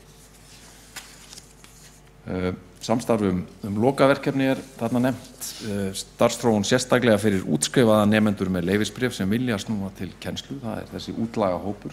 Ég held að þetta sé eitt af mikilvægasta og verðmætasta varðandi starfsþróunarkaflan, að þarna þarf að setja upp alveg nýja valkosti fyrir þá sem að geta hugsað sér að snúa tilbaka og þurfa þá að uppfæra sína þekkingu. Slík starfsþróun þarf að vera í boði á vegum háskólana og jafnvel annarra aðila. Og loks tillaga að fjölga námsleifunum og veita þá sérstaklega tækifæri til styttri námsleiða, leyfa með áherslu á að kennarar geti sótt sér framhaldsmenntun meðfram starfi. Þetta eru tillögurnar 31 tölu sem að fjalla mikið það hvernig megi bæta starfsumhverfið en einnig auka aðsókn að kennaranáminu með jákvæðum hvötum af hendi ríkisins og í samstarfi við ríkið, vitundavakningu mikilvægi starfsins, meiri og markvissari starfsþróun og svo framvegis. En hvað með launin? Og margir spurja og eðlilega, þarf ekki bara að hækka launin og leysir það ekki vandan 1, 2, 3? Já, það hefur sannarlega verið gert líka. Það hefur mjög margt gerst í launamálunum á undanförnum árum, en auðvitað það rétt og það ein skýringin á því hruni sem varð í aðsókninni að launin þegar að farið í það að lengja kennaranámið úr 3 árum í 5 voru allt og lág. Og sú blanda, hún hefur örugglega haft mest það að segja að aðsókn í námið hrundi, þar að segja launin á þessum tímapunkti eru lág þegar að farið í að lengja námið. En eins og við sjáum á þessari mynd þá hefur tekist vel á undanförnum árum að brúa bilið á milli grunnskólakennara annars vegar hjá borginni og annarra háskólamentara sem í störfum hjá borginni og hækkunin frá 2010 nemur 62% sem eiginlega algjörlega í takt við hækkun launavísitölunar á þessum tíma og við sjáum að sambærilega hækkun annarra háskólafélaga talsvert lægri eða 45%. Þannig að staðan núna þannig að meðal dagvinnulaun grunnskólakennara eru komin talsvert upp fyrir laun annarra háskólafélaga og heildarlaunin eru svo til alveg þau sömu. Meðal heildarlaun í þessum viðmiðunarmánuði sem mars 2017 eru mjög svipuð hjá grunnskólakennurum annars vegar og háskólafélögum en hækkunin sem sagt hefur verið mest hjá grunnskólakennurum. Rétt í lokin bara til að hnykkja á því að það ýmislegt sem hefur verið gert til þess að styrkja stöðu grunnskólana hér á undanförnum misserum. Hér má sjá yfirlit yfir þær aðgerðir sem þegar hafa verið samþykktar og tengjast þessum tillögum sem ég hef verið að reifa, svona bæði beint og óbeint. Ég ætla ekki að fara í smáatriðum yfir þetta en þetta langur listi og fjárveitingarnar þarna bakvið eru svona rétt innan við 700 milljónir sem tengjast grunnskólanum. Og hér eru síðan svona fyrstu tillögurnar sem við setjum beint í framkvæmd. Það eru hegðunarráðgjafar grunnskólana ráðnir inn í alla borgarhluta. Þeir eru formlega starfsmenn þjónustumiðstöðvanna en eru með ríka viðveruskyldu út í grunnskólanum sjálfum. Það fjármagn til þess að þróa ný úrræði til að mæta þörfum barna með fjölþættan vanda og við erum að fá kynningu á morgun í skóla og frístundaráði á tillögum starfshóps sem hefur farið yfir þá og er að leggja til ákveðna þætti og hvað verði þar í forgrunni.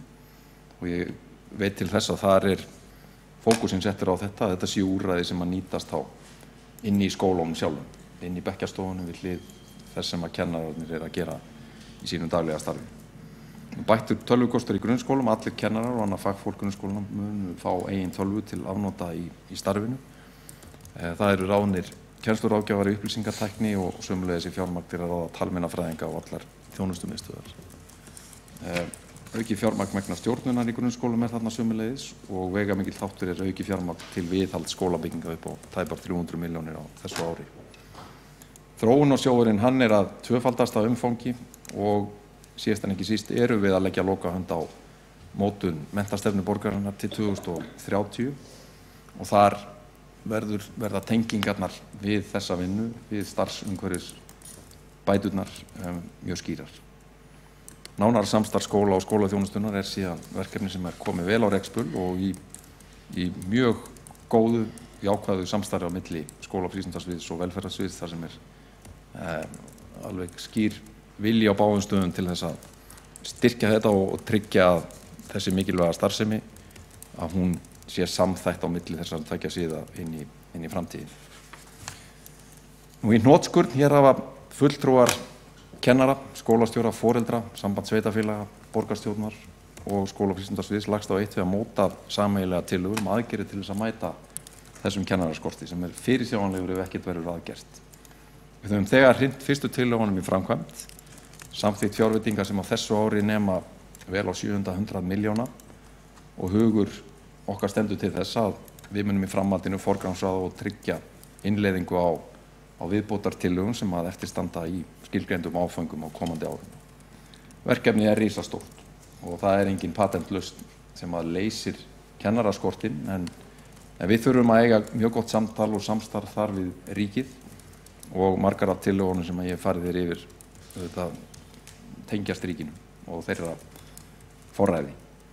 En þetta líka samfélagslegt spursmál og verkefni og vandinn hann sprettur að miklu leyti af því að við búum í samfélagi sem kennarastarfið bara einfaldlega ekki metið nægilega mikils. Varðandi laun, varðandi stöðu í samfélaginu og varðandi umræðuna á meðal almennings og kannski stjórnmálamanna á einhverju leyti. Þó að það reyndar sé nú að batna að mínum mati. Og þetta afleiðing verðmætamats sem að þannig samansett að störf til dæmis í fjármálageiranum einfaldlega betur metin en störf með börnum og ungmennum, störf sem að geta haft afdrifarík áhrif á framtíð barnanna okkar.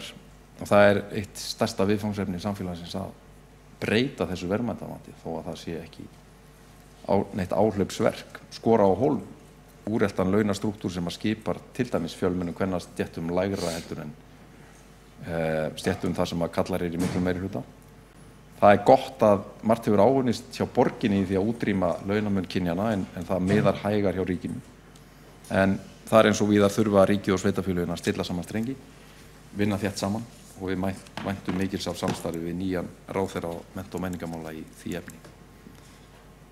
En á meðan birti ég þessa mynd af henni Önnu. Hún búin að kynna sér tillögurnar, líst vel á þær og ætlar að vera kennari. Skúli Þór Helgason, borgarfulltrúi, loki máli sínu og næst tekur til máls Marta Guðjónsdóttir, borgarfulltrúi.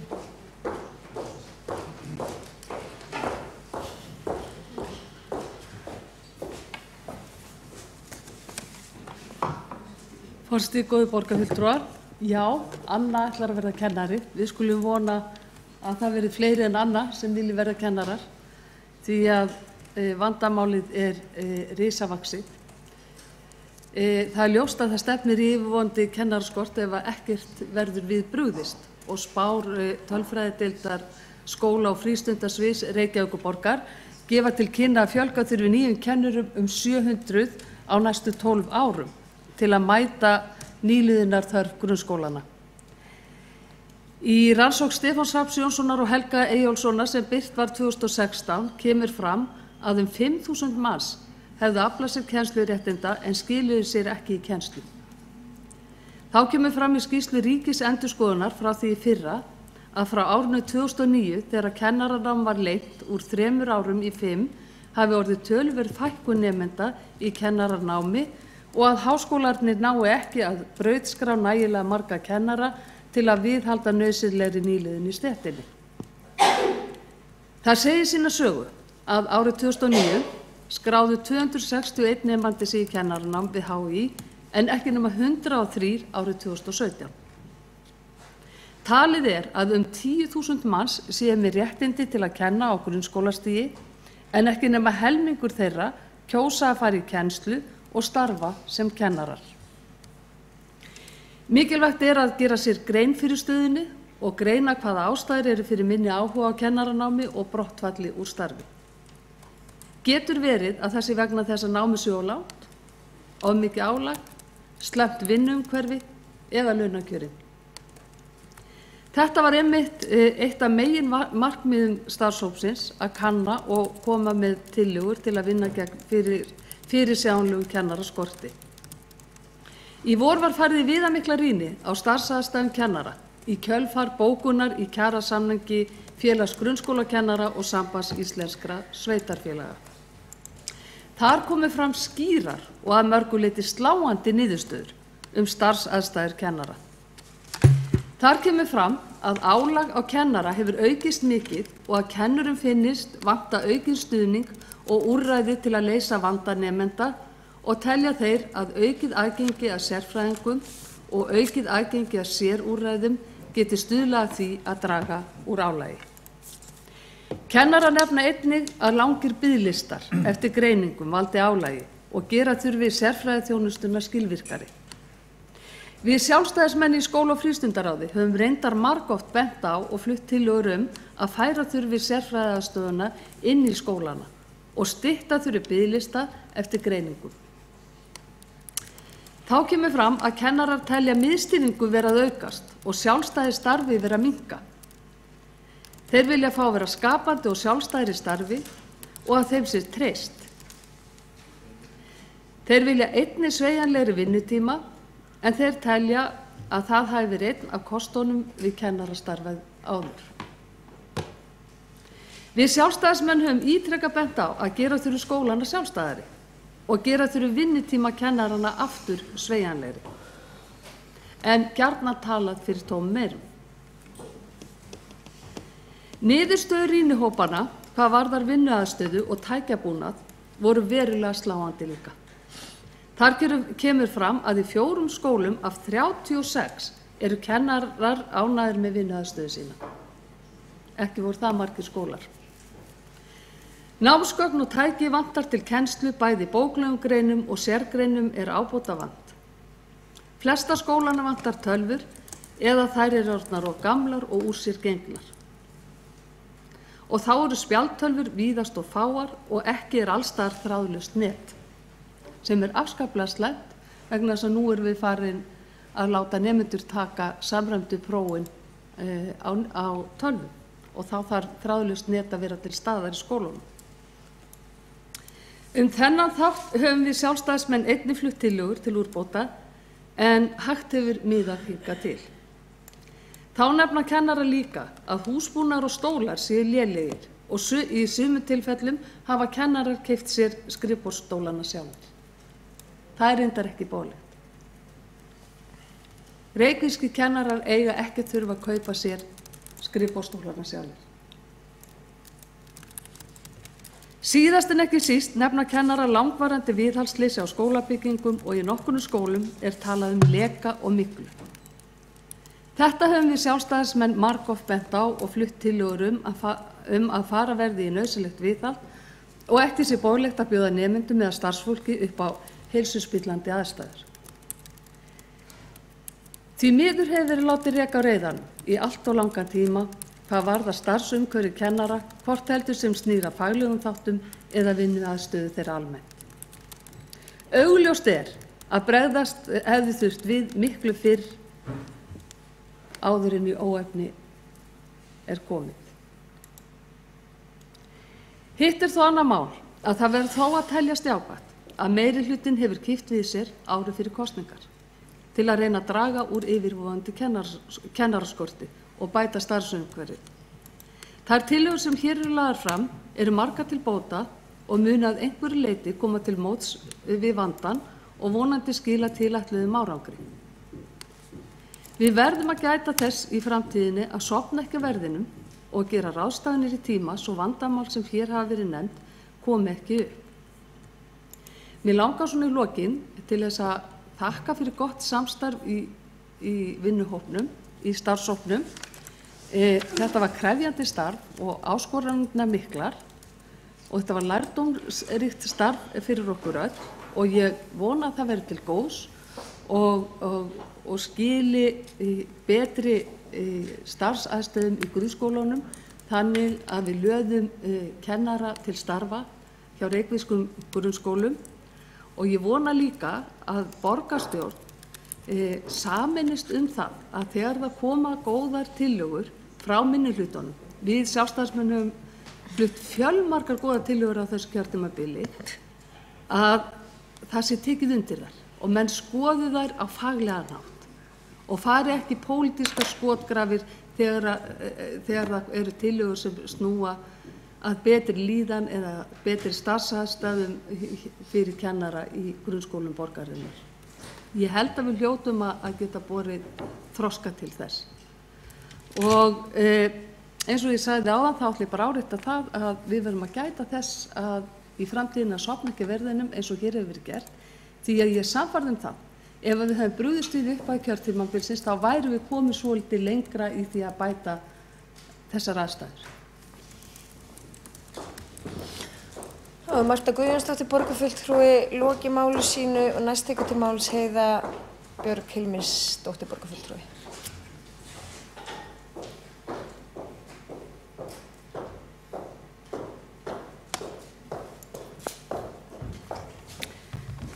Elskulegur forseti og kæri borgarfulltrúar. Mig langar að fá að þakka fyrir greinargóða kynningu frá borgarfulltrúa Skúla Helgasyni, mjög fróðleg kynning sem gjarnan má fara víða. Mig langar að taka aðeins umræðu tíunda liðinn, tillöguna sem fjallar það að skólaþjónusta færist meira út í skólana og kannski ræða hana örlítið út frá skólaþjónustunni og velferðarsviði þar sem ég hef verið í velferðarráði og hef haft mjög mikinn áhuga á þessari þjónustu og reyndar reynslu af henni sem íbúi. En við í velferðarráði höfum lagt áherslu á börn og ungmenni síðustu 2 ár og höfum farið yfir alla þjónustuna út frá börnum og út frá fjölskyldum og reynt að greina tækifæri til þess að gera betur og teljum okkur vera að koma með nokkuð mörg verkefni í gang sem að vonandi munu skila betri þjónustu. Og líka auðvitað með áherslu á heilsueflingu og forvarnir, en líka með að einfaldast þjónustuna við börnin í borginni. Og við sáum að hverfin í Reykjavíkurborg er ekki eins og hverfin hafa þróað þjónustuna mismunandi og núna er verið að innleiða alls staðar í Reykjavík svo kallað Reykjavíkurlíkan sem áður var kallað Breiðholtslíkan sem gengur einmitt út á það að bregðast fljótt við. Svo kallið snemmtæk íhlutun, að veita fyrst stuðning í umhverfi barnsins og til foreldra eftir þörfum, því það má ekki gleyma því að oft er lausnin á vandamálum barnsins að vinna með foreldrunum. Það þarf að meta árangurinn af því áður en að fara í flókið greiningaferli. Og það eru réttindi barna í rauninni að við förum og styðjum þau þar sem þau eru og þess vegna eru við algjörlega sammála því að þjónustan á að veitast inn í skólunum og inn á heimilum og sem næst börnum í þeirra umhverfi. En það eru þeir líka réttindi barna að þurfa ekki að fara í gegnum flókið greiningaferli og fá jafnvel einhvers konar greiningar sem að síðan kannski fylgja þeim það sem eftir ævinar ef að hægt er að vinna með málið með öðrum hætti.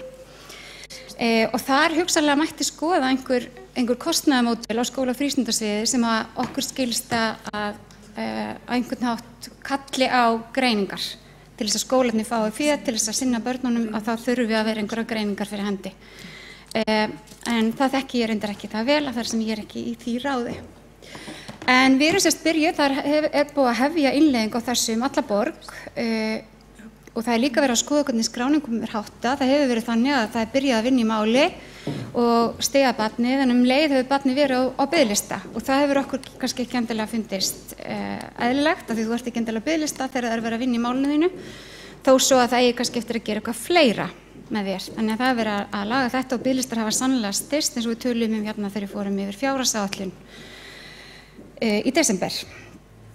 En ég held að það sé algjörlega mjög mikilvægt og ég fagnaði mjög að velferðarsvið og skóla- og frístundasvið hefur núna aukið samstarf þessa mikilvægu þjónustu og ég held að skólaþjónustan á þjónustumiðstöðvunum og kennsluráðgjafarnir séu í lykilhlutverki til þess að styðja við börn í grunnskóla og koma inn í mál og meta stuðninginn og tengja börn og fjölskyldur við þjónustuna sem þau þurfa.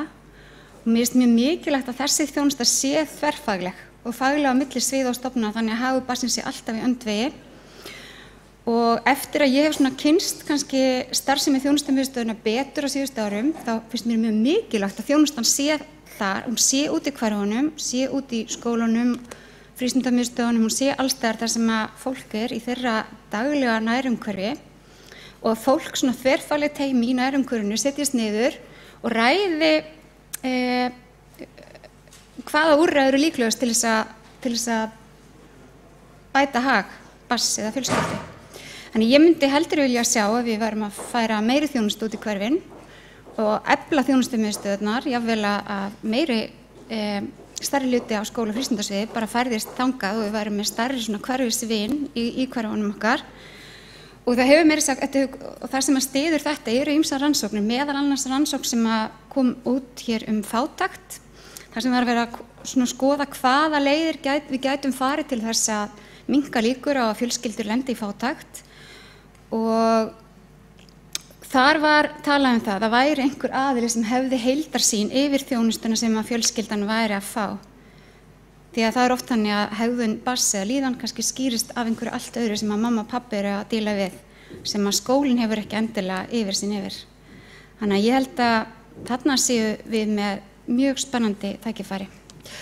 Það hefur reyndar verið þannig að starfsfólk í skólaþjónustu, þó það hafi kannski ekki verið vel tengt inn í skólan eins og núna vonandi verður, að þar hefur verið stöðuð þróun og verið að þróa þjónustuna bæði við skólana og líka við fjölskyldunar og með þessari þverfaglegu nálgun þá hefur til orðið fjöldi úrræða og ég get nefnt hérna ráðgjafinn heim þar sem þú getur fengið ráðgjafa heimtíðin til þess að hjálpa þér til að taka á málum.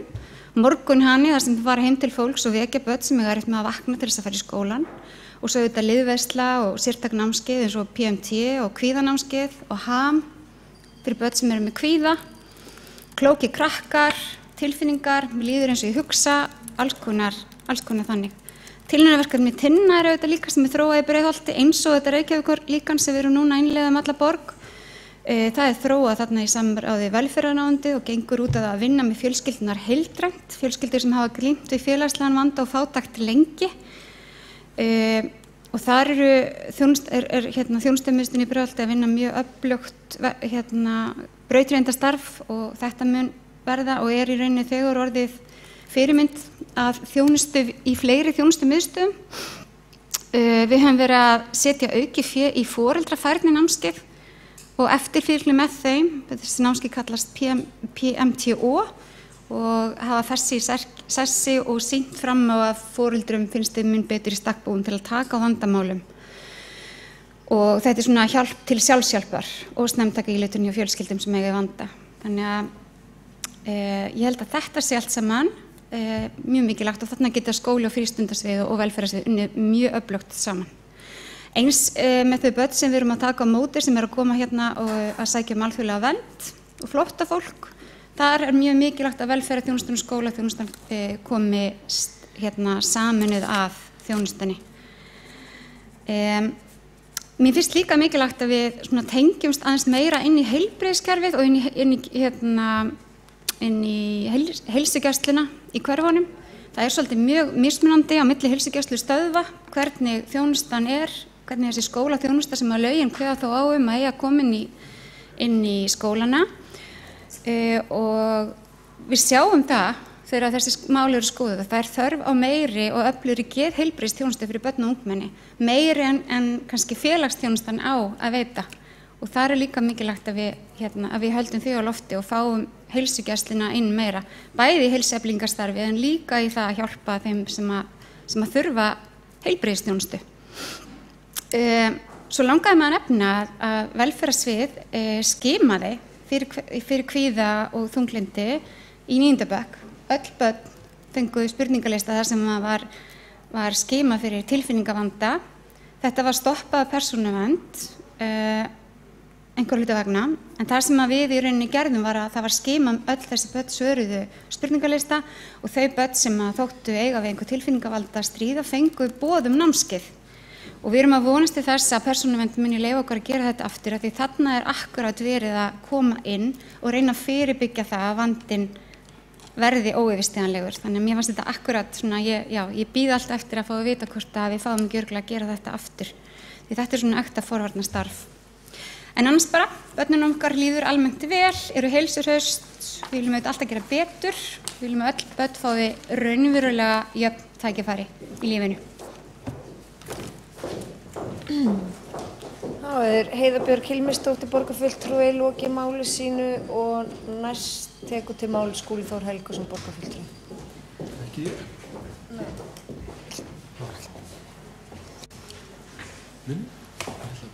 Forseti, ágætu borgarfulltrúar, þakka borgarfulltrúar Heiðu Björg Hilmisdóttir. Forseti hoppaði yfir einn. Ég skil. Þetta var enda bara östuð ansvar. Nú ætlaðir að koma upp í andsvör. Þá hefur Skúli Þór Helgason borgarfulltrúi beðið að koma upp í andsvör við borgarfulltrúi hans.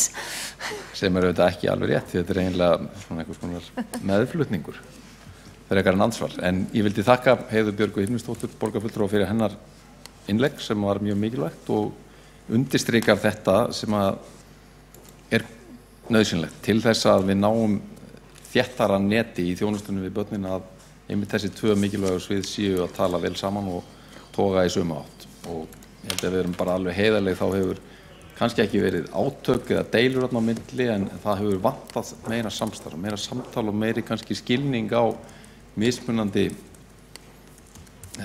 starfsemi sem að þarna hefur farið fram, annars vegar á vegum skólana og skóla- og frístundasviðs og hins vegar inn í þjónustumiðstöðvum á vegum velferðarsviðs, og kannski vitneskju og þekkingum hvað hinn væri að gera hefur ekki verið fullnægjandi, en þetta hefur sem betur fer þróast mjög í ákveða átt, og núna eru sviðin bara sameinuð að ráða starfsmann sem með þetta tiltekna verkefni að skoða hvernig skólaþjónustan getur tengst betur inn í vinnuna í skólunum, og við bíðum spennt eftir því að fá beinharða tillögur þetta.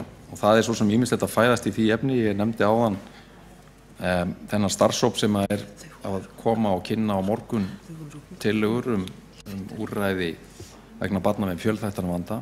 Það önnur vinna að fara á stað sem að lítur að því að eiginlega kortleggja alla þessa mismunandi þjónustu þætti og hvernig geta þeir unnið betur saman, sem sagt sameiginleg stefna skóla- og frístundastarf án aðgreiningar inn í leikskólum, grunnskólum og frístundastarfi, og þá að þjónustan hún í dag veitt kannski mismunandi lögum, frá því að vera almenn fyrir allan nemendahópun yfir það að vera aðeins meiri fyrir tiltekna hópa og svo mest fyrir þá sem að þurfa á mestum stuðningi og sérkennslu að halda. En það þarf að smyrja tannhjólin vel, þannig að það sé alveg skýrt líka fyrir þá sem vinna inn í kerfinu hvenær á við að tala við þjónustumiðstöðina, hvenær á við að tala við hegðunarráðgjafa, hvenær þarf að fara yfir í brúaskóla og svo framvegis. En þessi vinna sem sagt, hún stendur fyrir dyrum. Þá Skúli Þór Helgason borgarfulltrúi lokið við meðsvar og næstu tekur til máls borgarstjóri.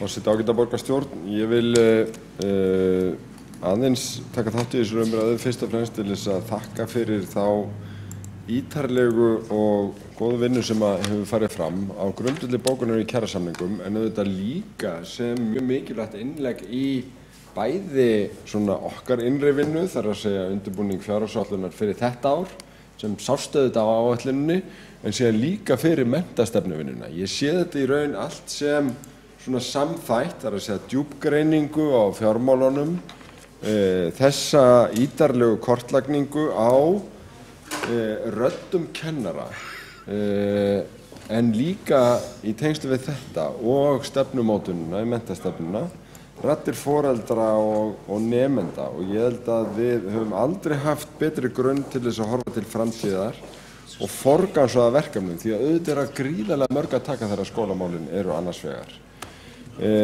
Þar eru kjaramálin eitt og það eru auðvitað lausir núna samningar og samtöl þurfa að vera í gangi og það þarf að leiða það til farsælla lykta, en það mjög áberandi sem okkur hefði kannski grunað, en við hefðum ekki vitað nema fyrir þessa miklu vinnu, að það líka áherslur á mjög margt annað í starfs- og vinnuumhverfi kennara sem skiptir máli upp á það að gera kennslustarfið að eftirsóknarverðu starfi til framtíðar. Því að mikilvægt það og verður, og ég hef heyrt það innan úr heilbrigðisgeiranum að þar fólk sem vildi óska þess að svona vönduð vinna væri í gangi varðandi fyrirsjáanlega skort á hjúkrunarfræðingum, svo dæmi sér tekið. Og kannski bara komið að því að við þurfum að sjá líka ákveðið samspil varðandi viðhorf, kjör- og starfsaðstæður þessara stóru kvennastétta og það eitt risastórt verkefni sem við sem samfélag stöndum frammi fyrir. En ég hlakka til þess að vinna áfram í þessu. Við gerum það ekki ein, við gerum það auðvitað í samtali við kennara og kennarafórustuna, við gerum það í samtali við skólasamfélagið. Í upphafi næsta mánaðar kemur Pasi Salberg hér aftur og verður þá með fleiri erlenda sérfræðinga með til að taka umræðuna og við gerum ennþá ráð fyrir því að klára samtalið sem á breiðum pólitískum grunni þá þætti. Þar getum við líka ávarpað hluti úr þessu og vonandi líður ekki langt fram á vorið þar til að búið að hnýta hnúta og ná sátt á vinnumarkaði, þar á meðal mikilvægum samningum við kennara. Þannig að ég vil bara fyrst og fremst fá að þakka fyrir góðar og uppbyggilegar tillögur. Þá hefur borgarstjóri lokið máli sínu og ekki fleiri á mælendaskrá og telst umræðu og lokið. Við göngum til næsta dagskrárliðar sem liður númer 4 og það umræðu málefni Breiðholts. Að beiðni borgarfulltrúa Sjálfstæðisflokksins, þá tökum væntanlega borgarfulltrúi Kjartan Magnússon fyrst til máls.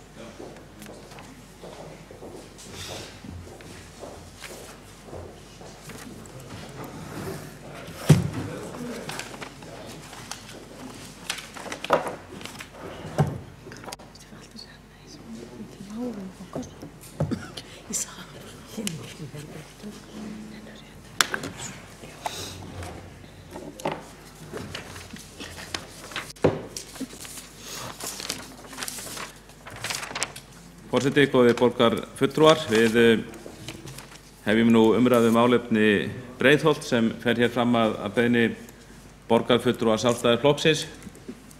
Við höfum nokkrum sinnum óskað eftir slíkri umræðu málefni hverfanna hér og fer vel á því að fjalla hér Breiðholtið á fyrsta fundi á nýju ári. Auðvitað þannig að við fjöllum málefni hverfanna á öllu borgarstjórnarfundum með einum eða öðrum hætti, fjöllum málaflokka eins og í síðasta lið, þá fjöllum við skólamálin sem snerta öll hverju borgarinnar, en ég held að það sé líka hollt fyrir okkur borgarfulltrúa að fjalla öðru hvoru hverfin og átta sig á því hvernig einstök hverfi standa í borgin okkar og hvað þar gert vel og hvað hægt að gera betur.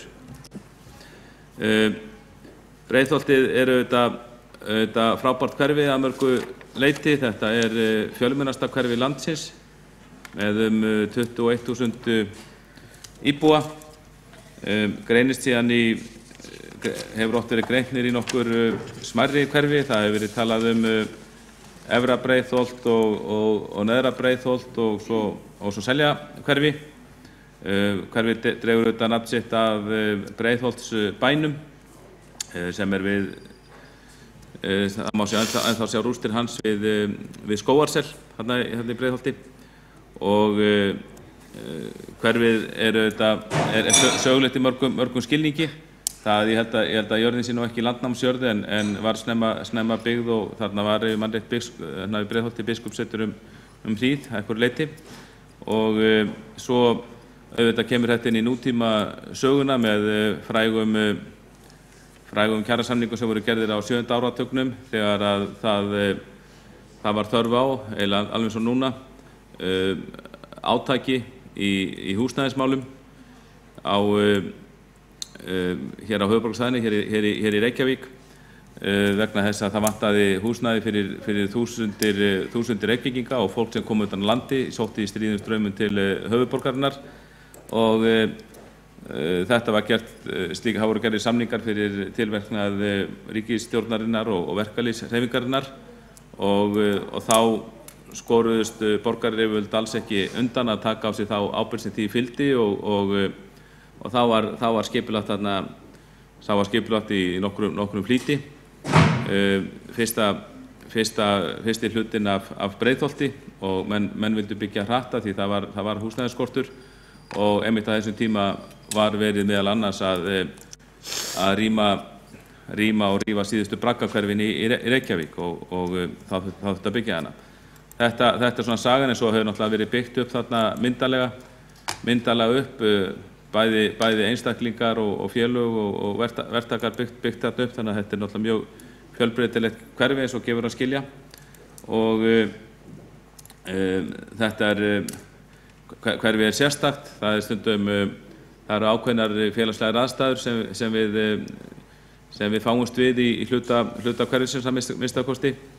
Það hefur verið kvartað yfir því að hverfið hafi verið talað niður, það er stundum kvartað yfir fjölmiðlaumfjöllun hverfið og það var slæmt ég held að það verið í fyrra, þá komst skýrsla, það var skrifuð skýrsla einhverju leyti með þátttöku borgarinnar sem var tekið mjög illa í hverfinu, enda fjalla þau vandamál sem ég held að sé nú einhverju leyti við að glíma í öllum hverfum borgarinnar, en lögð mikil áhersla á þetta og var óheppilegt held ég að skýrslan, hvernig var fjallað skýrsluna í fjölmiðlum og slæmt að það skildi þetta ekki hætti borgarinnar, en ef ég man rétt þá var skýrslunni kippt tilbaka og reynt að minnstakosti var hægt að dreifinni eins og var gert í fyrstu. Nú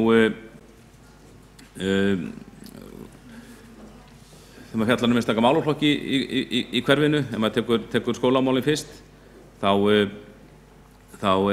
rekur borgin 5 grunnskóla í hverfinu og miklu fleiri leikskóla. Skólastarfi í Breiðholti er mjög gott, tel ég. Ég hef heimsótt alla skólann í Breiðholti og ég hef hrifist af því.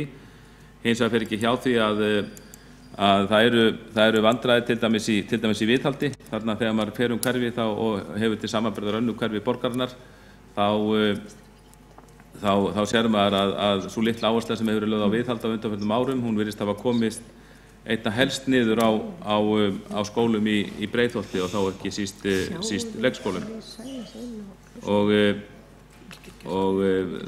það er svo sannlega verk að vinna fyrir okkur borgarfulltrúa að forgangsraða fé öðruvísi, þannig að það sé meira áhersla lögð á viðhaldsmálin og vissulega hefur meira fé komið núna á allra síðustu árum heldur var mörg ár þar á undan, en betur má duga skal í þessum efnum.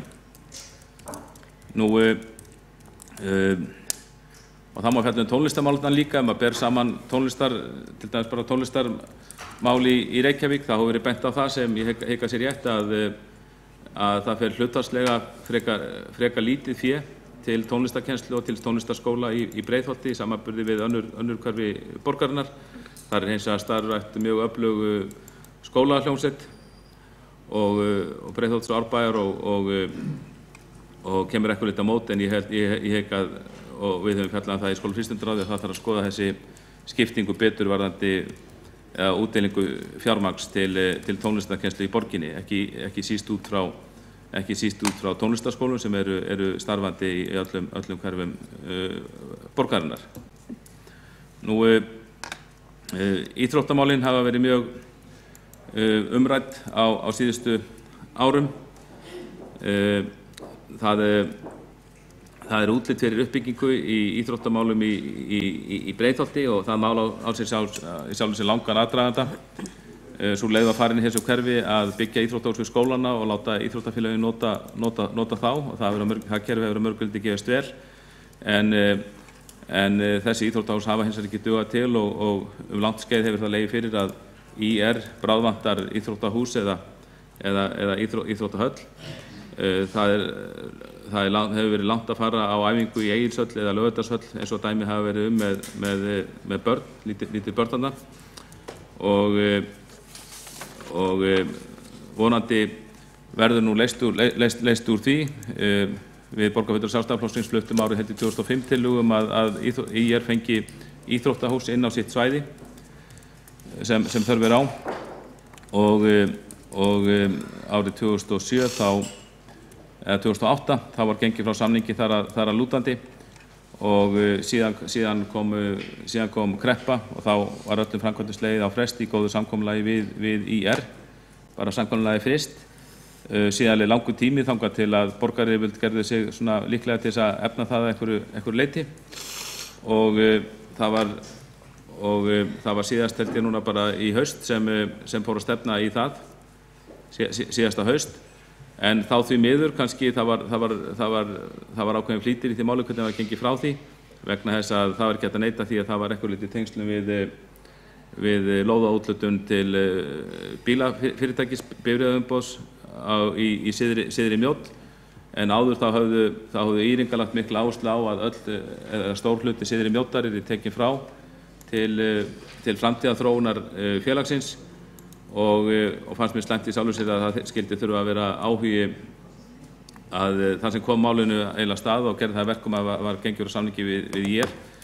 Það var ekki, rauninni fannst mér áhugi núverandi meirihluta til að ganga frá þessu samkomulagi, nokkur ára gömlu samkomulagi við IR, heldur það að meirihlutin vildi tryggja frið lóðaúthlutun til þessa bifreiðaumboðs. Og síðan en IR rekur margar deildir, 11-12 deildir ef mann rétt og gífurlega öflugt starf sem IR rekur í öllu Breiðholti og ekki má heldur gleyma Leikni, knattspyrnufélaginu Leikni sem rekur mjög öflugt starf í efra Breiðholti. Það hafa verið samstarfsleitir á starfi IR og Leiknis en það hefur ekki og stundum talað sameiningu félaganna en það hefur ekkert gengið eftir og mjög öflugt starf sem Leiknir rekur og smám saman þá hefur aðstæða þessara beggja félaga verið bætt og það mín von að minnstu kosti að þegar að menn útfæra þennan samning sem innifelur 3 hús, alls 3 hús til framtíðar uppbyggingar íþróttamála í Breiðholti þá það mín von að það verið gengið þannig frá málum að það sé alveg tryggt að þessi hús nýtist öllum breiðhyltingum í sínum íþróttum og leik og starfi hvar sem þeir annars hvaða félagi sem þeir tilheyra. Það hafa orðið breytingar á Breiðholtslaug. Það vantaði lengi líkamsræktarstöð í Breiðholtið og það hefur verið bætt úr því. Það var samið við líkamsræktarfyrirtæki World Class að byggja hús við hliðina á Breiðholtslaug og hafa það líkamsrækt. Eftir að hún var opnuð þá hefur aðsókn í fyrra, þá hefur aðsókn stóraukist í laugina og það er komið líkamsræktarstöð í mitt hverfið og ég held að þetta hafi tekist mjög vel. Og maður verið var við ánægju, það er nýlega búið að lengja opnunartíma Breiðholtslaugar á kvölduna og helgar, það er mikil ánægja með það og líka nefnavarandi menningarmálin sem tengjast þessu að það er að þjónusta Gerðubergs þykir mjög til fyrirmyndar og mikil ánægja með að lífbúa með þá þjónustu. Ekki vil ég heldur gleyma, það eru ýmis önnur íþróttafélag sem eru starfandi í Breiðholti og ég hef tekið eftir til þess að starfsemi sundfélagsins Ægis er mjög öflug og mjög til góðs fyrir hverfið. Og já, samgöngumálin eru við rættum það nú fyrir þessum fundi, þau eru í stöður í deglu varðandi hverfið og samgöngumál skipta Breiðhyltinga miklu máli vegna þess að margir þeirra sækja vinnu út fyrir hverfið og ýmsa þjónustu þannig að þar sem þetta er svokallað úthverfi þá vilja þeir hafa góðar samgöngur til og frá hverfinu og ég hygg að eitt stærsta mál samgöngumáli í hverfinu það er mislægt gatnamót við Sprengisand við Sprengisand á mótum Reykjanesbrautar og Bústaðavegar. Það hefur verið bent á það að aðkoma og sérstaklega úr hverfinu frá Stekkjarbakka getur verið hættuleg vegna þess hvernig þessum akreinum við það raðað. Þarna hafa orðið slys sem þeirra alvarleg og það skýtur okkur við að þegar menn eru til dæmis að aka Reykjanesbrautina þegar menn geta aka með jöfnum hraða frá Hafnarfirði, Garðabæ og Kópavogi og þar eru mislæg gatnamót, en svo þegar komið til Reykjavíkur þá byrja vandamál því að þar eru ekki mislæg gatnamót á þessum stað þrátt fyrir að þarna sé mikil umferð. Þar byrjar umferðaröngþveitið og það var flutt tillaga um þetta síðasta ári hér á Sjálfstæðismönnum borgarstjórn að skoða uppsetningu mislægra gatnamóta þarna og meirihluti felldi þá tillögu nú ekki en vísaði henni til skoðunar ásamt öðrum lausnum sem þarna eru vonandi til skoðunar en því miður þá höfum við ekki fréttað þessari tillögu, var ágættur borgarstjóri upplýst einhverju það hvar þessi tillaga stödd í kerfinu. Ég held að hún hafi verið samþykkt hér í mars á síðasta ári ef ég man rétt. Það hefur verið bent á það varðandi hugsanlega mislæg gatnamót á þessum stað að þau gætu verið óæskileg ef þau leiddu til umferðaraukningar á bústaðavegi.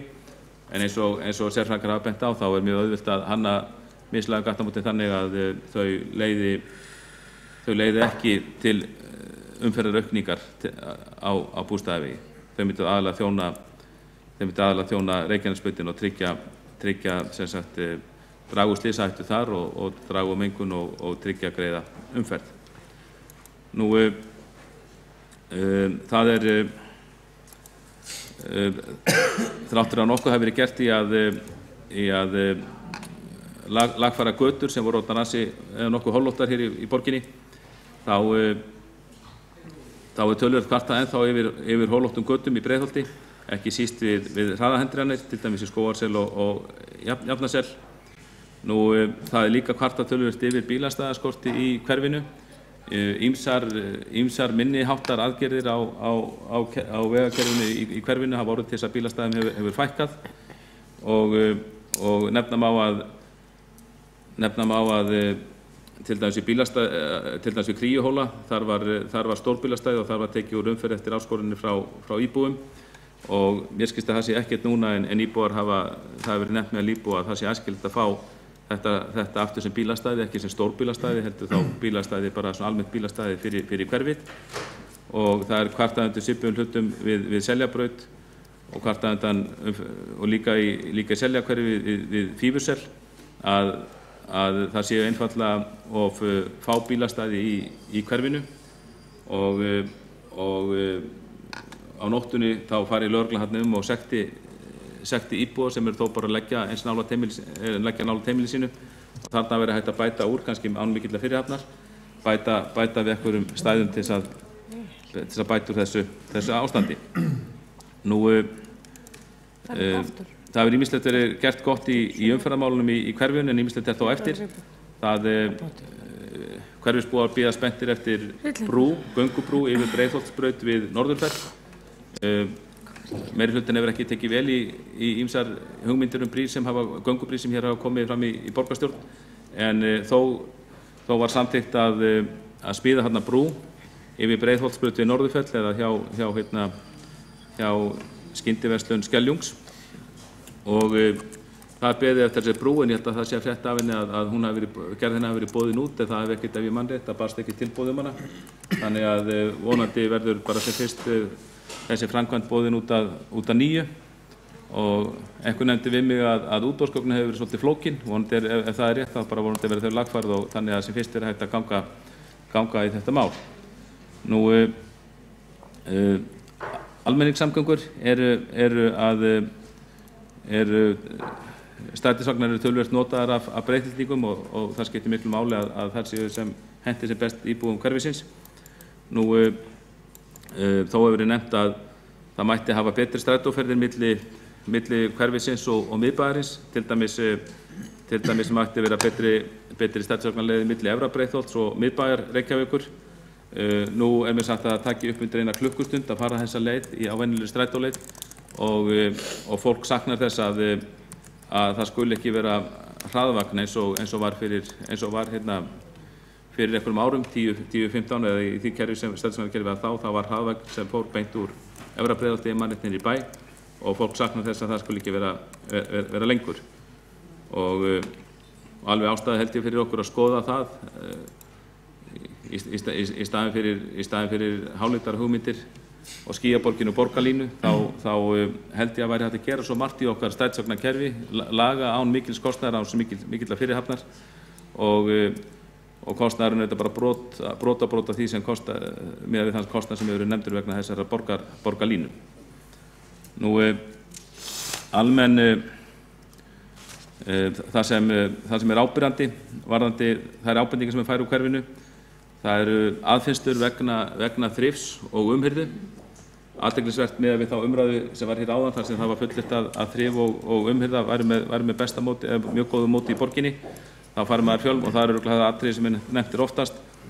Og eins og reyndar var líka í umræðinu Árbæinn að almennum þrifnaði sé ábótavant og það sé ekki síst borgin að kenna. Það sé sóðaskapur, til dæmis við allt of mikill sóðaskapur við grendargáma.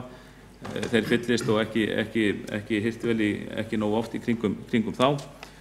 Og það þurfi líka að sanda og salta betur í þeirri hálkutíð sem hefur verið að undanförnu. Þá hefur maður fengið margar ábendingur það að þarna þurfi að standa betur að málum. Og bæði bara á gangstéttum, göngustígum, götum og svo síðan skólalóðum. Ég held að það sé sátt að ræða það. Við getum til þess farið yfir það í skóla- og frístundaráði á morgun, stöðuna varðandi skólana. Og svo bara almennur þrifnaður á opnum svæðum og ekki síst bara frágangur og umhirða á sumrin. Og það sé allt of mikið órækt og bara skortur á því að svæðin séu tekin almennilega í gegn. Nú, það líka nefnt, ég nefndi viðhaldi hér áðan með skólana sem er ábótavant, en það er líka mikið rætt í hverfinu, bara viðhaldi á götunum og gangstéttunum, hólutnærum sem nefndi, líka viðhald á götum í bottlöngum, hliðarbottlöngum sem virðast verða stundum eftir þegar að kannski annað viðhaldi látið vera í forgangi. Og einn íbúi fullir þeirra í fljótu bragði að þjónustan varðandi almenn þrif og umhirðu gatna og stíga sín nánast engin. Og ég nú ekki og kvarta yfir því að til dæmis í bökkunum séu gangstígar hafi ekki verið sópaðir nokkur ár og illgrisi virðist þá að vaxa vilt. Ég veit ekki sammála því að þetta sé nánast ekkert. En þarna þyrfti svo sannarlega að standa betur að verki í þessu hverfi Borgarfjörður og góðir.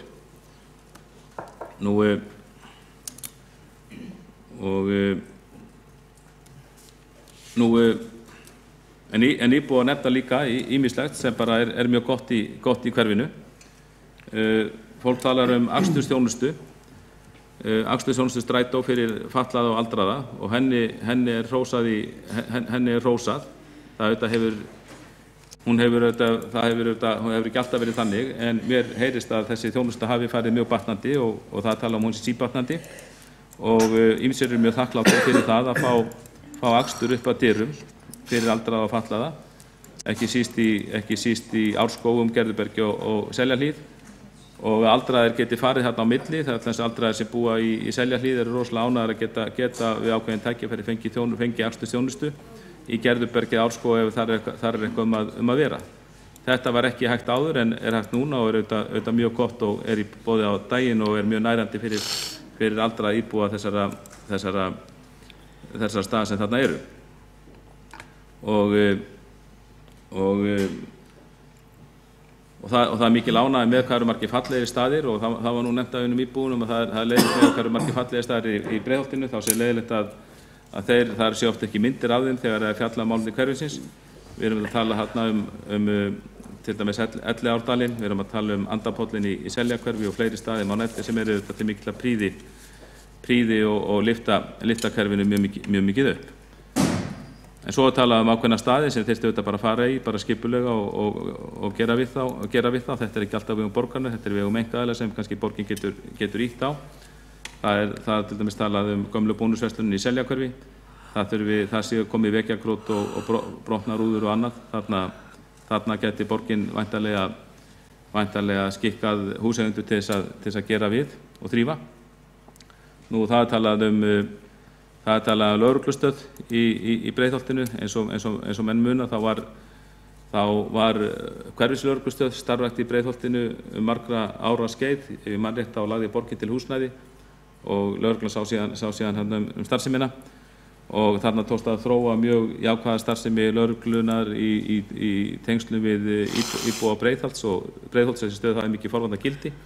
En svo einhvern tíma þegar niðurskurðar hnífnum var breytt hjá lögreglunni þá hún flutti, hún var fyrst í Efra Breiðholti mann rétt, flutti síðan niður í Mjódd og svo var þessi starfsemi lögð niður og nú er henni hverfislögreglustöð Breiðholts Breiðholts í Kópavogi og þrátt fyrir að lögreglunni sé nú hrósað í hástert og henni þakkað rauninni fyrir hvað hún geti oft brugðist hratt og vel við, þá heyrir maður þá íbúum að þeir telji að ástandi hafi nú samt verið betra þegar þessi hverfislögreglustöð var starfrækt, vegna þess að hún gat gert ýmislegt og nálgast íbúana og ekki síst unglingana á margvíslegan hátt sem kannski verið að gera með hefðbundinni lögreglustarfsemi á bíl.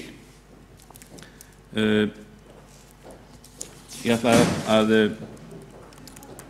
ætla að láta þetta duga í bili og hleypa fleiri minni umræðan. Ég hef með nokkra aðra punktar sem ég ætla að fara yfir en bara hlakka til að taka þátt í þessar umræðan með ykkur borgarfulltrúar góðir málefni Breiðholts.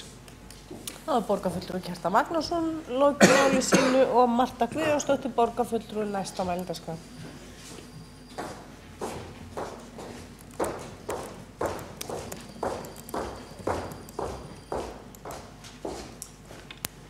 Forseti, góði borgarfulltrúar, ég fagna þessar umræðu hér hverfin. Ég held að það sé nauðsynlegt að við förum svona yfirferð reglulega yfir bæði það sem vel gert og það sem ábótavant í hverfum Reykjavíkurborgar.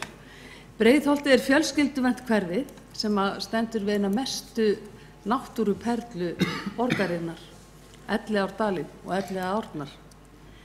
Þetta í rauninni 3 hverfi sem hvert sig sjálfstætt með sínar verslunarmiðstöðvar og þjónustu.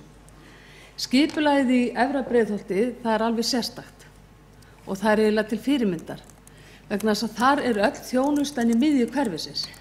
Allt frá leikskólum, grunnskólum, framhaldsskólum, íþróttafélagi, sundlaug, menningarmiðstöð, bókasafni upp í öldrunarþjónustu. Þannig að þarna ekki neitt skutl að ræða fyrir foreldra. Þetta hverfi var skipulagt og byggt í valdatíð okkar sjálfstæðismanna á sínum tíma og skipulagsfræðingar og arkitektar ættu rauninni að taka þetta skipulag sér til fyrirmyndar. Vegna þess að þarna líka fjölbreytt byggð. Hún ekki einsleit. Þarna eru einbýlishús, raðhús, fjölbýlishús og blokkir. Hins vegar, þó að hverfi sé gott, þá má gera gott hverfi betra með því að halda áfram að fegra það og bæta það. Það ýmislegt sem ég hef þar í huga. Það mætti til dæmis lýsa göngustígana betur. Það mætti fjölga bekkjum. Það mætti fegra meira í kringum verslunarmiðstöðvarnar. Sums staðar umhverfi í kringum þær farið að drabbast ansi mikið niður. Og við getum lagt okkar að mörkum til þess að gera það betra og meira aðlaðandi fyrir íbúana. Á sínu tíma var mikið veggjakrot í Breiðholti, sérstaklega Efra Breiðholti. Það dró úr því tíma en nú segir íbúar okkur það að það sé fara að aukast á nýja leik og við því þarf að bregðast. Hvað varðar Elliðaárdalinn sjálfan, þá hafa verið hugmyndir uppi að breikka göngustígana vegna þess að þarna fara bæði gangandi og hjólandi og þar skapast oft hættur. Einhverjar framkvæmdir hafa átt sér stað en íbúar telja að ekki sé nóg að gert og að göngu- og hjólaakreinar þar sem þetta hefur verið lagfært ekki aðgreindar með línum. Þannig að það skapast oft ruglingur hvort að ræða göngustíg eða hjólastíg. Og vegna gróðursins að þá sjá gangandi vegfarendur oft ekki þá sem koma á miklum hraða á reiðhjólum. Íbúar hafa líka oft nefnt það og komið tillögur það að setja hitalögn í brekkuna á Höfðabakka til þess að tryggja betur umferðaröryggi. Og ég í rauninni svolítið hissa því að það skuli ekki hafa verið gert fyrir löngu síðan því að þeir sem fara þarna yfir háveturinn þegar mikil hálka þá getur skapast þarna hætta.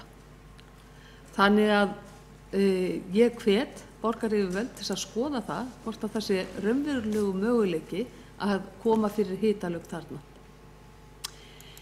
Hvað varðar umhirðina sem að borgarfulltrúi Kjartan Magnússon kom hér inn á áðan, þá ég honum sammála, það þarf að gefa verulega í þar. Og þar hefði nú heldur betur munað vinnuskólanemendurna sem við erum nú búin að flytja tillögur ár eftir ár eftir ár án þess að hefur verið hlustað. Og ég er viss um það að foreldrar og nemendur í Breiðholti myndu taka því fagnandi ef þeim gefist kostur af því að þegar þeir hafa lokið 8. bekk að þeir fá að vinna við það að gera hverfið sitt fallegra og betra. Þá borgarfulltrúi Marta Guðjónsdóttir lokið máli sínu. Þá borgarstjóri næstur málefndagskrá. Forseti, ágæta borgarstjórn, ég vil nú þakka fyrir þessa umræðu og fá að stikla á stóru í yfirliti sem ég gaf á opnum íbúafund á dögunum í Breiðholti sem að stendur hjarta mínu býsna nærri. Hér eru örfá myndir úr Breiðholtinu og þeir sem að hafa þekkt hverfið yfir langan tíma þeir vita það að Breiðholti í dag allt annars konar en það var. Það var mjög áberandi holt og berangur en nú þetta eitt af grónustu hverfum borgarinnar og mikill og fallegu gróðum mjög víða, bæði á lóðum og borgarsvæði. Þarna nú skógur þar sem að einu sem var hugmyndum að vera með hraðbraut við Arnarbakkann, átti að tengja samt Vesturbergið og Höfðabakkann yfir hennan skóg, en hérna víða nála við náttúru og ýmis svæði. Það er búið að taka margt í gegn, meðal annars allar blokkirnar í fellunum þegar að fara í gennum viðhald og undanförnum árum og borgin hefur verið að taka sitthvað þarna og fleira á dagskrá. Þetta er fjölmennasta hverfi borgarinnar, tæplega 22.000 íbúar, þó hafa íbúar í Breiðholti verið fleiri. Þeir voru 30.000 þegar mest var og þó hefur verið ekkert einasta hús verið rifið. Það er einfaldlega fólk býr á fleiri fermetrum og fjölskyldur eru fámennari heldur en áður. Það er mikið af leiksvæðum, góði göng- og hjólastígar og bekkir og ruslastampar býsna víða. Hlutfall aldurshópa þannig að það ögn meira af yngra fólki og eldra fólki í Breiðholti heldur en annar staðar. Þannig að hluti hverfisins sem þetta endurnýjar sig en síðan hluti hverfisins þar sem eldra fólk en annar staðar að meðaltali.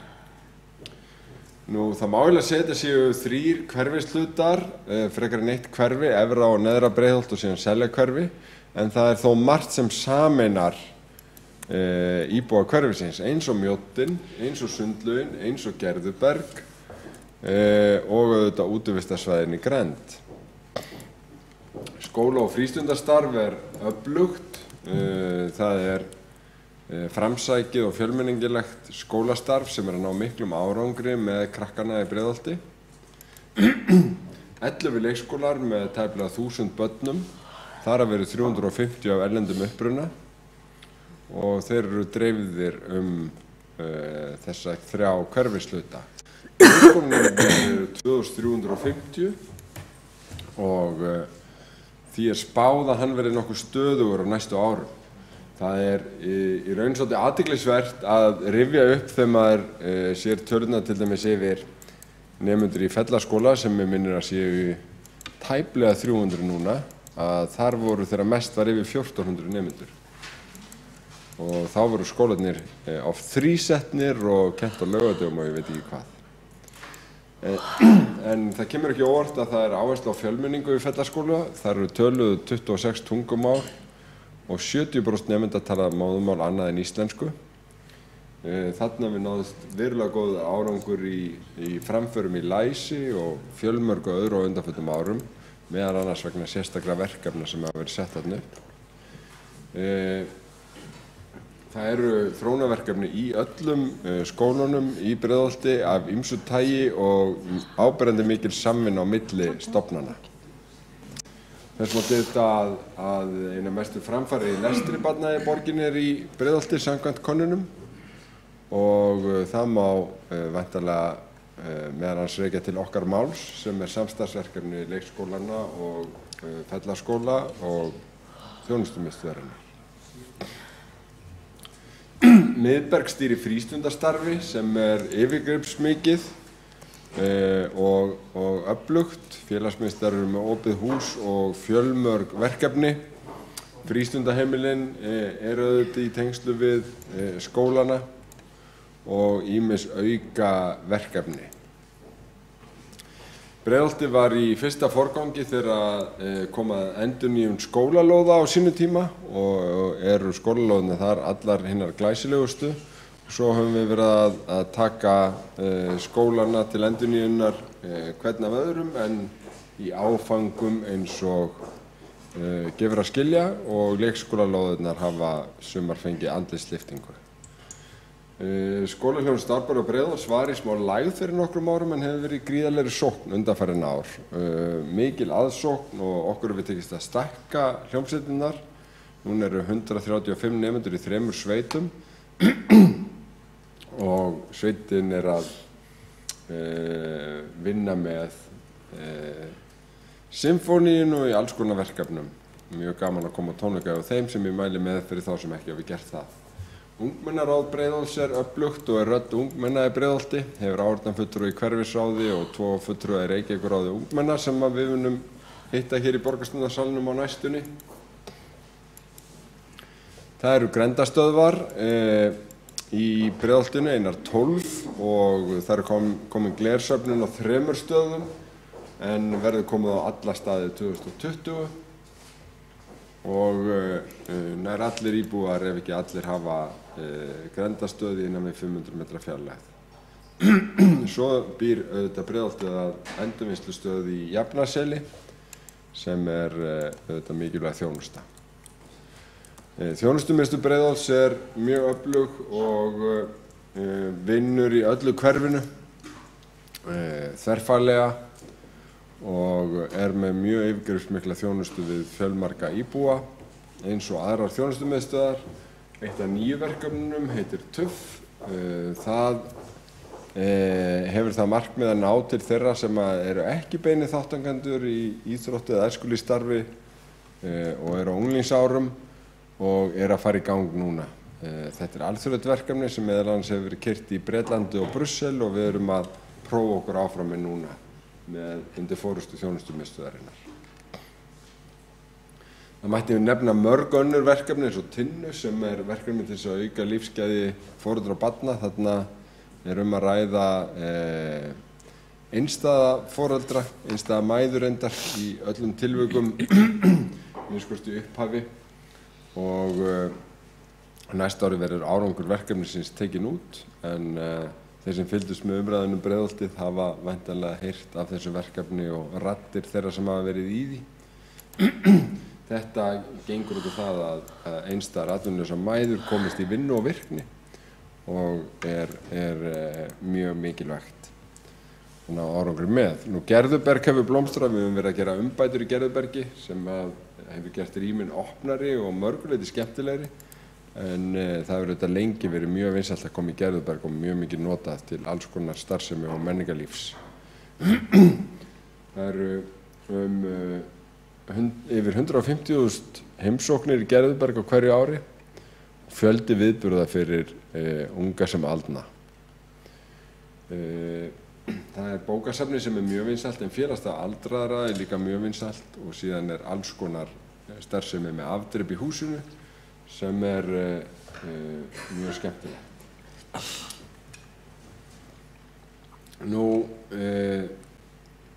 Það nýtt verkefni sem tilraunaverkstæði í Gerðubergi. Það vettvangur fyrir börn til að fikta og skapa með það fyrir augum að efla tæknilæsi. Það í þróun og hugmyndin að ná jafnvel í framtíðinni til fullorðins líka. Svo félagsmiðstöð fyrir eldra fólk í Árskógum, þar sem matur og kaffiþjónusta og félag eldri borgara hefur komið aðeins þar inn í nýtingu og rekstur. Og síðan nýbúið að stofna íþróttadeilda eldri borgara innan IR, þið geðþekka IRA.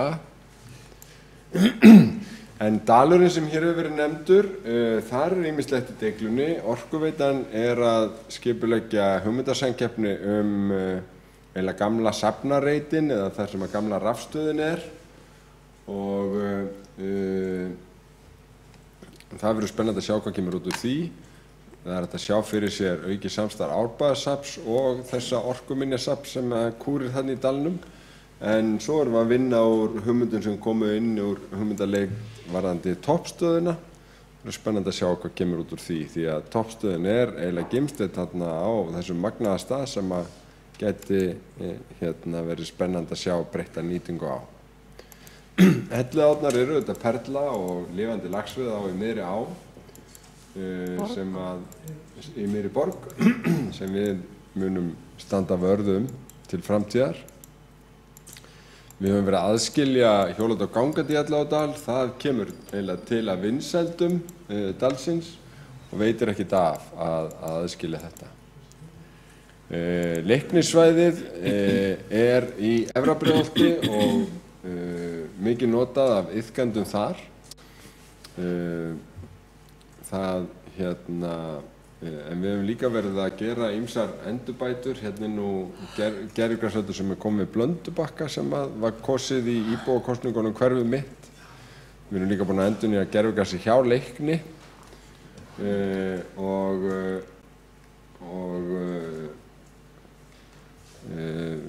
og síðan erum við núna í samvinnu við ÍR og Leikni að finna leiðir til þess að efla íþróttastarfi í hverfinu almennt. ÍR er auðvitað gamalt og rótgráið félag sem flutti upp í Breiðholt. Það með mjög margar deildir og gríðarlega marga iðkendur, einna flesta iðkendur á landinu og við náðum stórum samningi við ÍR framtíðarsýn og uppbyggingu á svæði félagsins í Mjódd en í raun líka í hverfinu í heild sinni því að ÍR rekur bæði íþróttahúsin í Seljaskóla og Austurbergi og fær núna nýtt hús í Mjóddina ásamt knatthúsi, frjálsíþróttavelli og fimleikahúsi sem væntanlega verður valinn staður í Efra-Breiðholti þess að dreifa þjónustunni vel og ÍR er líka búið að taka við Breiðholtsskóla í rekstri. Það er skemmtileg hverfiskíðabrekka hjá Jafnaselinu sem töluvert mikið notuð þegar það er snjór og sundlaugin í Breiðholti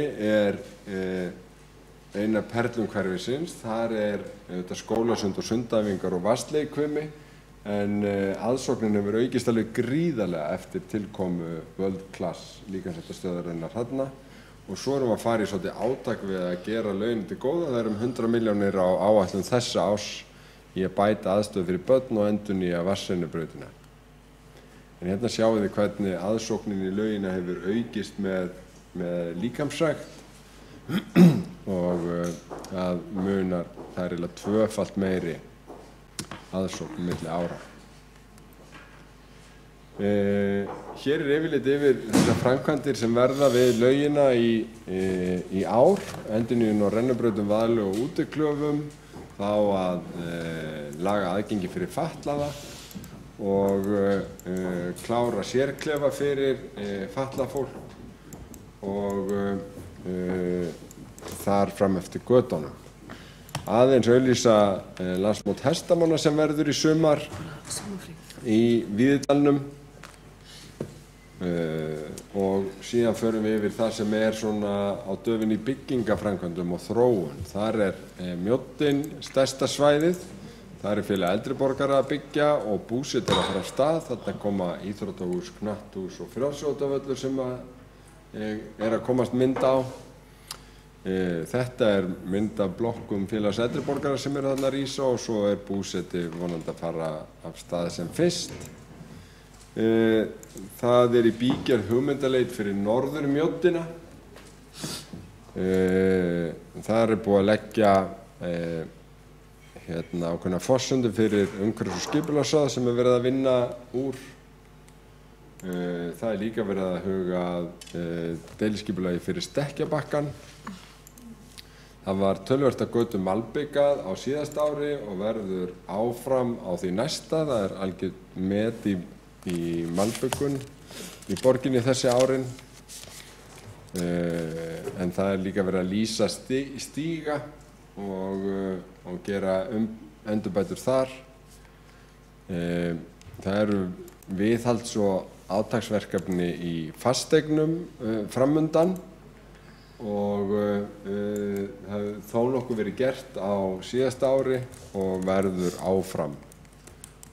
Stig af stigi þessi forgangsraðað eftir þörf. Það eru margir skemmtilegir leikvellir sem hafa verið teknir í gegn í hverfinu á undanförnum árum. Þarna erum við upp í Eddufelli sem einn af verslunarkjörnunum, Eddufell og Völvufell. Þarna hefur skapast ansi mikið líf og búið að byggja nýjar íbúðir þar sem að krónverslanir voru. En við viljum klára þetta og fara í enduruppbyggingu þarna við Völvufell og við falið Skrifstofu eigna- og atvinnuþróunar að gera skurk í því. Mjóddin auðvitað samastaður mjög margra, en það Arnarbakkinn hins vegar ekki. Þarna gamalt og að hluta til yfirgefið verslunarhúsnæði þó að Æsland sé þetta með starfsemi og þetta var hinn kjarninn sem við báðum Skrifstofu eigna- og atvinnuþróunar að hafa frumkvæði að því að myndi endurnýjast. Það var mörg góð verkefni komið í gegnum hverfi mitt íbúakosningarnar og var góð þátttaka í ár. Það allt og langt mál að fara yfir öll verkefni sem hafa orðið fyrir valinu í ár og í fyrra. Ég ætla bara að nefna örstutt að við erum auðvitað svo að fara að kynna niðurstöður úr hverfiskipulagsvinnunni sem byggir á gríðarlega miklu samráði og fjölmörgum fundum í Breiðholtshverfinu og rýnihópum og greiningu og þar einmitt fylgt þessari 3 hverfa skiptingu með Breiðholtið og verið að leggja stefnuna og helstu áherslur. Verið að tala næstu uppbyggingarsvæði þar sem getur bætt hverfið og það ekki annað að heyra. Nú ég búinn að fara yfir þessa reiti með 1 árs millibili á 2 íbúafundum en að þetta sitji nokkuð vel í íbúum og njóti stuðnings þar sem að hverfisskipulagið kveður á. Þar á meðal þessi þróunarsvæði. Það er langt mál að fara yfir þetta allt hér en hverfiskipulagið verður kynnt alveg sérstaklega á næstu vikum í Efra Breiðholti og sýning líkast til í Mjódd í febrúar næstkomandi. Á þessum hverfafundum hefur síðan verið farið yfir fyrirhugaða borgarlínu. Hún mun nýtast Breiðholtingum vel, mun líklega leiða til hækkunar á fasteignaverði þar, nálægt stöðvunum og bæta samgöngurnar. Þetta byggir á ítarlegri greiningu sem tekur mið af höfuðborgarsvæðinu í heild og hvernig það verði best þróað án þess að umferðin fari í hnút og þetta gefur svona innsýn í þá yfirferð sem að hefur verið á þessum hverfafundum borgarstjóra. Já, þá hefur borgarstjóri lokið máli sínu og það hafa ekki fleiri kvætt. Jú, Kjartan Magnússon borgarfulltrúi er næstur á mælendaskrá.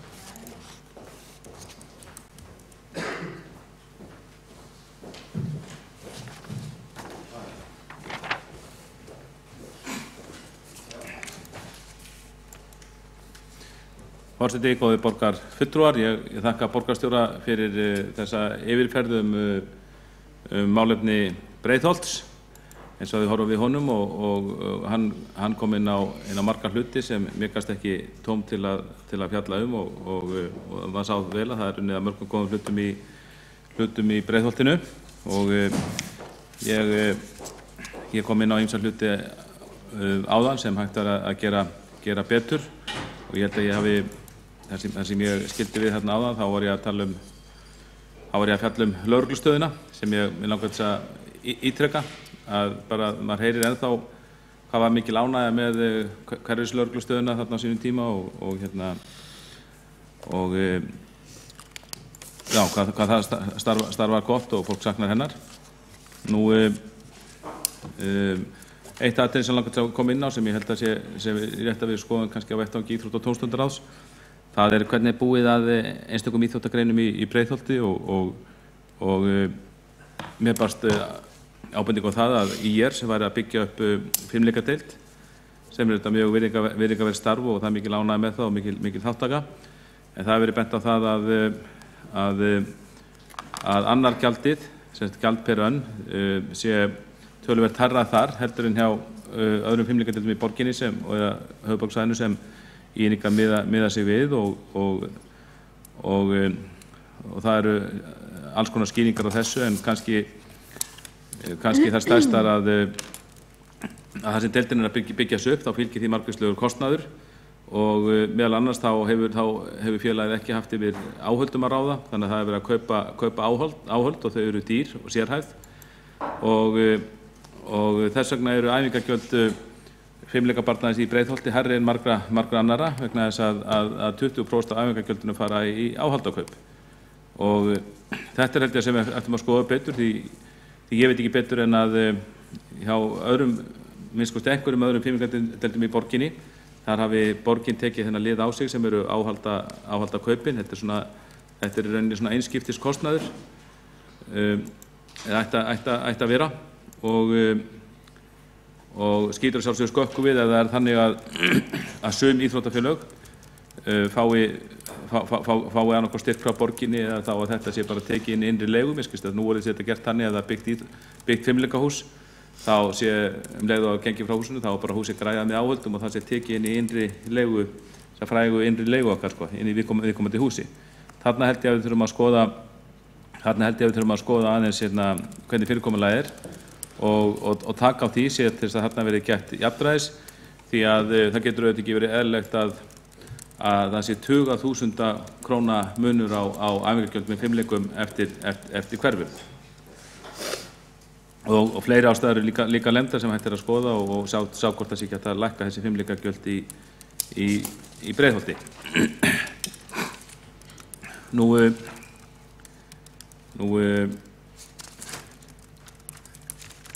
Það er líka hverfið hefur glímt í sín auðvitað erfiðu mál og aðeins verið komið inn á það í kvöld.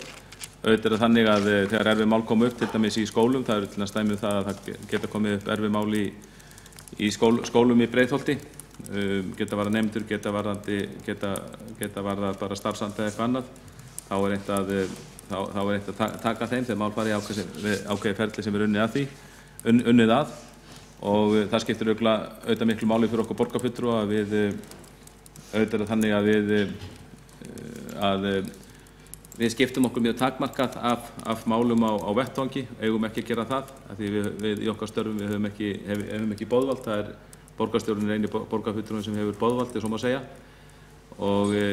en við getum hins vegar óskað eftir upplýsingum og fengið kynnt okkur málin og fengið fregnir af málum sem eru erfið viðuregnar.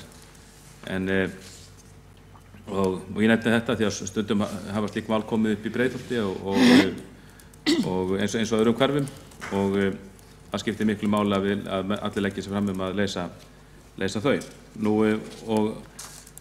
Og mál sem hefur verið svolítið erfitt í Seljakverfi, það er mál sem varðar sambýli í Rangárseli. Þar var langt skeið, þar var sambýli, þar var sambýli fatlara sem gekk mjög vel og það var rekið bara með miklum sóma í mikilli sátt við íbúa hverfisins en það hefur breyst, það var breyting á íbúasamsetningu, það er svo má segja og íbúum finnst að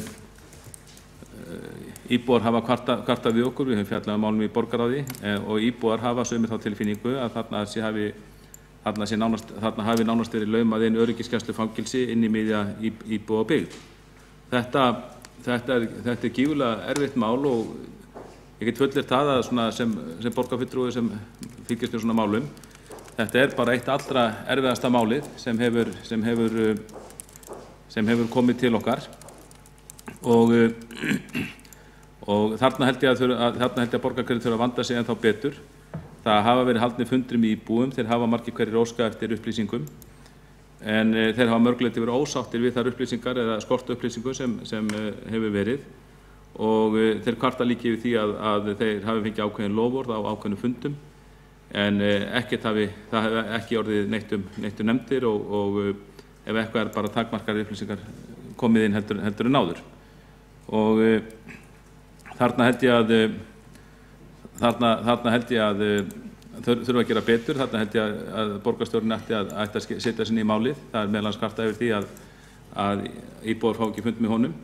Og ég held að þetta sé svo alvarlegt mál og þetta hefur verið það lengi, þetta vandamál hefur verið til staðar núna árum saman og það virðist ekki vera einhver altæk-lausn fyrir hendi og ég hef áhyggjur af því að svona mál geti bara verið til staðar svona lengi óleist. Maður hélt á tímabili það væri búið að finna lausn en svo var ekki.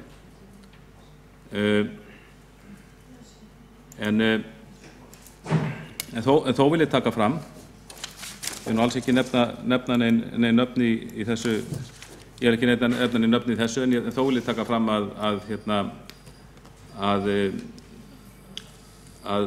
þráttur þess að óánægju íbúana þá hafa þeir verið mjög ánægðir með samskiptin við sviðsstjóra velferðarsviðs að þessu leyti. Þetta hefur verið erfitt en þeir eru þakkláttir henni, Regínu Ástþórsdóttur, fyrir það að hún hafi þó lagt sig í líma við að tala við íbúana og eiga við á jákvæð samskipti, upplýsið á og þó að það hafi ekki orðið til þess ennþá að málið sé leyst þá að minnstakosti þá séu samskiptin að minnstakosti mjög jákvæð við þennan sviðsstjóra og fyrir það er þeir þakkláttir. Þá hef ég sagt að þetta var svolítið erfitt mál sem ég vona að þessi erfiði mál verið leyst og það kemur auðvitað ljós úr hverju stjórnsýslan okkar er gerð og úr hverju við erum gerð þegar kemur að getu okkar til þess að leysa slík mál. Nú, borgarstjóri kom hér inn á þær hugmyndir sem eru uppi íbúðaraukningu eða þéttingu byggðar í Breiðholti og það var bara henni góða. Það er sjálfsögðu bara gott mál í þessu hverfi að þétta byggð og fjölga íbúðum þar sem það er hægt, rétt sem hann sagði að einu sinni þá bjuggu miklu fleiri íbúðar í Breiðholti heldur en að gera það núna og það getur vel verið að það sé bara rétt að fjölga þeim á ný og í þessu sambandi vil ég nefna einn aðila sem hefur verið mikilvirkur og bæði mikilvirkur og góðvirkur í íbúðauppbyggingu í Breiðholti. Það er félag eldri borgara og samtök aldraðra hafa það enda verið líka. Nú, ég held að allir flokkar séu sammála um það að borgarstjórn að Reykjavíkurborg hún eigi að tryggja nægt framboð lóða sem ætlaðar eru til byggingar íbúðarhúsnæðis á vegum félagasamtaka sem byggja íbúðir fyrir félagsmenn sína, til dæmis félag eldri borgara og samtök aldraðra án hagnaðarsjónarmiða, ef svo má segja. Lengi vel þá hafa samskiptin við þess aðila verið mjög góð hjá borginni og bara yfirleitt, en þarna vil þó segja að þarna til ég að borgin mætti standa sig betur vegna þess að við sjáum að þessi samtök sem ég nefni, þau hafa mjög góða sögu, þau hafa verið mjög hjálpleg borginni varðandi íbúðuppbyggingu vegna þess að og þau hafa fengið lóðir frá borginni, oft hérna áður fyrir allavega gatnagerðargjaldi, svo bara byggja, þetta er svo gott fyrir borginni, borgin þarf ekki að leggja fram fé, bara þessi samtök byggja upp sjálf, þeirra félagsmenn fara inn í blokkirnar og í staðinn losna íbúðir þá handa yngra fólki. Nú, ég tel að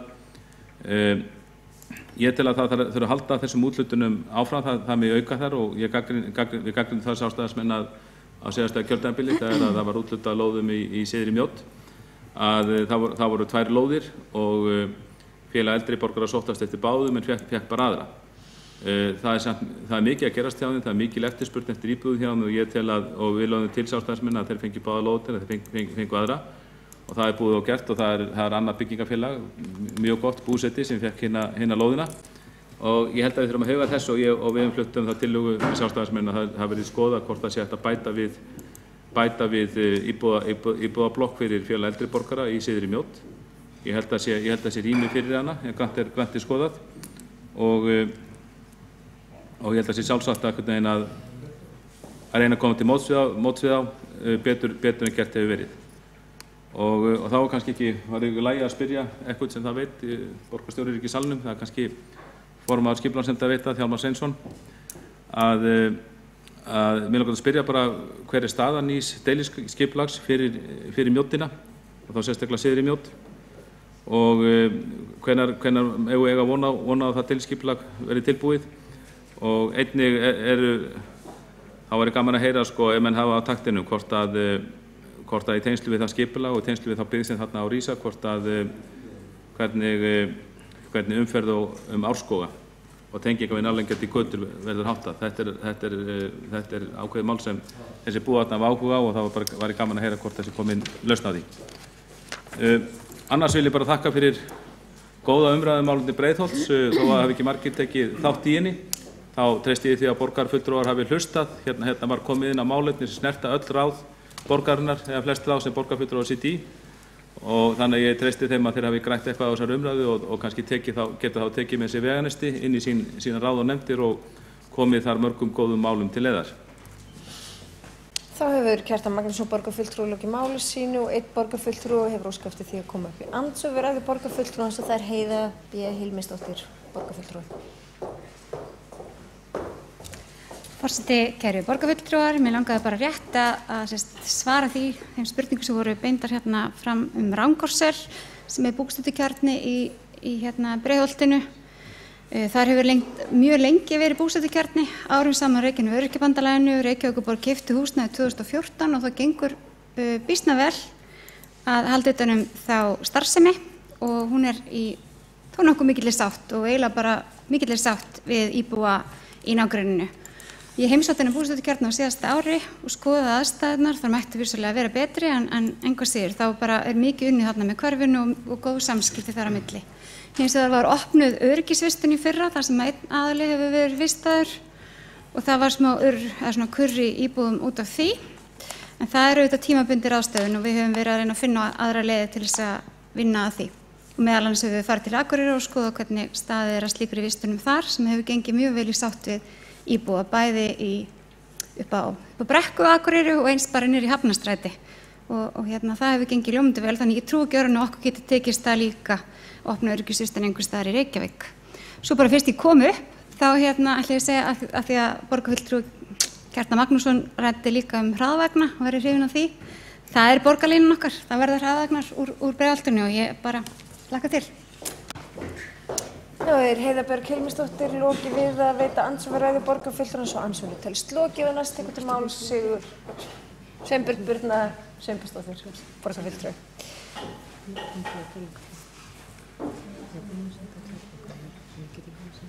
Frú forseti, borgarstjóri og ágætur borgarstjórn. Ég vil þakka borgarfulltrúanum Kjartani Magnússyni fyrir að hafa komið hér upp og sjálfstæðismönnum fyrir að hafa vakið máls á málefnum Breiðholts og nú ég búin að búa í Breiðholti, bjóði Breiðholti fram á mitt síðasta ár, 2017 og í Seljakverfinu og það eru svona nokkri þættir sem að ég held að það sé vert að vekja athygli á og kannski aðeins bara skerpa á. Þetta var auðvitað mjög fín og falleg yfirferð hjá borgarstjóra það sem hefur verið að gera og hvernig fólkið sem þarna býr stendur sig og hvernig þjónusta Reykjavíkurborgar er framkvæmd við íbúana. En það eru dálítið mikið alltaf sömu málin sem koma upp í Breiðholtinu. Það til dæmis þannig að fyrir held ég allar sveitarstjórnarkosningar eða borgarstjórnarkosningar þá alltaf boðið til íbúafundar í Breiðholtinu þar sem rætt umferðaröryggismál. Það bæði rætt akrennina frá Bústaðaveginum og inn á Reykjanesbrautina og það rætt umferðaröryggi innan hverfana meðal annars með tilliti til og líka gangbrauta og merkinga þeirra. Það hefur ekkert gerst í þessu kjörtímabili þannig ég býst alveg við að núna í aðdraganda næstu borgarstjórnarkosninga þá verði þetta á dagskránni aftur. Og þetta kannski eina ástæðan fyrir því að íbúum Breiðholts og Seljakverfis, efranöðra Breiðholts og Seljakverfis finnst lítið hlusta á sig.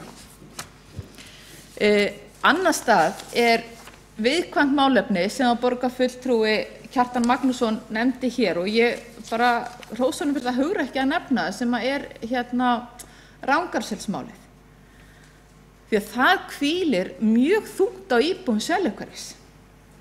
Og það eiginlega þannig að kannski nú með okkur í annarkvort í minnihlutanum eða kannski taka allir borgarfulltrúar undir það að þegar við hittum fólk á förnum vegi að þá kannski talar það oft frekar kannski það sem miður fer og það sem það ósátt með. En að því ég lagði leiði mína mjög oft í Mjóddina meðan ég bjó í Seljahlíð og bara þá íbúð sem ég hitti hvort þar á tannlæknastofunni eða heilsugæslunni stelpuna þar í ungbarnaeftirliti þetta brann og brennur alveg ofboðslega mikið á íbúum Seljahlíðar. Það þetta Rangárseldsmál og það búið að smita mjög út frá sér. Ég ekki þar með endilega að segja að Reykjavíkurborg hafi, það voru alveg klárlega gerð einhver mistök þarna, meðal annars með þegar var verið reistur veggurinn og byggingarlegi fengi eftir á og einhver svona flumbruskapur. Það alveg búið að reyna samtali en þetta búið að vera svo lengi. Þetta byrjaði nú held ég bara á fyrsta árun okkar var ekki lokast 2014 en byrjun árs 2015.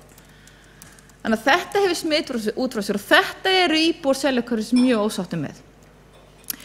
Og svo þriðji punkturinn sem það var þannig að það var hann að skotárásin upp í Fellum fyrir ég veit ekki 1,5 ári síðan líklegast og í framhaldinu var mjög mikið rætt löggæslu í hverfinu og þar kemur vantilega borgarfulltrúinn Kjartan Magnússon inn á og talar um að íbúarnir virðast svona sakna þess að það sé ekki lögreglustöð. Ég flutti tillögu í borgarráði þess efnis að skoða borgarráð myndi senda áskorun til dómsmálaráðuneytisins að fjölga stöðvum en þeirri tillögu var breytt sem ég held að sé samt mjög góð og kannski spurning hvort að borgarstjóri getur upplýst okkur eitthvað hvert hún hefur farið og hvort hann hefur eitthvað frétt frá nýjum dómsmálaráðherra það mál. Því að við borgarráð sendi held ég að hvort það hafi verið í ágúst áskorun að fjölga í útkallsliði lögreglunnar á höfuðborgarsvæðinu. Og löggæslumálin annars vegar vegna kannski sögu Breiðholtsins og samsetningarinnar mjög umhugað að það sé að lögreglunnar sé sýnileg í hverfinu. Þetta kannski eitthvað sem að þeir sem að búa vestan á að verða ekki vari við vegna þess að það miklu meira það að við sjáum bara lögregluna í aksjón á þessum svæðum þar sem við erum. Þannig að ég velti fyrir mig bara hvort að borgarstjóri hafi einhverjar upplýsingar það hvort það hafi komið einhver svar frá ríkisstjórninni varðandi þetta. Því að þetta mjög mikilvægt að það verði aukið mannafli í útkastliði lögreglunnar á höfuðborgarsvæðinu. En að þessu, og svo það fjórði þátturinn sem svona eins og alltaf, þetta hafi tvær hliðar. Það sundlaugin, það Breiðholtslaugin. Vegna þess að það alveg rétt að með tilkomu World Class sem mjög flott þarna og við nýttum það og dætum minna sérstaklega mikið. Það var náttúrulega mikið lyftistöng en það virðist einhvern veginn hafa verið vanhugsa hversu mikil aðsóknin yrði þarna inn því að nú flöskuhálsinn orðinn búnisklefarnir. Því að búnisklefarnir sameiginlegir með sundlauginni og World Class. Og líka salernisaðstaða, það ekki salernisaðstaða eða sturtaðstaða inn í íþróttasalnum. Sem veldur því hef ég heyrt af mörgum sem voru fastagestir í sundlaugina, þeim finnst þeim svolítið svona úthýst af öllum þessu nýju heimsóknum. Og nú ég ekki að mæla því mót, alls ekki nýjar heimsóknur og þetta var frábært að byggja World Class veg. Ég held að það hafi verið vanhugsað. Og flöskuhálsinn þessi að það allir búnisklefar fullir að háana tímum á morgnana, hádeginu og kvöldin. Þannig að svona eitt af því sem kannski hugum að við förum í einhverja svona framkvæmdir aftur að leyfa ekki bara byggingu á líkamsræktarstöðinni heldur þurfa að skoða fólksflæðið inni og hvernig þetta horfir við. En að öðrum kosti held ég hafi farið í þessa 4 þætti sem hvíla mjög þungt á Breiðholtsbúum, en tek undir annars vegar og mjög flott kynning hjá borgarstjóra hvað vel gert. Takk fyrir. Sveinbjörg Birna Sveinbjörnsdóttir lokið máli sínu og borgarstjóri hefur óskað eftir því að koma upp í andsvör við ræðu borgarfulltrúans. Forseti, ágæta borgarstjórn, til mín var sérstaklega beint spurningu varðandi löggæsluna og það er rétt að ég sendi dómsmálaráðherra bréf fyrir skemmstu þar sem að ég benti á það að það er dregið of úr framlögum til löggæslumála sem sérstaklega bitnar á almennri og sýnilegri löggæslu, meðal annars þeirri sem eru úti í hverfunum. Og þegar það bætist síðan við þessa stöðu að nýtt þjálfunarprógram frá ríkislögreglustjóra jafngildir því að 15 lögreglumenn séu á hverjum tíma teknir af götunum og settir í alls konar æfingar, að þá er staðan alvarleg, snúin. Við breytingar á fjárlögum var þó bætt við 400 milljónum. Það liggur ekki alveg fyrir hvernig þeim verður úthlutað, en ef að mjög mikið af því eins og virðist geta stefnt í fer inn til ríkislögreglustjóra eða annarra landshluta en hér á höfuðborgarsvæðinu, þá er alveg ljóst að það stendur eftir risastórt gat sem þarf að fylla upp í varðandi brýna þörf á almennri og sýnilegu löggæslu í hverfunum. Borgarstjóri lokið við að veita andsvar við ræðu borgarfulltrúans og andsvari svarar Sveinbjörg Birna Sveinbjörnsdóttir, borgarfulltrúi.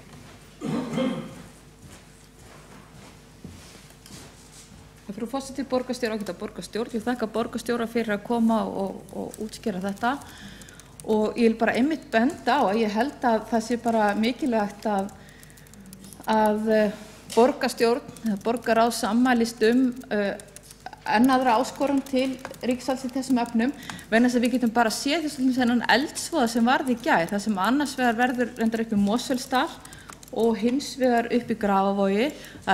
Útkastið er eiginlega bara, það er allt í fullri notkun, sko. Þannig ef við erum að horfa upp á einhverja tvö stór atvik, annars vegar í Vesturbæ, Reykjavíkur og Hanna, kannski í Grafarholti eða í Útjaðri, þá erum við mjög illa mönnuð á höfuðborgarsvæðinu og ég skora á borgarstjóra að taka þetta mál föstum tökum og herja núna á nýjan dómsmálaráðherra í þessum efnum. Takk fyrir.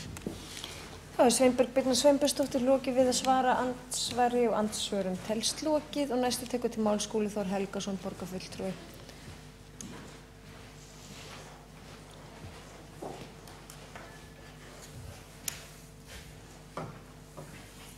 Forseti, ágætu borgarfulltrúar. Ég vildi rétt svona bæta í þennan sjóð af upplýsingum þetta merka hverfi sem að Breiðholtið er. Þakka fyrir umræðuna. Mjög yfirgripsmikil og góð útlýstun á því sem að svona hæst ber í hverfinu sem að borgarstjóri fór hér yfir, en það voru svona kannski örfá atriði sem ég vildi hnykkja á sem að eru allra athygli verð, falla væntanlega undir svona skólaþróunarverkefni og nýmæli í sérstaklega skóla- og frístundastarfinu. Af grunnskólamálunum er í gangi núna mjög skemmtilegt tilraunaverkefni sem að hefur fengið nafnið Allir í öndvegi. Þar tóku skólarnir í hverfinu, grunnskólarnir sér saman og dreifðu nemendum 7. bekkjar í Breiðholti allt hverfið yfir á mismunandi skóla allt eftir vali þeirra á verkefnum. Skólarnir voru með ákveðin þemaverkefni hvert og eitt, sem dæmi nemendur í Seljaskóla unnu með hreyfingu og tölvutækni, fóru og kortlögðu Elliðaárdalinn með nemendum sem að völdu sér þennan hóp, fóru síðan hver til síns heima og settu vinnuna inn í smáforrit í TV á ákveðin hátt. Í Fellaskóla var unnu með tónlist, Öldurselsskóli var með myndlist og dans, Breiðholtsskóli með vísindaverkefni, Hólabrekkuskóli með tölvutengd verkefni með áherslu á forritum. Það er mjög gaman að sjá líka sérstaklega í læsismálum með Breiðholtið að mörguleyti í farabróti í borginni og þar hafa skólarnir unnið sameiginlega lestrarstefnu sem heitir Læsi allra mál og ég tók eftir því að í síðustu lestrarskimun að þá kom einmitt fram að það voru einmitt skólarnir í Breiðholti sem voru að taka mestum framförum. Seljaskóli leiddi þar þá skóla sem að sýndu mestar framfæri nemenda milli ára. Sömuleiðis voru mikla framfæri til dæmis í Breiðholtsskóla. Þar var gert ytra mat á starfinu í Breiðholtsskóla síðastliðið vor og kom út úr henni ýmsar ábendingar mikilvægar hluti sem að betur mættu fara og unnið að umbótum í samhengi við umbótaáætlun sem að tilbúin var síðastliðið haust.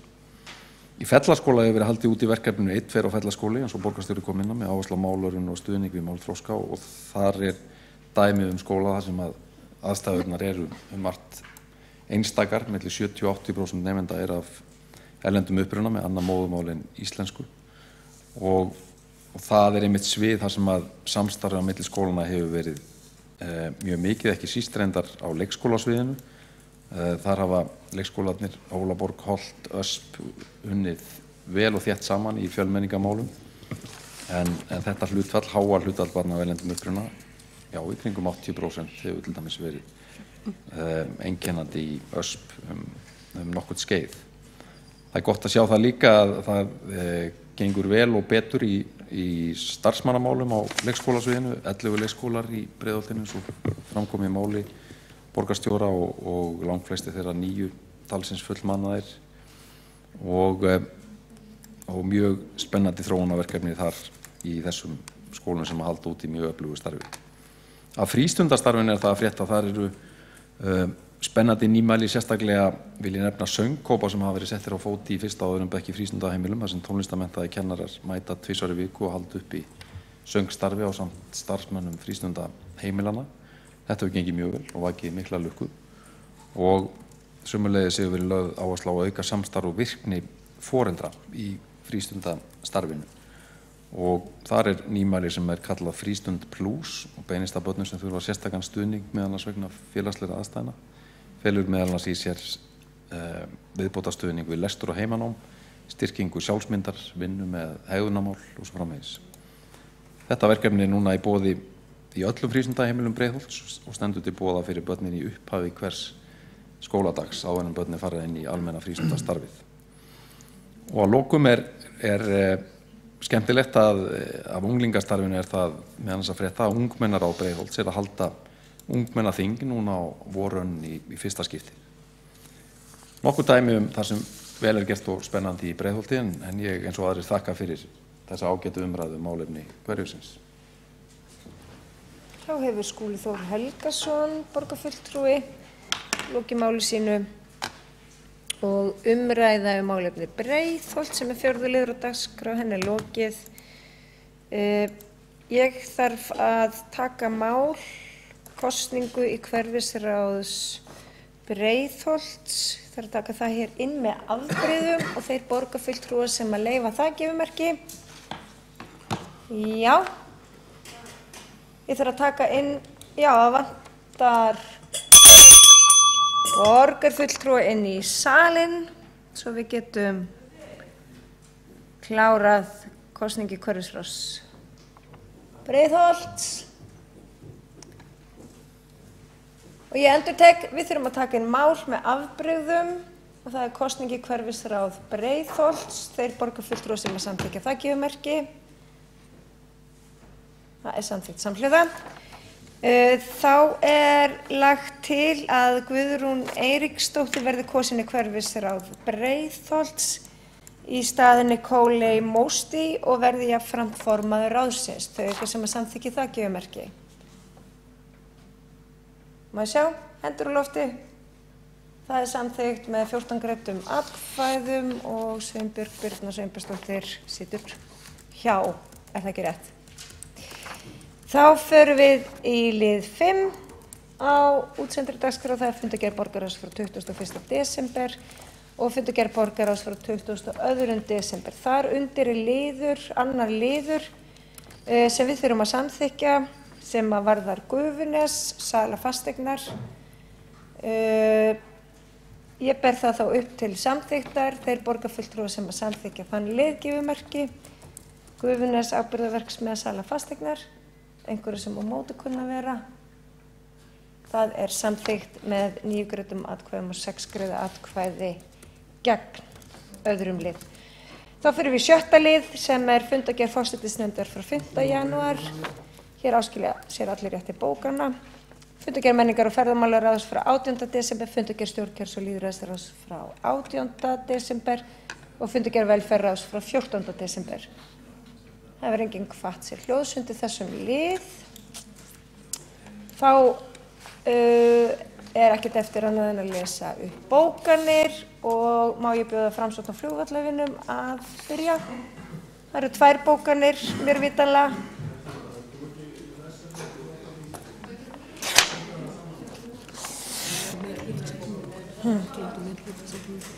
Já, ef að þið getið sendt okkur bókanir, Björn Blöndal eða Halldór, já, takk, gjörðu svo vel.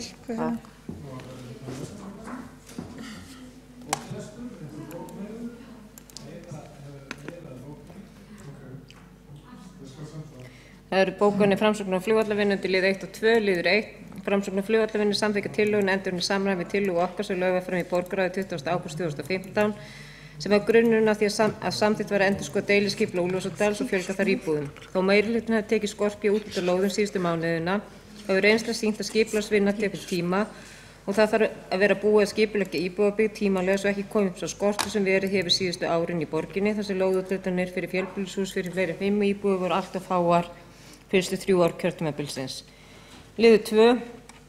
Svifryksmengun hefur ítrekað verið yfir heilsuverndarmörkum. Nauðsynlegt er að taka það alvarlega og bregðast við.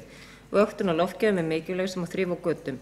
Í fréttum RÚV 11. júní 2017 er haft eftir doktor Larry G. Andersson, bandarísku sérfræðingi, að það veki furðu og þarfnist rannsóknar að svifryksmengun í Reykjavík sé mun meiri en í stórri iðnaðarborg í Bandaríkjunum. Hann telur ýmsar orsakir geta verið fyrir hendi en nagladekkjanotkun sé ekki ástæðan fyrir fínaríkinu því frá þeim komi gróft svifryk. Bendir hann á að það verði að rannsaka hvað valdi mengun og ákveða hvernig eigi að vinna gegn henni.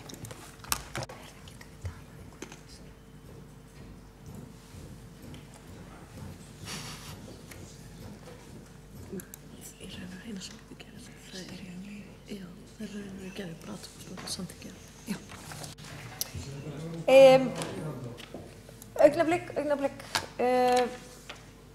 Ég var vissulega ekki búin að slíta fundi þó að hér hafi verið lesnar upp bókanir, hluti þeirra. En ég ætla að leita samþykkis borgarstjórnar að fara aftur upp í 5. lið á dagskrá. Fundargerð borgarráðs frá 22. desember, annar liður undir þeirri fundargerð Gufunesið. Já, nei, ekki atkvæðagreiðsla, heldur umræður. 3 orð í því máli. Er það leyfi hér með veitt? Gott. Ágæti forseti, ágæta borgarstjórn. Ég vildi bara hafa örfá orð þetta mál vegna þess að það er stórt og atkvæðagreiðsla rann svo hratt í gegn að ég áttaði mikið fyllilega á því. En málið var afgreitt á aukafundi í borgarráði fyrir jól. Raunar í ágreiningi sem komur á óvart. Hér er að ræða útfærslu á samkomulagi sem gert var í tengslum við kaup Reykjavík Studios, kvikmyndafyrirtækis Baltasar Kormáks á áburðarverksmiðju húsinu öðru af þessum gömlu fyrir kvikmyndaver sem nú hefur verið standsett. Og hluti þess máls var forkaupsréttur á nærliggjandi lóðum til þess að styrkja við þá sýn og þann klasa sem að þarna er að rísa. Í millitíðinni hafa mörg lykilfyrirtæki sem tengjast íslenskri kvikmyndagerð kom sér fyrir þarna ásamt félagi kvikmyndagerðarmanna og það má eiginlega segja að borgarráð og borgin sé að reka smiðshöggið á þetta mál með því að tryggja með þessum samningi að þarna verði þá uppbygging í tengslu við þetta sem að byggir á sömu heildarhugsun. Þetta er raunar aðeins lítill hluti heildarreitsins upp í Gufunesi því að eins og hönnunar- og skipulagssamkeppni sem þar fór fram leiddi í ljós að þá eru miklir uppbyggingamöguleikar sem að Reykjavíkurborg mun nýta sér í fyrsta áfanga á grundvelli deiliskipulags sem að nú er í vinnslu og síðan í öðrum áfangum eftir því sem að borgaryfirvöldum sýnist. Það sem út úr þessu kemur er þá nýtt lykilsvæði fyrir skapandi greinar, fyrir tilraunastarfsemi og nýsköpun í húsnæðismálum og uppbyggingu, ekki síst fyrir fólk sem vill vinna á svæðinu eða vill gera eitthvað nýtt, prófa eitthvað ferskt, og ég sannfærður það að þetta svæði og þetta verkefni verður borginni lyftistöng.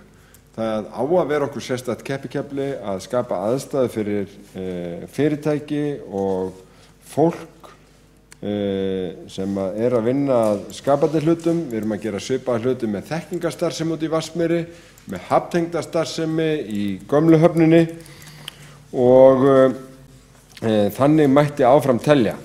Ég sannfærður það að Gufunesi verður mikið lyftistöng fyrir íslenska kvikmyndagerð en líka aðrar skapandi greinar og spennandi íbúðar og afþreyingarsvæði til framtíðar. Þannig að ég er stoltur á þessu máli. Það er borgarstjóri lokið máli sínu og næst tekur til máls Marta Guðjónsdóttir upp í andsvör, eða við taka til máls. Þá hefur einn borgarfulltrúi óskað eftir því að koma upp í andsvör við ræðu borgarstjóra og það er Marta Guðjónsdóttir, borgarfulltrúi. Forseti, góði borgarfulltrúar. Já, þetta skipulag í Gufunesi, það er virkilega flott. Ég satt þarna í dómnefndinni og ég fagnaði því sérstaklega að hluti þessa svæðis yrði til uppbyggingar fyrir atvinnustarfsemi og til uppbyggingar fyrir kvikmyndaþorp. Ég tel það mikinn akkur fyrir Reykjavíkurborg að laða þessa starfsemi til sín og við að halda í þau fyrirtæki sem eru hér fyrir og laða ný fyrirtæki til okkar. Við mættum kannski oftar og gjarnan huga því að reka ekki fyrirtæki frá okkur. Hitt svo annað mál að þetta allt önnur staða sem komin upp núna. Staðan svo að þarna gert ráð fyrir því að þeir aðilar sem ætla að byggja þarna kvikmyndaþorp líka að fara í húsbyggingar og fá einhverja 28.000 fermetrum útluta til þess. Og það kom mér á óvart hvernig var staðið að öllu þessu máli. 2 fasteignasalar fengnir til að meta þetta, lægra verðmæti tekið og 10% afsláttur af lægra verðinu. Þetta eru gæði sem verið að afhenda einhverjum örfáum. Án þess að nokkur aðrir hafi haft möguleika á því að eiga þess kost að geta sótt það eða boðið í það og greitt fyrir það markaðsverð. Spurning minni þessi til borgarstjóra. Hann talar að sé verið að vinna deiliskipulagið, komin lýsing að deiliskipulagi og greinargerð. Og hvað stendur í þessari lýsing og greinargerð? Það skiptir miklu máli. Og ég bara árétta það að það hafa verið gerðar ábendingar 20 hæða turnin og ég hef verið mjög hrifin af þessu skipulagi og ég mjög ánægð með þennan flotta listamann sem ætlar að byggja upp þetta kvikmyndaþorp að þá gerði ég athugasemdir við það að mér fannst turnin of hár. Og Marta Guðjónsdóttir, borgarfulltrúi, lokið við að koma upp í andsvör og andsvör að svara borgarstjóri. Forseti, ágæta borgarstjórn, já, það skemmst frá því að segja að umhverfis- og skipulagsráð hefur fengið yfirferð yfir forsendur skipulagsins, bæði hugmyndasamkeppnina og líka fyrstu drög að deiliskipulagi. Varðandi útfærslun á því að þá það núna á sínum stað í ferlinu. En ég get ekki að því gert, ég svolítið undrandi á bæði atkvæðagreiðslunni og viðbrögðum sérstaklega borgarfulltrúa Mörtu Guðjónsdóttur sem hélt innblásna ræðu bara fyrr á fundinum að vísa undir öðrum dagskrárlið að afhenda allar íbúðarlóðir á kostnaðarverði. Og heldur síðan alveg jafn innblásna ræðum það en ég finnist lóðaverðið ekki nógu hátt í þessu dæmi og það jafnvel þó að sé nokkurn veginn markaðsverð og hafi verið útskýrt frávikinn frá því.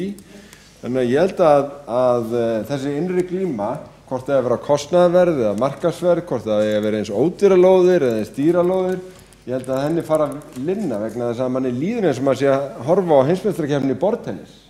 Svo hratt sveiflast borgarfulltrúinn eftir því hvaða dagskrárliður á dagskrá og vantar nú bara við ræðum lóðakaupin við Björgun því að þá var einmitt þessi nýja Marta á sviðinu og kvartaði mikið yfir því að borgin var ekki að borga meira fyrir þá lóð. Ég alveg ruglaður. Hvort viljum við? Kostnaðarverð, markaðsverð eða ekkert verð? Borgarstjóri lokið við að svara andsvari og andsvari öðru sinni veitir Marta Guðjónsdóttir borgarfulltrúi.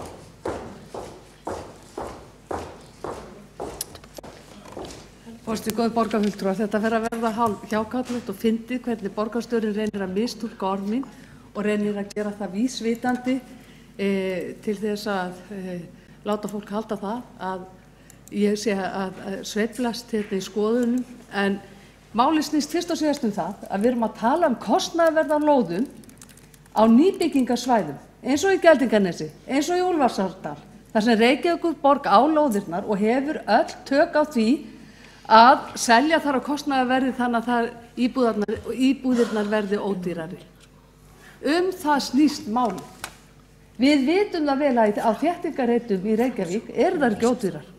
Og ef að borgarstjóri hefði hlusta á ræðu mínar hingað til varðandi þéttingarreitina og þéttingarstefnuna, þá ætti hann að vera farin að skilja að það dýrara að byggja á þéttingarreitum.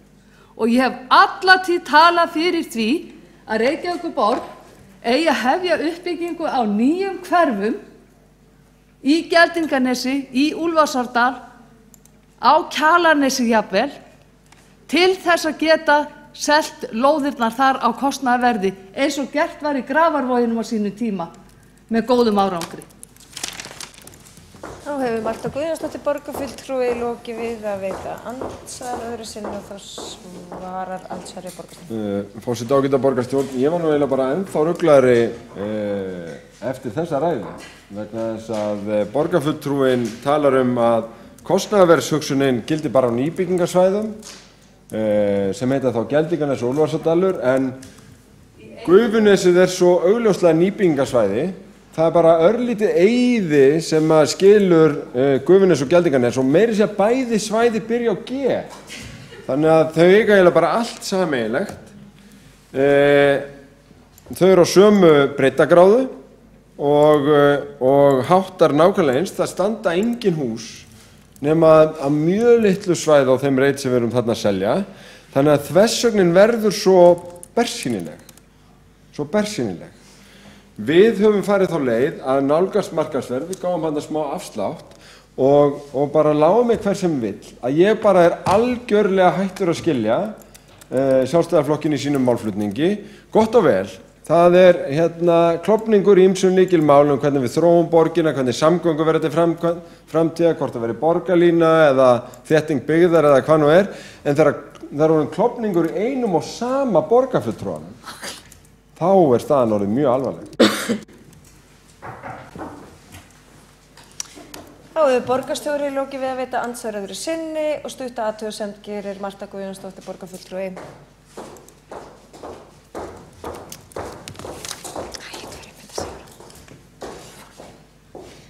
Forseti, góði borgarfulltrúar, borgarstjórinn kaus ákveðna aðferðafræði varðandi Gufunesið og það snerist málið og það snerist umræðan.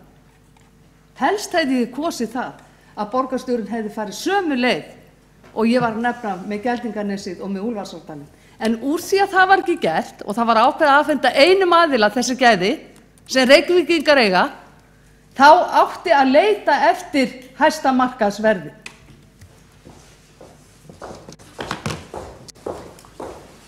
Þá hefur Marta Guðjónsdóttir lokið við að gera stutt og athugasemd og borgarstjóri gera stutt og athugasemd. Forseti, ágæta borgarstjórn, hugsanlega komumst við bara ekkert lengra með þetta. Þetta samt einhvern veginn þannig að skoðun Mörtu Guðjónsdóttur borgarfulltrúa sú að útluta öllum lóðum á kostnaðarverði nema þegar meirihlutinn selur á markaðsverði, þá telur hún það verði ekki nóg hátt.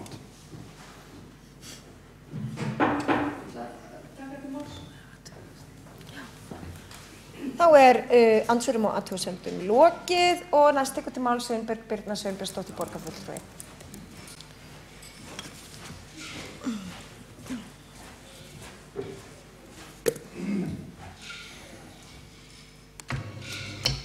Frú forseti, borgarstjóri, ágæta borgarstjórn. Þetta nú farið að vera skemmtilegt núna, sko.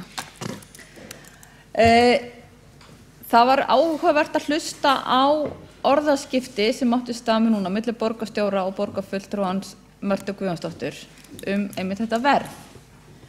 Þegar ég las yfir gögnin sem lá fyrir fundinum, það hugsaði mér, heyrðu, að ég sit náttúrulega ekki í borgarráði lengur, bara frábært, það liggja allavega fyrir hérna 2 verðmött og ég athugaði dagsetningarnar á þeim og þau voru bara frá í nóvember minni mig. Mér fannst það bara flott. Og síðan kom náttúrulega fram að á grundvelli þessara verðmæta þá væri veitt 10% afsláttur. Ég vil kannski bara segja að eftir, og ég ætla að fara í gegnum aðeins á sögu hérna eftir, að meirihlutin aðeins að læra.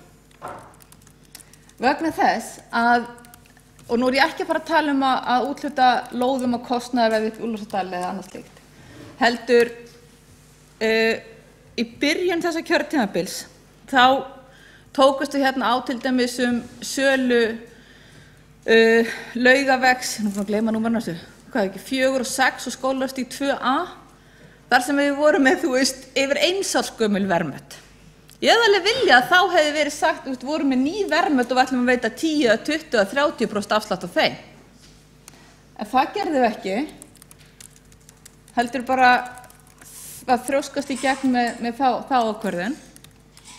Nú svo var hérna fyrr í vor hamagangur út af sölu á lóð til Festis, ég ætla að vona ég sé að fara rétt með það nafn, sem var líka tekist á henni í borgarstjórn. Þar lágu til grundvallar gömul verðmött líka. Alltaf 1 árs gömul verðmött sem lágu því til grundvallar. Ekki tala um neinn afslátt. Það var reyndar að tala um það í blaði frá SEA minni mig að það væru, vegna þess hvað máli hefði dregist að langinn, að það væri rétt að hlýðra eitthvað til í verðinu en það var samt allt frekar óljóst og óskýrt.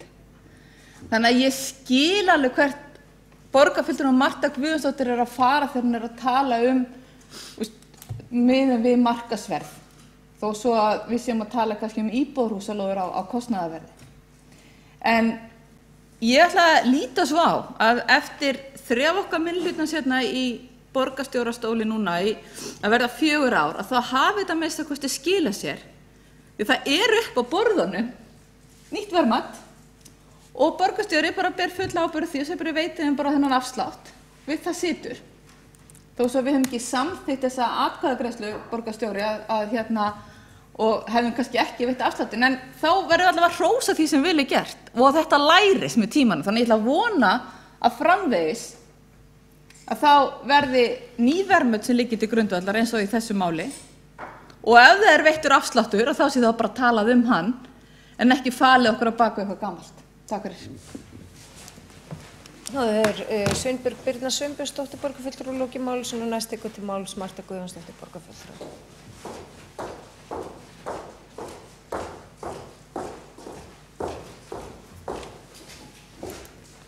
Forseti, góðu borgarfulltrúar, það leitt hvað borgarstjóri reynir að misskilja mál mitt.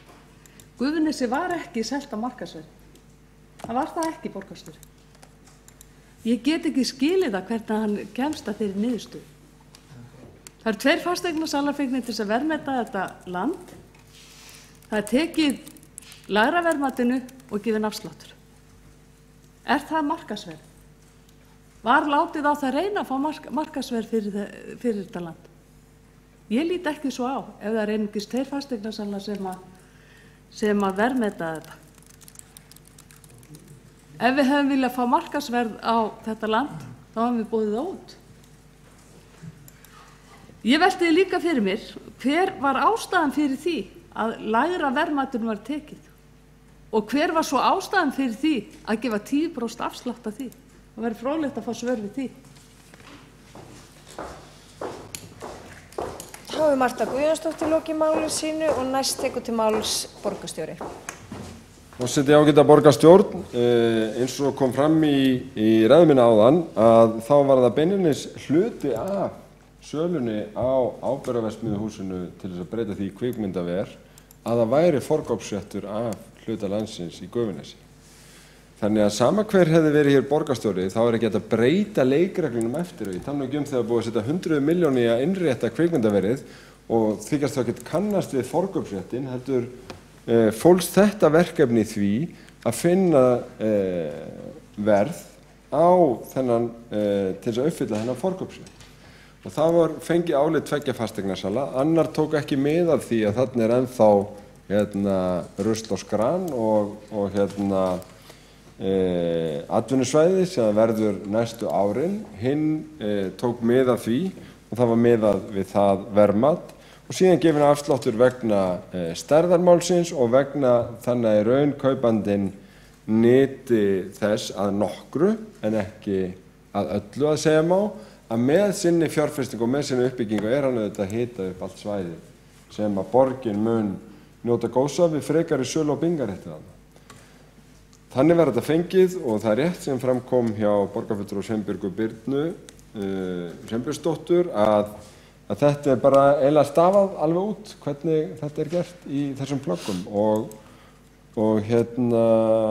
mér finnst gott að þetta sé skýrt og aðgengilegt því að þetta eru auðvitað fasteignagjörningar og það geta verið flóknir. Þá hefur borgarstjóri lokið máli sínu og umræðan í þessum lið tæmd. Nei. Kjartan Magnússon borgarfulltrúi tekur næstu til máls.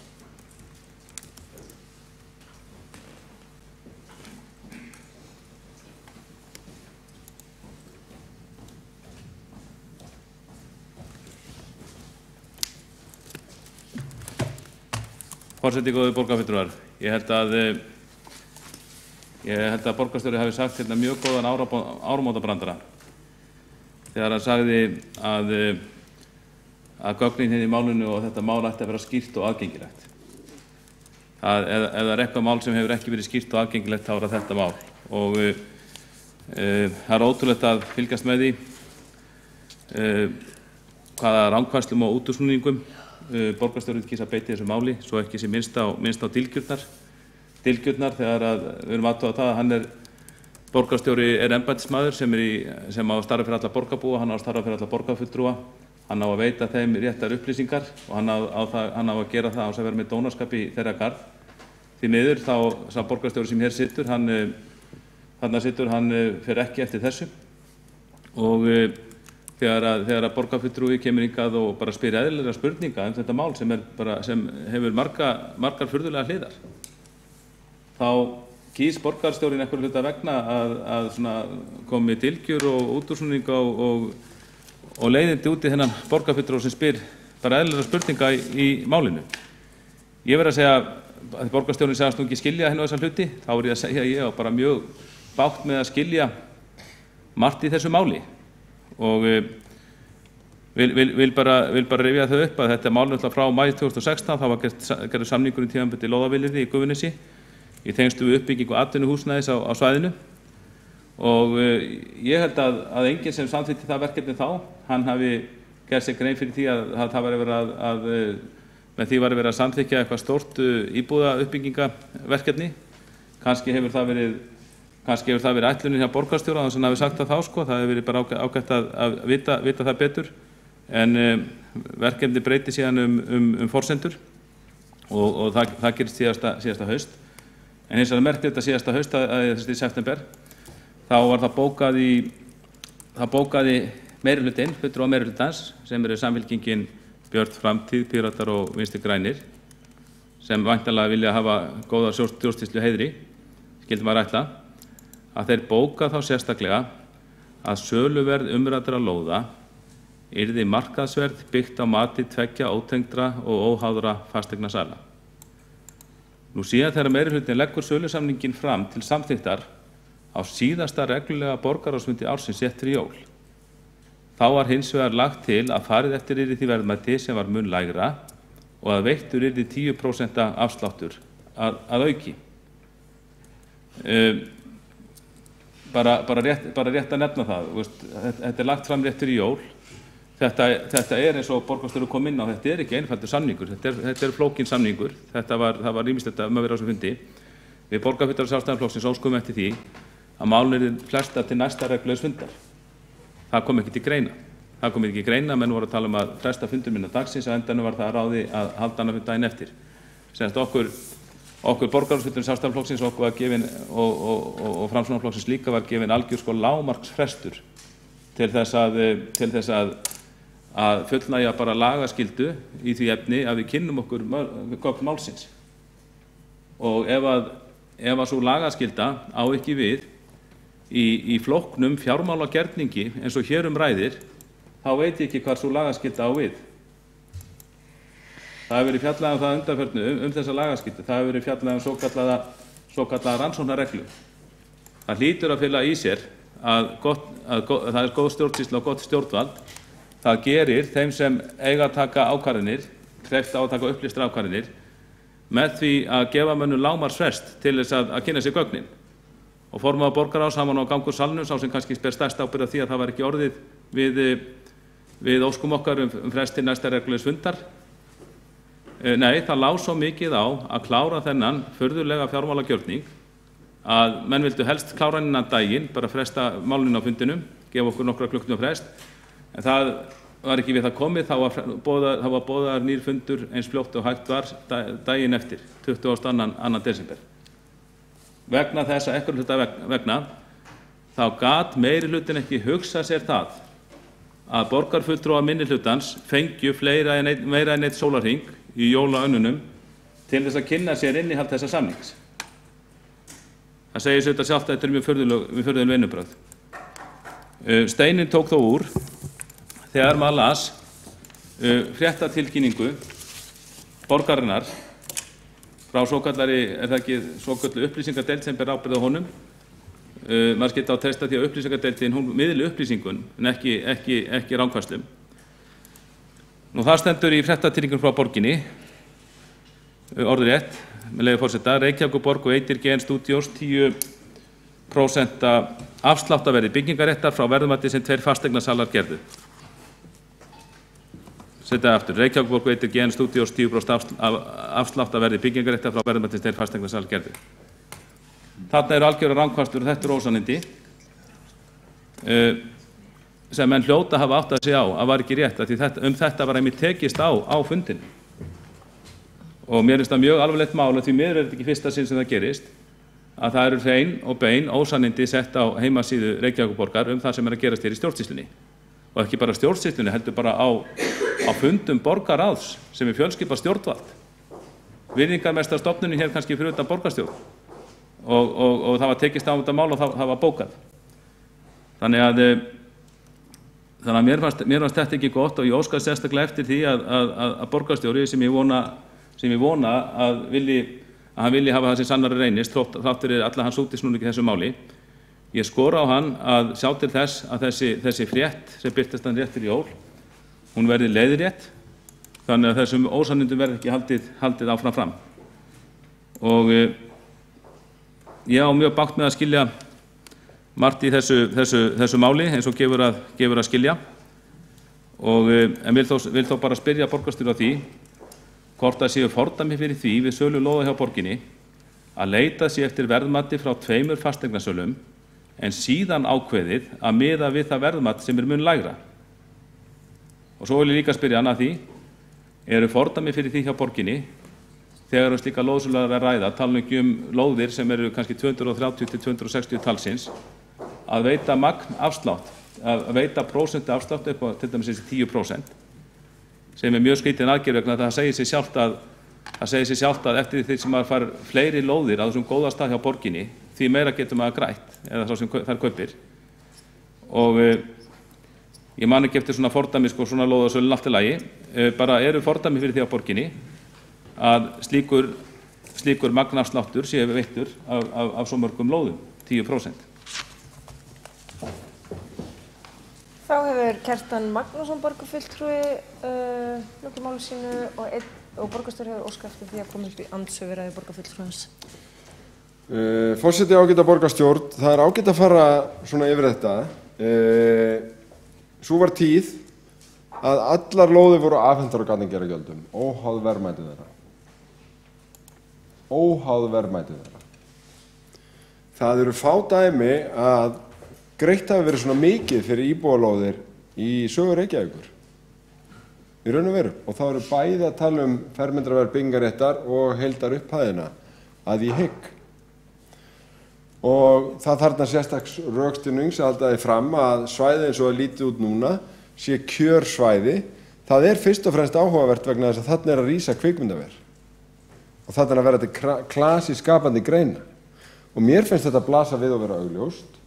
og þetta kemur ágætlega fram í rökstuðningnum með því hvernig farið var með verðmætin.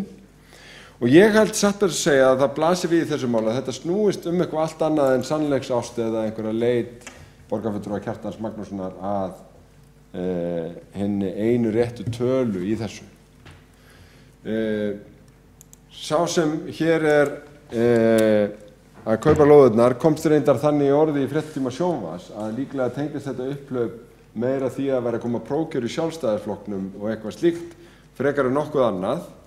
En það held ég að sé ennþá djúpstæðara. Þetta tengist því að það eru að koma kosningar, já, en allt síðasta ár má eiginlega segja að borgarfulltrúinn hafi haft mál meira á hornum sér eftir því sem þau eru betri, að mínu mati allavega. Því að kvikmyndaþorp í Gufunesi ekki það eina sem að borgarfulltrúinn hefur reynt að leggjast fyrir, heldur líka flutningur björgunar úr byggjukverfi, stúdentagarðar í Vatnsmýri, stúdentagarðar í Stakkahlíð, búseturéttar íbúður á Kelugranda, skipulag íþróttasvæðis í Mjódd, uppbygging íbúða og íþróttamannvirki af Vals og Hlíðarenda og útilög við Sundhöllina. Þannig að bara 8 dæmi sem að koma svona upp í hugan séu nefnd. Þar sem að borgarfulltrúinn hefur lagst þvert eða setið hjá við afgreiðslu mála. Og borgarstjóri lokið við að veita andsvar og andsvari svarar Kjartan Magnússon borgarfulltrúi. Forseti góða borgarfulltrúar, það ekki að spyrja að embættismönnum okkar. Æðsta embættismanna borgarinnar sem á að svara, sem í vinnu hjá okkur öllum, þó hann sé pólitíkus, þá er hann hérna æðsta höfuð í stjórnvaldinu og á að svara spurningum rétt og undanbragðalaust. Og eins og svo oft áður, þá kýs hann að svara ekki spurningunum, heldur að fara hér út í dylgjustílinn, ásakanir, ósannindi, reynir að beina umræðunum annar, fer að tala alls óskilt mál, heldur því fram að við séum móti kvikmyndaþorpi í Gufunesi. Hann gerði það sami í borgarráði, ég man ekki hversu oft við þurftum að taka það fram í borgarráði, að þegar þessi mál eru rædd að við erum ekki á móti kvikmyndaþorpi í Gufunesi, enda samþykktum við það. En hér eitthvað annað á ferðinni. Við tókum fram í bókun okkar í borgarráði að þetta snerist ekki það. Við erum sjálfsögðu hlynnt kvikmyndaþorpi í Gufunesi. En nú þetta máli bara orðið annar og meira og forsendur verkefnisins hafa breyst. Ég skora bara á borgarstjórann að svara þeim spurningum sem til hans var beint. Hann má alveg dylgja mig og koma með eitthvað leiðindi mingar og það er þetta ágætt að rífa þetta upp að því hann setur þetta í sambandi prókjör að það hefur ekki verið eiginlega hægt að halda prókjör hér í þjóðfélaginu eða kosningar í kjördæmabilinu svo hann hafi ekki sett þetta í samband, sett málflutning minn í samband við eitthvað slíkt. Ég held að ég hafi bara verið hér með, ég hef fjallað mörg máli hér á kjördæmabilinu og ekki dregið að mér en ef það eru alþingiskosningar í nánd ef það prókjör í nánd, þá setur borgarstjórinn þetta í tengslu við að ég sé fyrir prókjör, meiri segja að það hefur haldið alþingisprókjör, held ég í fyrra. Þá setti borgarstjórinn öll mín mál, þann mánuðin og held ég mánuðin undan líka í tengslu við það að það var að koma alþingisprókjör af Sjálfstæðisflokknum, þó ég taki ekki þátt í því. Þannig að borgarstjóri góður, ég skora á borgarstjórinn að sleppa dylgjustílnum og málalengingunum, ég skora á hann að svara einfaldlega þeim einföldu og skýru spurningu sem til þess var beint í þessu máli. Og Kjartan Magnússon lokið við að svara ansvari og öðru sinni fyrir borgarstjóri ansvar. Já, ágæti forseti, kæra borgarstjórn. Ég raunar svaraði borgarfulltrúa eftir bestu sænsku getu hér áðan en bylst velvirðingar á því að við bara munað eftir 8 atriðum frá því fyrra. Ég hef það sjálfsögðu átt að nefna líka mathöllina við Hlemm og breytingarnar á Heklureit. Nú hefur borgarstjóri lokið við að veita andsvar öðru sinni og þá gerir Kjartan Magnússon stutta athugasemd borgarfulltrúi.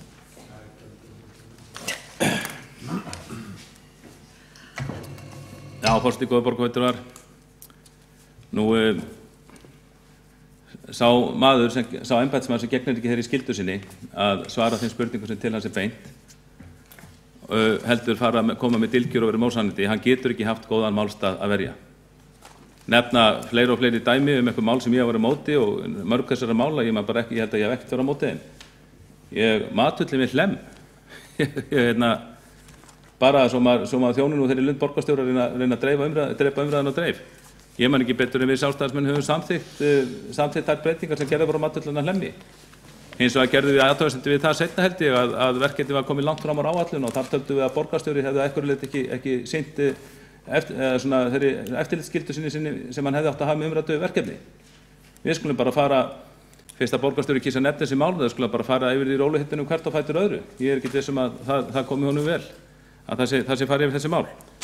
En ég ítreka þessa spurningar, held að segja óþarfa að hafa hennar fund mikið lengri, en ég bara ítreka þessar spurningar sem ég komið til hans, hvort það væri venjan að fara með þessum hætti þegar að verðmöt tveggja óháðra aðilega gilda, fara bara eftir öðru verðmætinu sem er verulega lægra og hitt hvort það sé fordæmi fyrir því að gefa hennar 10% afslátt. Það hefur Kjartan Magnússon lokið við að gera stutta athugasemd og stutta athugasemd fyrir borgarstjóri.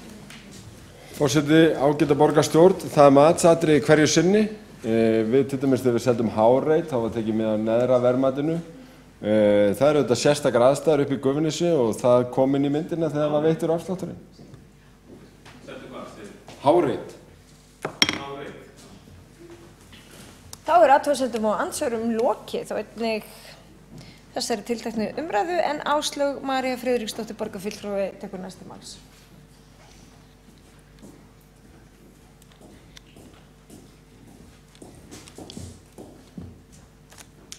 Forseti borgarfulltrúar, mér langar nú að koma aðeins inn í þessa umræðu enda satt ég þennan fund þar sem að kvikmyndaþorpið var til umræðu fyrir jólin og kem nú inn sem varamaður þar í borgarráð en svona kom mér svolítið óvart hvernig svona máli var meðhöndlað og þarna voru ákveðnar spurningar sem minnihlutinn bar fram og ákveðin gögn sem að minnihlutinn vildi hafa haft undir höndum en voru einhvern veginn ekki til staðar og við það áttum við bara einhvern veginn að una og við áttum bara að sætta okkur við það að hafa í rauninni ekki þau gögn í höndunum sem við höfum viljað eða fá að ræða málið einhvern veginn þannig að við gætum hugsanlega náðu einhverju niðurstöðu, ég veit ekki, kannski var það bara aldrei mögulegt og þess vegna var ákveðið að drífa bara í því að fara í atkvæðagreiðslu það. Þannig að ég bara veit það ekki. Það sem mér finnst í þessu verkefni, vegna þess að mér finnst þetta frábært verkefni, mér finnst frábært að við séum að svona komin á það stað að fara að byggja kvikmyndaþorp í Gufunesi. Mér finnst frábært að á sínum tíma hafi verið auglýst eftir aðilum til að koma með hugmyndir að útfærslu á byggðinni í Gufunesi. Það voru aðilarnir sem standa að kvikmyndaþorpinu sem voru valdir þá og þetta allt í fullri sátt. Við vorum alla leið til í þetta verkefni þá.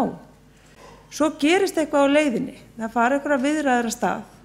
Það fer einhver vinna af stað sem að, ég veit ekki hvar á sér stað. Allavega hún ekki svona, hún virðist koma fólki óvart, loksins þegar kemur kynning á hvernig henni hefur fram undið. Þá allt í einu eru komnar aðrar forsendur en byggt var á í byrjun og máli komið í dálítinn annan heim. Að sjálfsögðu þarf minnihlutinn sem ekki hefur beina aðkomu að viðræðunum eða því af hverju málin breytast. Auðvitað vitum við að mál geta breyst og einhvern veginn farið alla vega en það þarf að vera alveg mjög gegnsætt og mjög ljóst af hverju forsendurnar breyta svona mikið í vinnunni. Þetta finnst mér ekki nógu vel gert hjá meirihlutanum og eins finnst mér finnst að við eigum ekki að afgreiða svona mál nema að vera með verðmat frá 2 aðilum. Það átti auðvitað að gera það eins og hér hefur margoft komið fram, það átti að liggja fyrir 2 verðmat eða mat frá 2 aðilum, það svo óþolandi að segja verðmöt, ég veit ekki hvort það stenst íslensku fræðin, en það komur semst 2. Öðru svolítið ýtt út af borðinu vegna þess að það þykir vera byggt á forsendum sem að allavega ég fæ þau svör og mér skilst að bara hafi einhvern veginn ekki gengið upp. Og ég veit ekkert meir út af hverju. Það fylgdi því engar svona skriflegar útskýringar, en ok, það var greinilega að þarna var himinn að hafa á milli og greinilegt að þeir sem gerðu verðmætum voru að horfa á eitthvað ólíkt. Þeir voru að horfa í eitthvað ólíkt. Þá gerist það að það aðeins 1 verðmat eftir. Þá finnst mér svo skrítið, af hverju við gefum okkur ekki tíma, af hverju gefur borgarstjórn sér ekki tíma til þess að fá 3. aðild til þess að fara í málið. Ég bara skil það ekki alveg. Mér finnst að þá hugsanlega getum við verið bara með eitthvað verkefni sem við varum bara samþykki fullri sátt. Þannig að það að minnihlutinn sé hér að greiða atkvæði á móti þeirri tillögu sem hér liggur fyrir, skrifast á meirihlutann, skrifast á aðferðafræðina, á málsmeðferðina, en ekki á verkefni sjálft og ekki á þann vilja sem allir hér inni heldur geti tekið undir hafi haft í upphafi verkefnisins. Og ég hefði óskað þess að ég geti verið hér að samþykkja kvikmyndaþorpið og gert það með bros á vör, stolt af því hvernig borgin hefur hvatt og stutt menningu og listir til þess að verða breiðari í borgarlandslæginu. Ég bara vildi óska þess. Það því miður ekki að gerast og það skrifast alfarið á meirihlutann Reykjavík. Já, það Áslaug María Friðriksdóttir borgarfulltrúi lokið máli sínu og borgarstjóri hefur óskað eftir því að koma upp í andsvör við ræðu borgarfulltrúans. Nei. Stutt athugasemd. Forseti, ágæta borgarstjórn, mér var hér í 10 atriða upptalningunni. Það rétt munið á Kjartani Magnússoni borgarfulltrúa að Sjálfstæðisflokkurinn studdi mathöllina við Hlemm með fyrirvarum aðstöðu fyrir skiptifarþega og hafa skal það sem sannar reynist.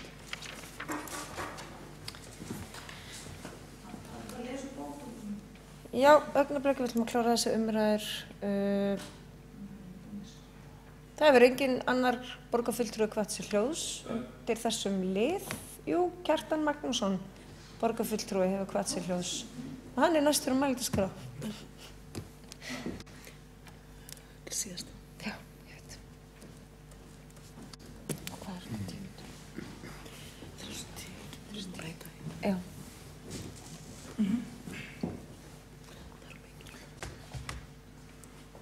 Já, ég óska eftir að fá að leggja fram og við samstarfsmenn fyrirspurn þessu lið og sem svohljóðandi. Í maí 2016 gerir Reykjavíkurborg samning tímabundið lóðavilyrði í Gufunesi í tengslum við menningar eða kvikmyndaþorp. Þá var ætlunin að byggja atvinnuhúsnæði á svæðinu. Haustið 2017 breyttust forsendur verkefnisins þegar viðaukasamningur var gerður íbúðaruppbyggingu á svæðinu.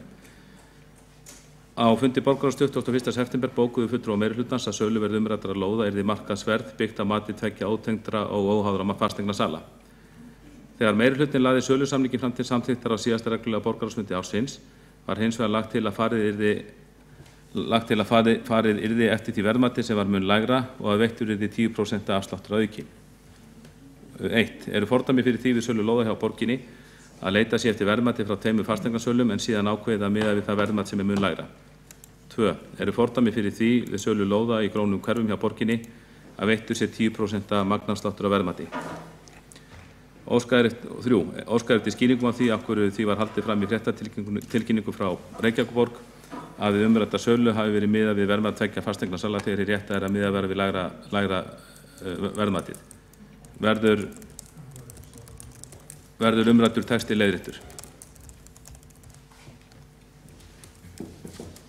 Þá hefur Kjartan Magnússon lokið máli sínu og einnig lokið við það að leggja fram fyrirspurn og bókun.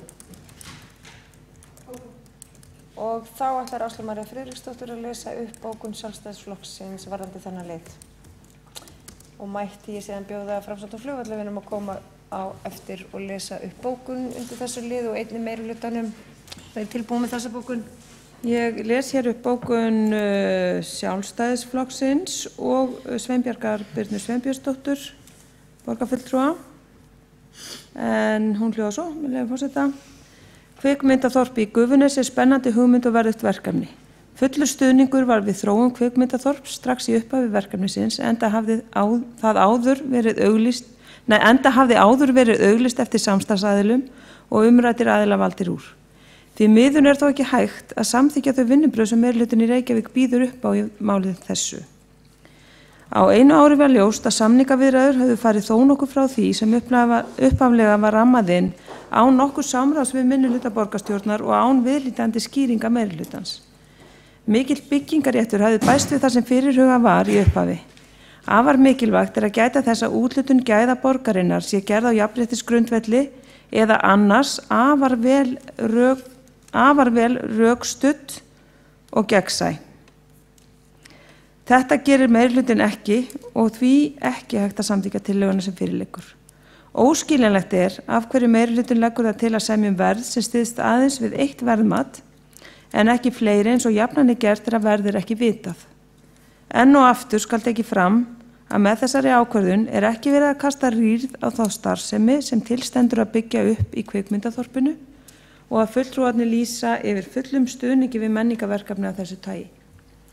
Þá vilja fulltrúarnir ítreka að við deiliskipulagsgerðina verði tekin mið af þeim ábendingum og athugasemdum sem fram hafa komið útfærslu byggðarinnar á svæðinu sem lúta meðal annars að því að 20 hæða turn verði lækkaður. Já, þá hefur Áslaug María Friðriksdóttir lokið við að gera grein fyrir bókunum Sjálfstæðisflokks og Sveinbjargar Birnu Sveinbjörnsdóttur óháðsfulltrúa og Framsóknar flugvallavinur lesa sína bókanir, eða sína síðustu. Ég hef búin að lesa tvær. Já, ég veit sína síðustu. Það er bókum við Gufunesið. Framsóknar flugvallavinur er fylgjandi uppbyggingu á svæðinu þá skapandi grein og íbúðaruppbyggingu og styður uppbyggingu kvikmyndaþorps. Hins vegar hafa lóðir verið takmörkuð auðlind síðustu árin og gæta verið jafnræðis og hagsmuna borgarbúa í hvívetna þegar eignir Reykjavíkurborgar eru seldar. Því eru athugasemdir gerðar við það að almennt útboð hafi ekki farið fram á sölu byggingarréttar fyrir íbúðarhúsnæði í Gufunesi heldur samið við einn ákveðinn aðila fyrir helming þeirra íbúða sem tilstendur að byggja á svæðinu. Verðmat frá tveimur fasteignasölum liggja fyrir en við söluna er svo leið farin að miða við lægra verðmati og veita þau ekki 10% afslátt af því. Já, þá hefur Guðfinna Jóhanna Guðmundsdóttir lokið við að gera grein fyrir bókunum Framsóknar flugvallavinna. Varðandi fyrirspurn Sjálfstæðisflokksins sem að lögð var hér fram, forseti ætlar að leggja til málsmeðferðar að vísa inn í borgarráð. Getum við sammælst það? Já, hún er samt að gera fram á bókun. Já, ég veit, en bara svona formulega. Þannig að ég ber það upp, þá málsmeðferðartillögu að vísa fyrirspurn Sjálfstæðisflokksins sem var lögð hér fram áðan inn í borgarráð. Eru það að hlusta? Greiði atkvæði með þeirri málsmeðferðartillögu? Já, þið gerir það öll, það er samhljóða samþykkt. Gjörðu svo vel, Heiða Björk Hilmisdóttir. Expresso. Kæri forseti, borgarfulltrúar, ég ætla að lesa hérna bókanir meirihlutans. Það er fyrst bókun við lið 1, tillögu um aukið lóðaframboð. Hún hljóðar svo. Ekki er skortur á úthlutunum lóða í Reykjavík og til marks um það var úthluta lóðum fyrir 1691 íbúð í Reykjavík á síðasta ári, sem er það bil heildarfjöldi íbúða sem fyrir eru á Seltjarnarnesi. Metár standa nú yfir í uppbyggingu íbúða í Reykjavík, bæði á almennum markaði en ekki síður hjá uppbyggingafélögum sem starfa án hagnaðarsjónarmiða, þar sem Reykjavík eitt sveitarfélaga dregur vagninn. Sjálfbærni Úlfarsadals er nú þegar tryggð en þar hefur íbúðum verið fjölgað ár fyrir ári í skipulagi og uppbyggingu. Þar rís nú grunnskóli, leikskóli, menningarmiðstöð, bókasafn og sundlaug auk umfangsmikilla íþróttamannvirkja fyrir íþróttafélagi Fram. Þá er það bókun vegna mengunarvalda í borginni, liður 2. Hún hljóðar svo. Loftmengun í Reykjavík er almennt ekki mikil með við margar stórborgir heims, en fyrir fólk með öndunarfærasjúkdóma getur svifryk samt sem áður reynst afar hættulegt heilsu þess. Þegar innihaldsefni svifryks eru skoðuð kemur í ljós að helmingur þess er malbik og 1/3 þess er sót. yfir 80% svifryks í andrúmslofti er því vegna bílaumferðar. Með því að draga úr notkun nagladekkja, lækka hraða umferðar og hafa færri bíla á götunum mætti minnka svifryk mikið. Borgin hefur lagt áherslu á ofangreint auk þess að þrífa götuna til að binda það ryk sem myndast. Ekki er æskilegt að þvo götur þegar miklu þurrkar hafa verið í borginni eins og verið hefur undanfarna vikur. Ekki er heldur unnt að þrífa götur borgarinnar þegar frost er úti en hentugast að gera það í hæfilegri bleytu. Í dag eru það hagstæð skilyrði og því fer nú fram svokölluð aukahreinsun á götum borgarinnar sem mun draga úr svifryki. Og þá er það síðast bókun viljið 5 Gufunes. Verð byggingaréttarins í Gufunesi byggir meðal annars á verðmæti sem gert var og samningaviðræðum við GN Studios kaupin en Alsminn fyrirtæki greiða 1,7 milljarða í heild fyrir byggingarétt og gatnagerðargjöld. Veittur var 10% afsláttur frá verðmætinu vegna umfangs viðskiptana, frumkvæði stúdíósins og þess mikla frumkvæðastarfs í skapandi greinum sem fyrirtæki sinnir ásamt þeirri framsýnu klasa uppbyggingu í kvikmyndagerð sem er að verða að veruleika í Reykjavík. Auk þess afar viðamikla fjárfestingu á svæðinu að ræða. Þrátt fyrir að deiluskipulag fyrir svæðið hafi enn ekki verið samþykkt. Það er allra hagur að uppbyggist í Gufunesi sannkalla fríríki frumkvöðlana eins og vinningstillaga hollensku arkitektastofunar Javant Speaker kallaði Gufunes framtíðarinnar. Gufunesi verður því ekki lengur undir ábyrgðarverksmiðju og úrgang heldur fyrir íbúa. Það verður heimili lítilla og meðalstóra fyrirtækja í fjölbreyttum atvinnugreinum og ekki síst vagga íslenskar kvikmyndagerðar. Þá er lestur bókana lokið og ekkert annað eftir en að slíta fundi. Ertu með bókun? Nei, Jú. Það er samt að slíta funda áður en við afgreiðum fundagerðina. Fundi slítið 2012. Ég er búin að því. Jú, hún las það upp. Erum við öll sátt? Gleðilegt ár.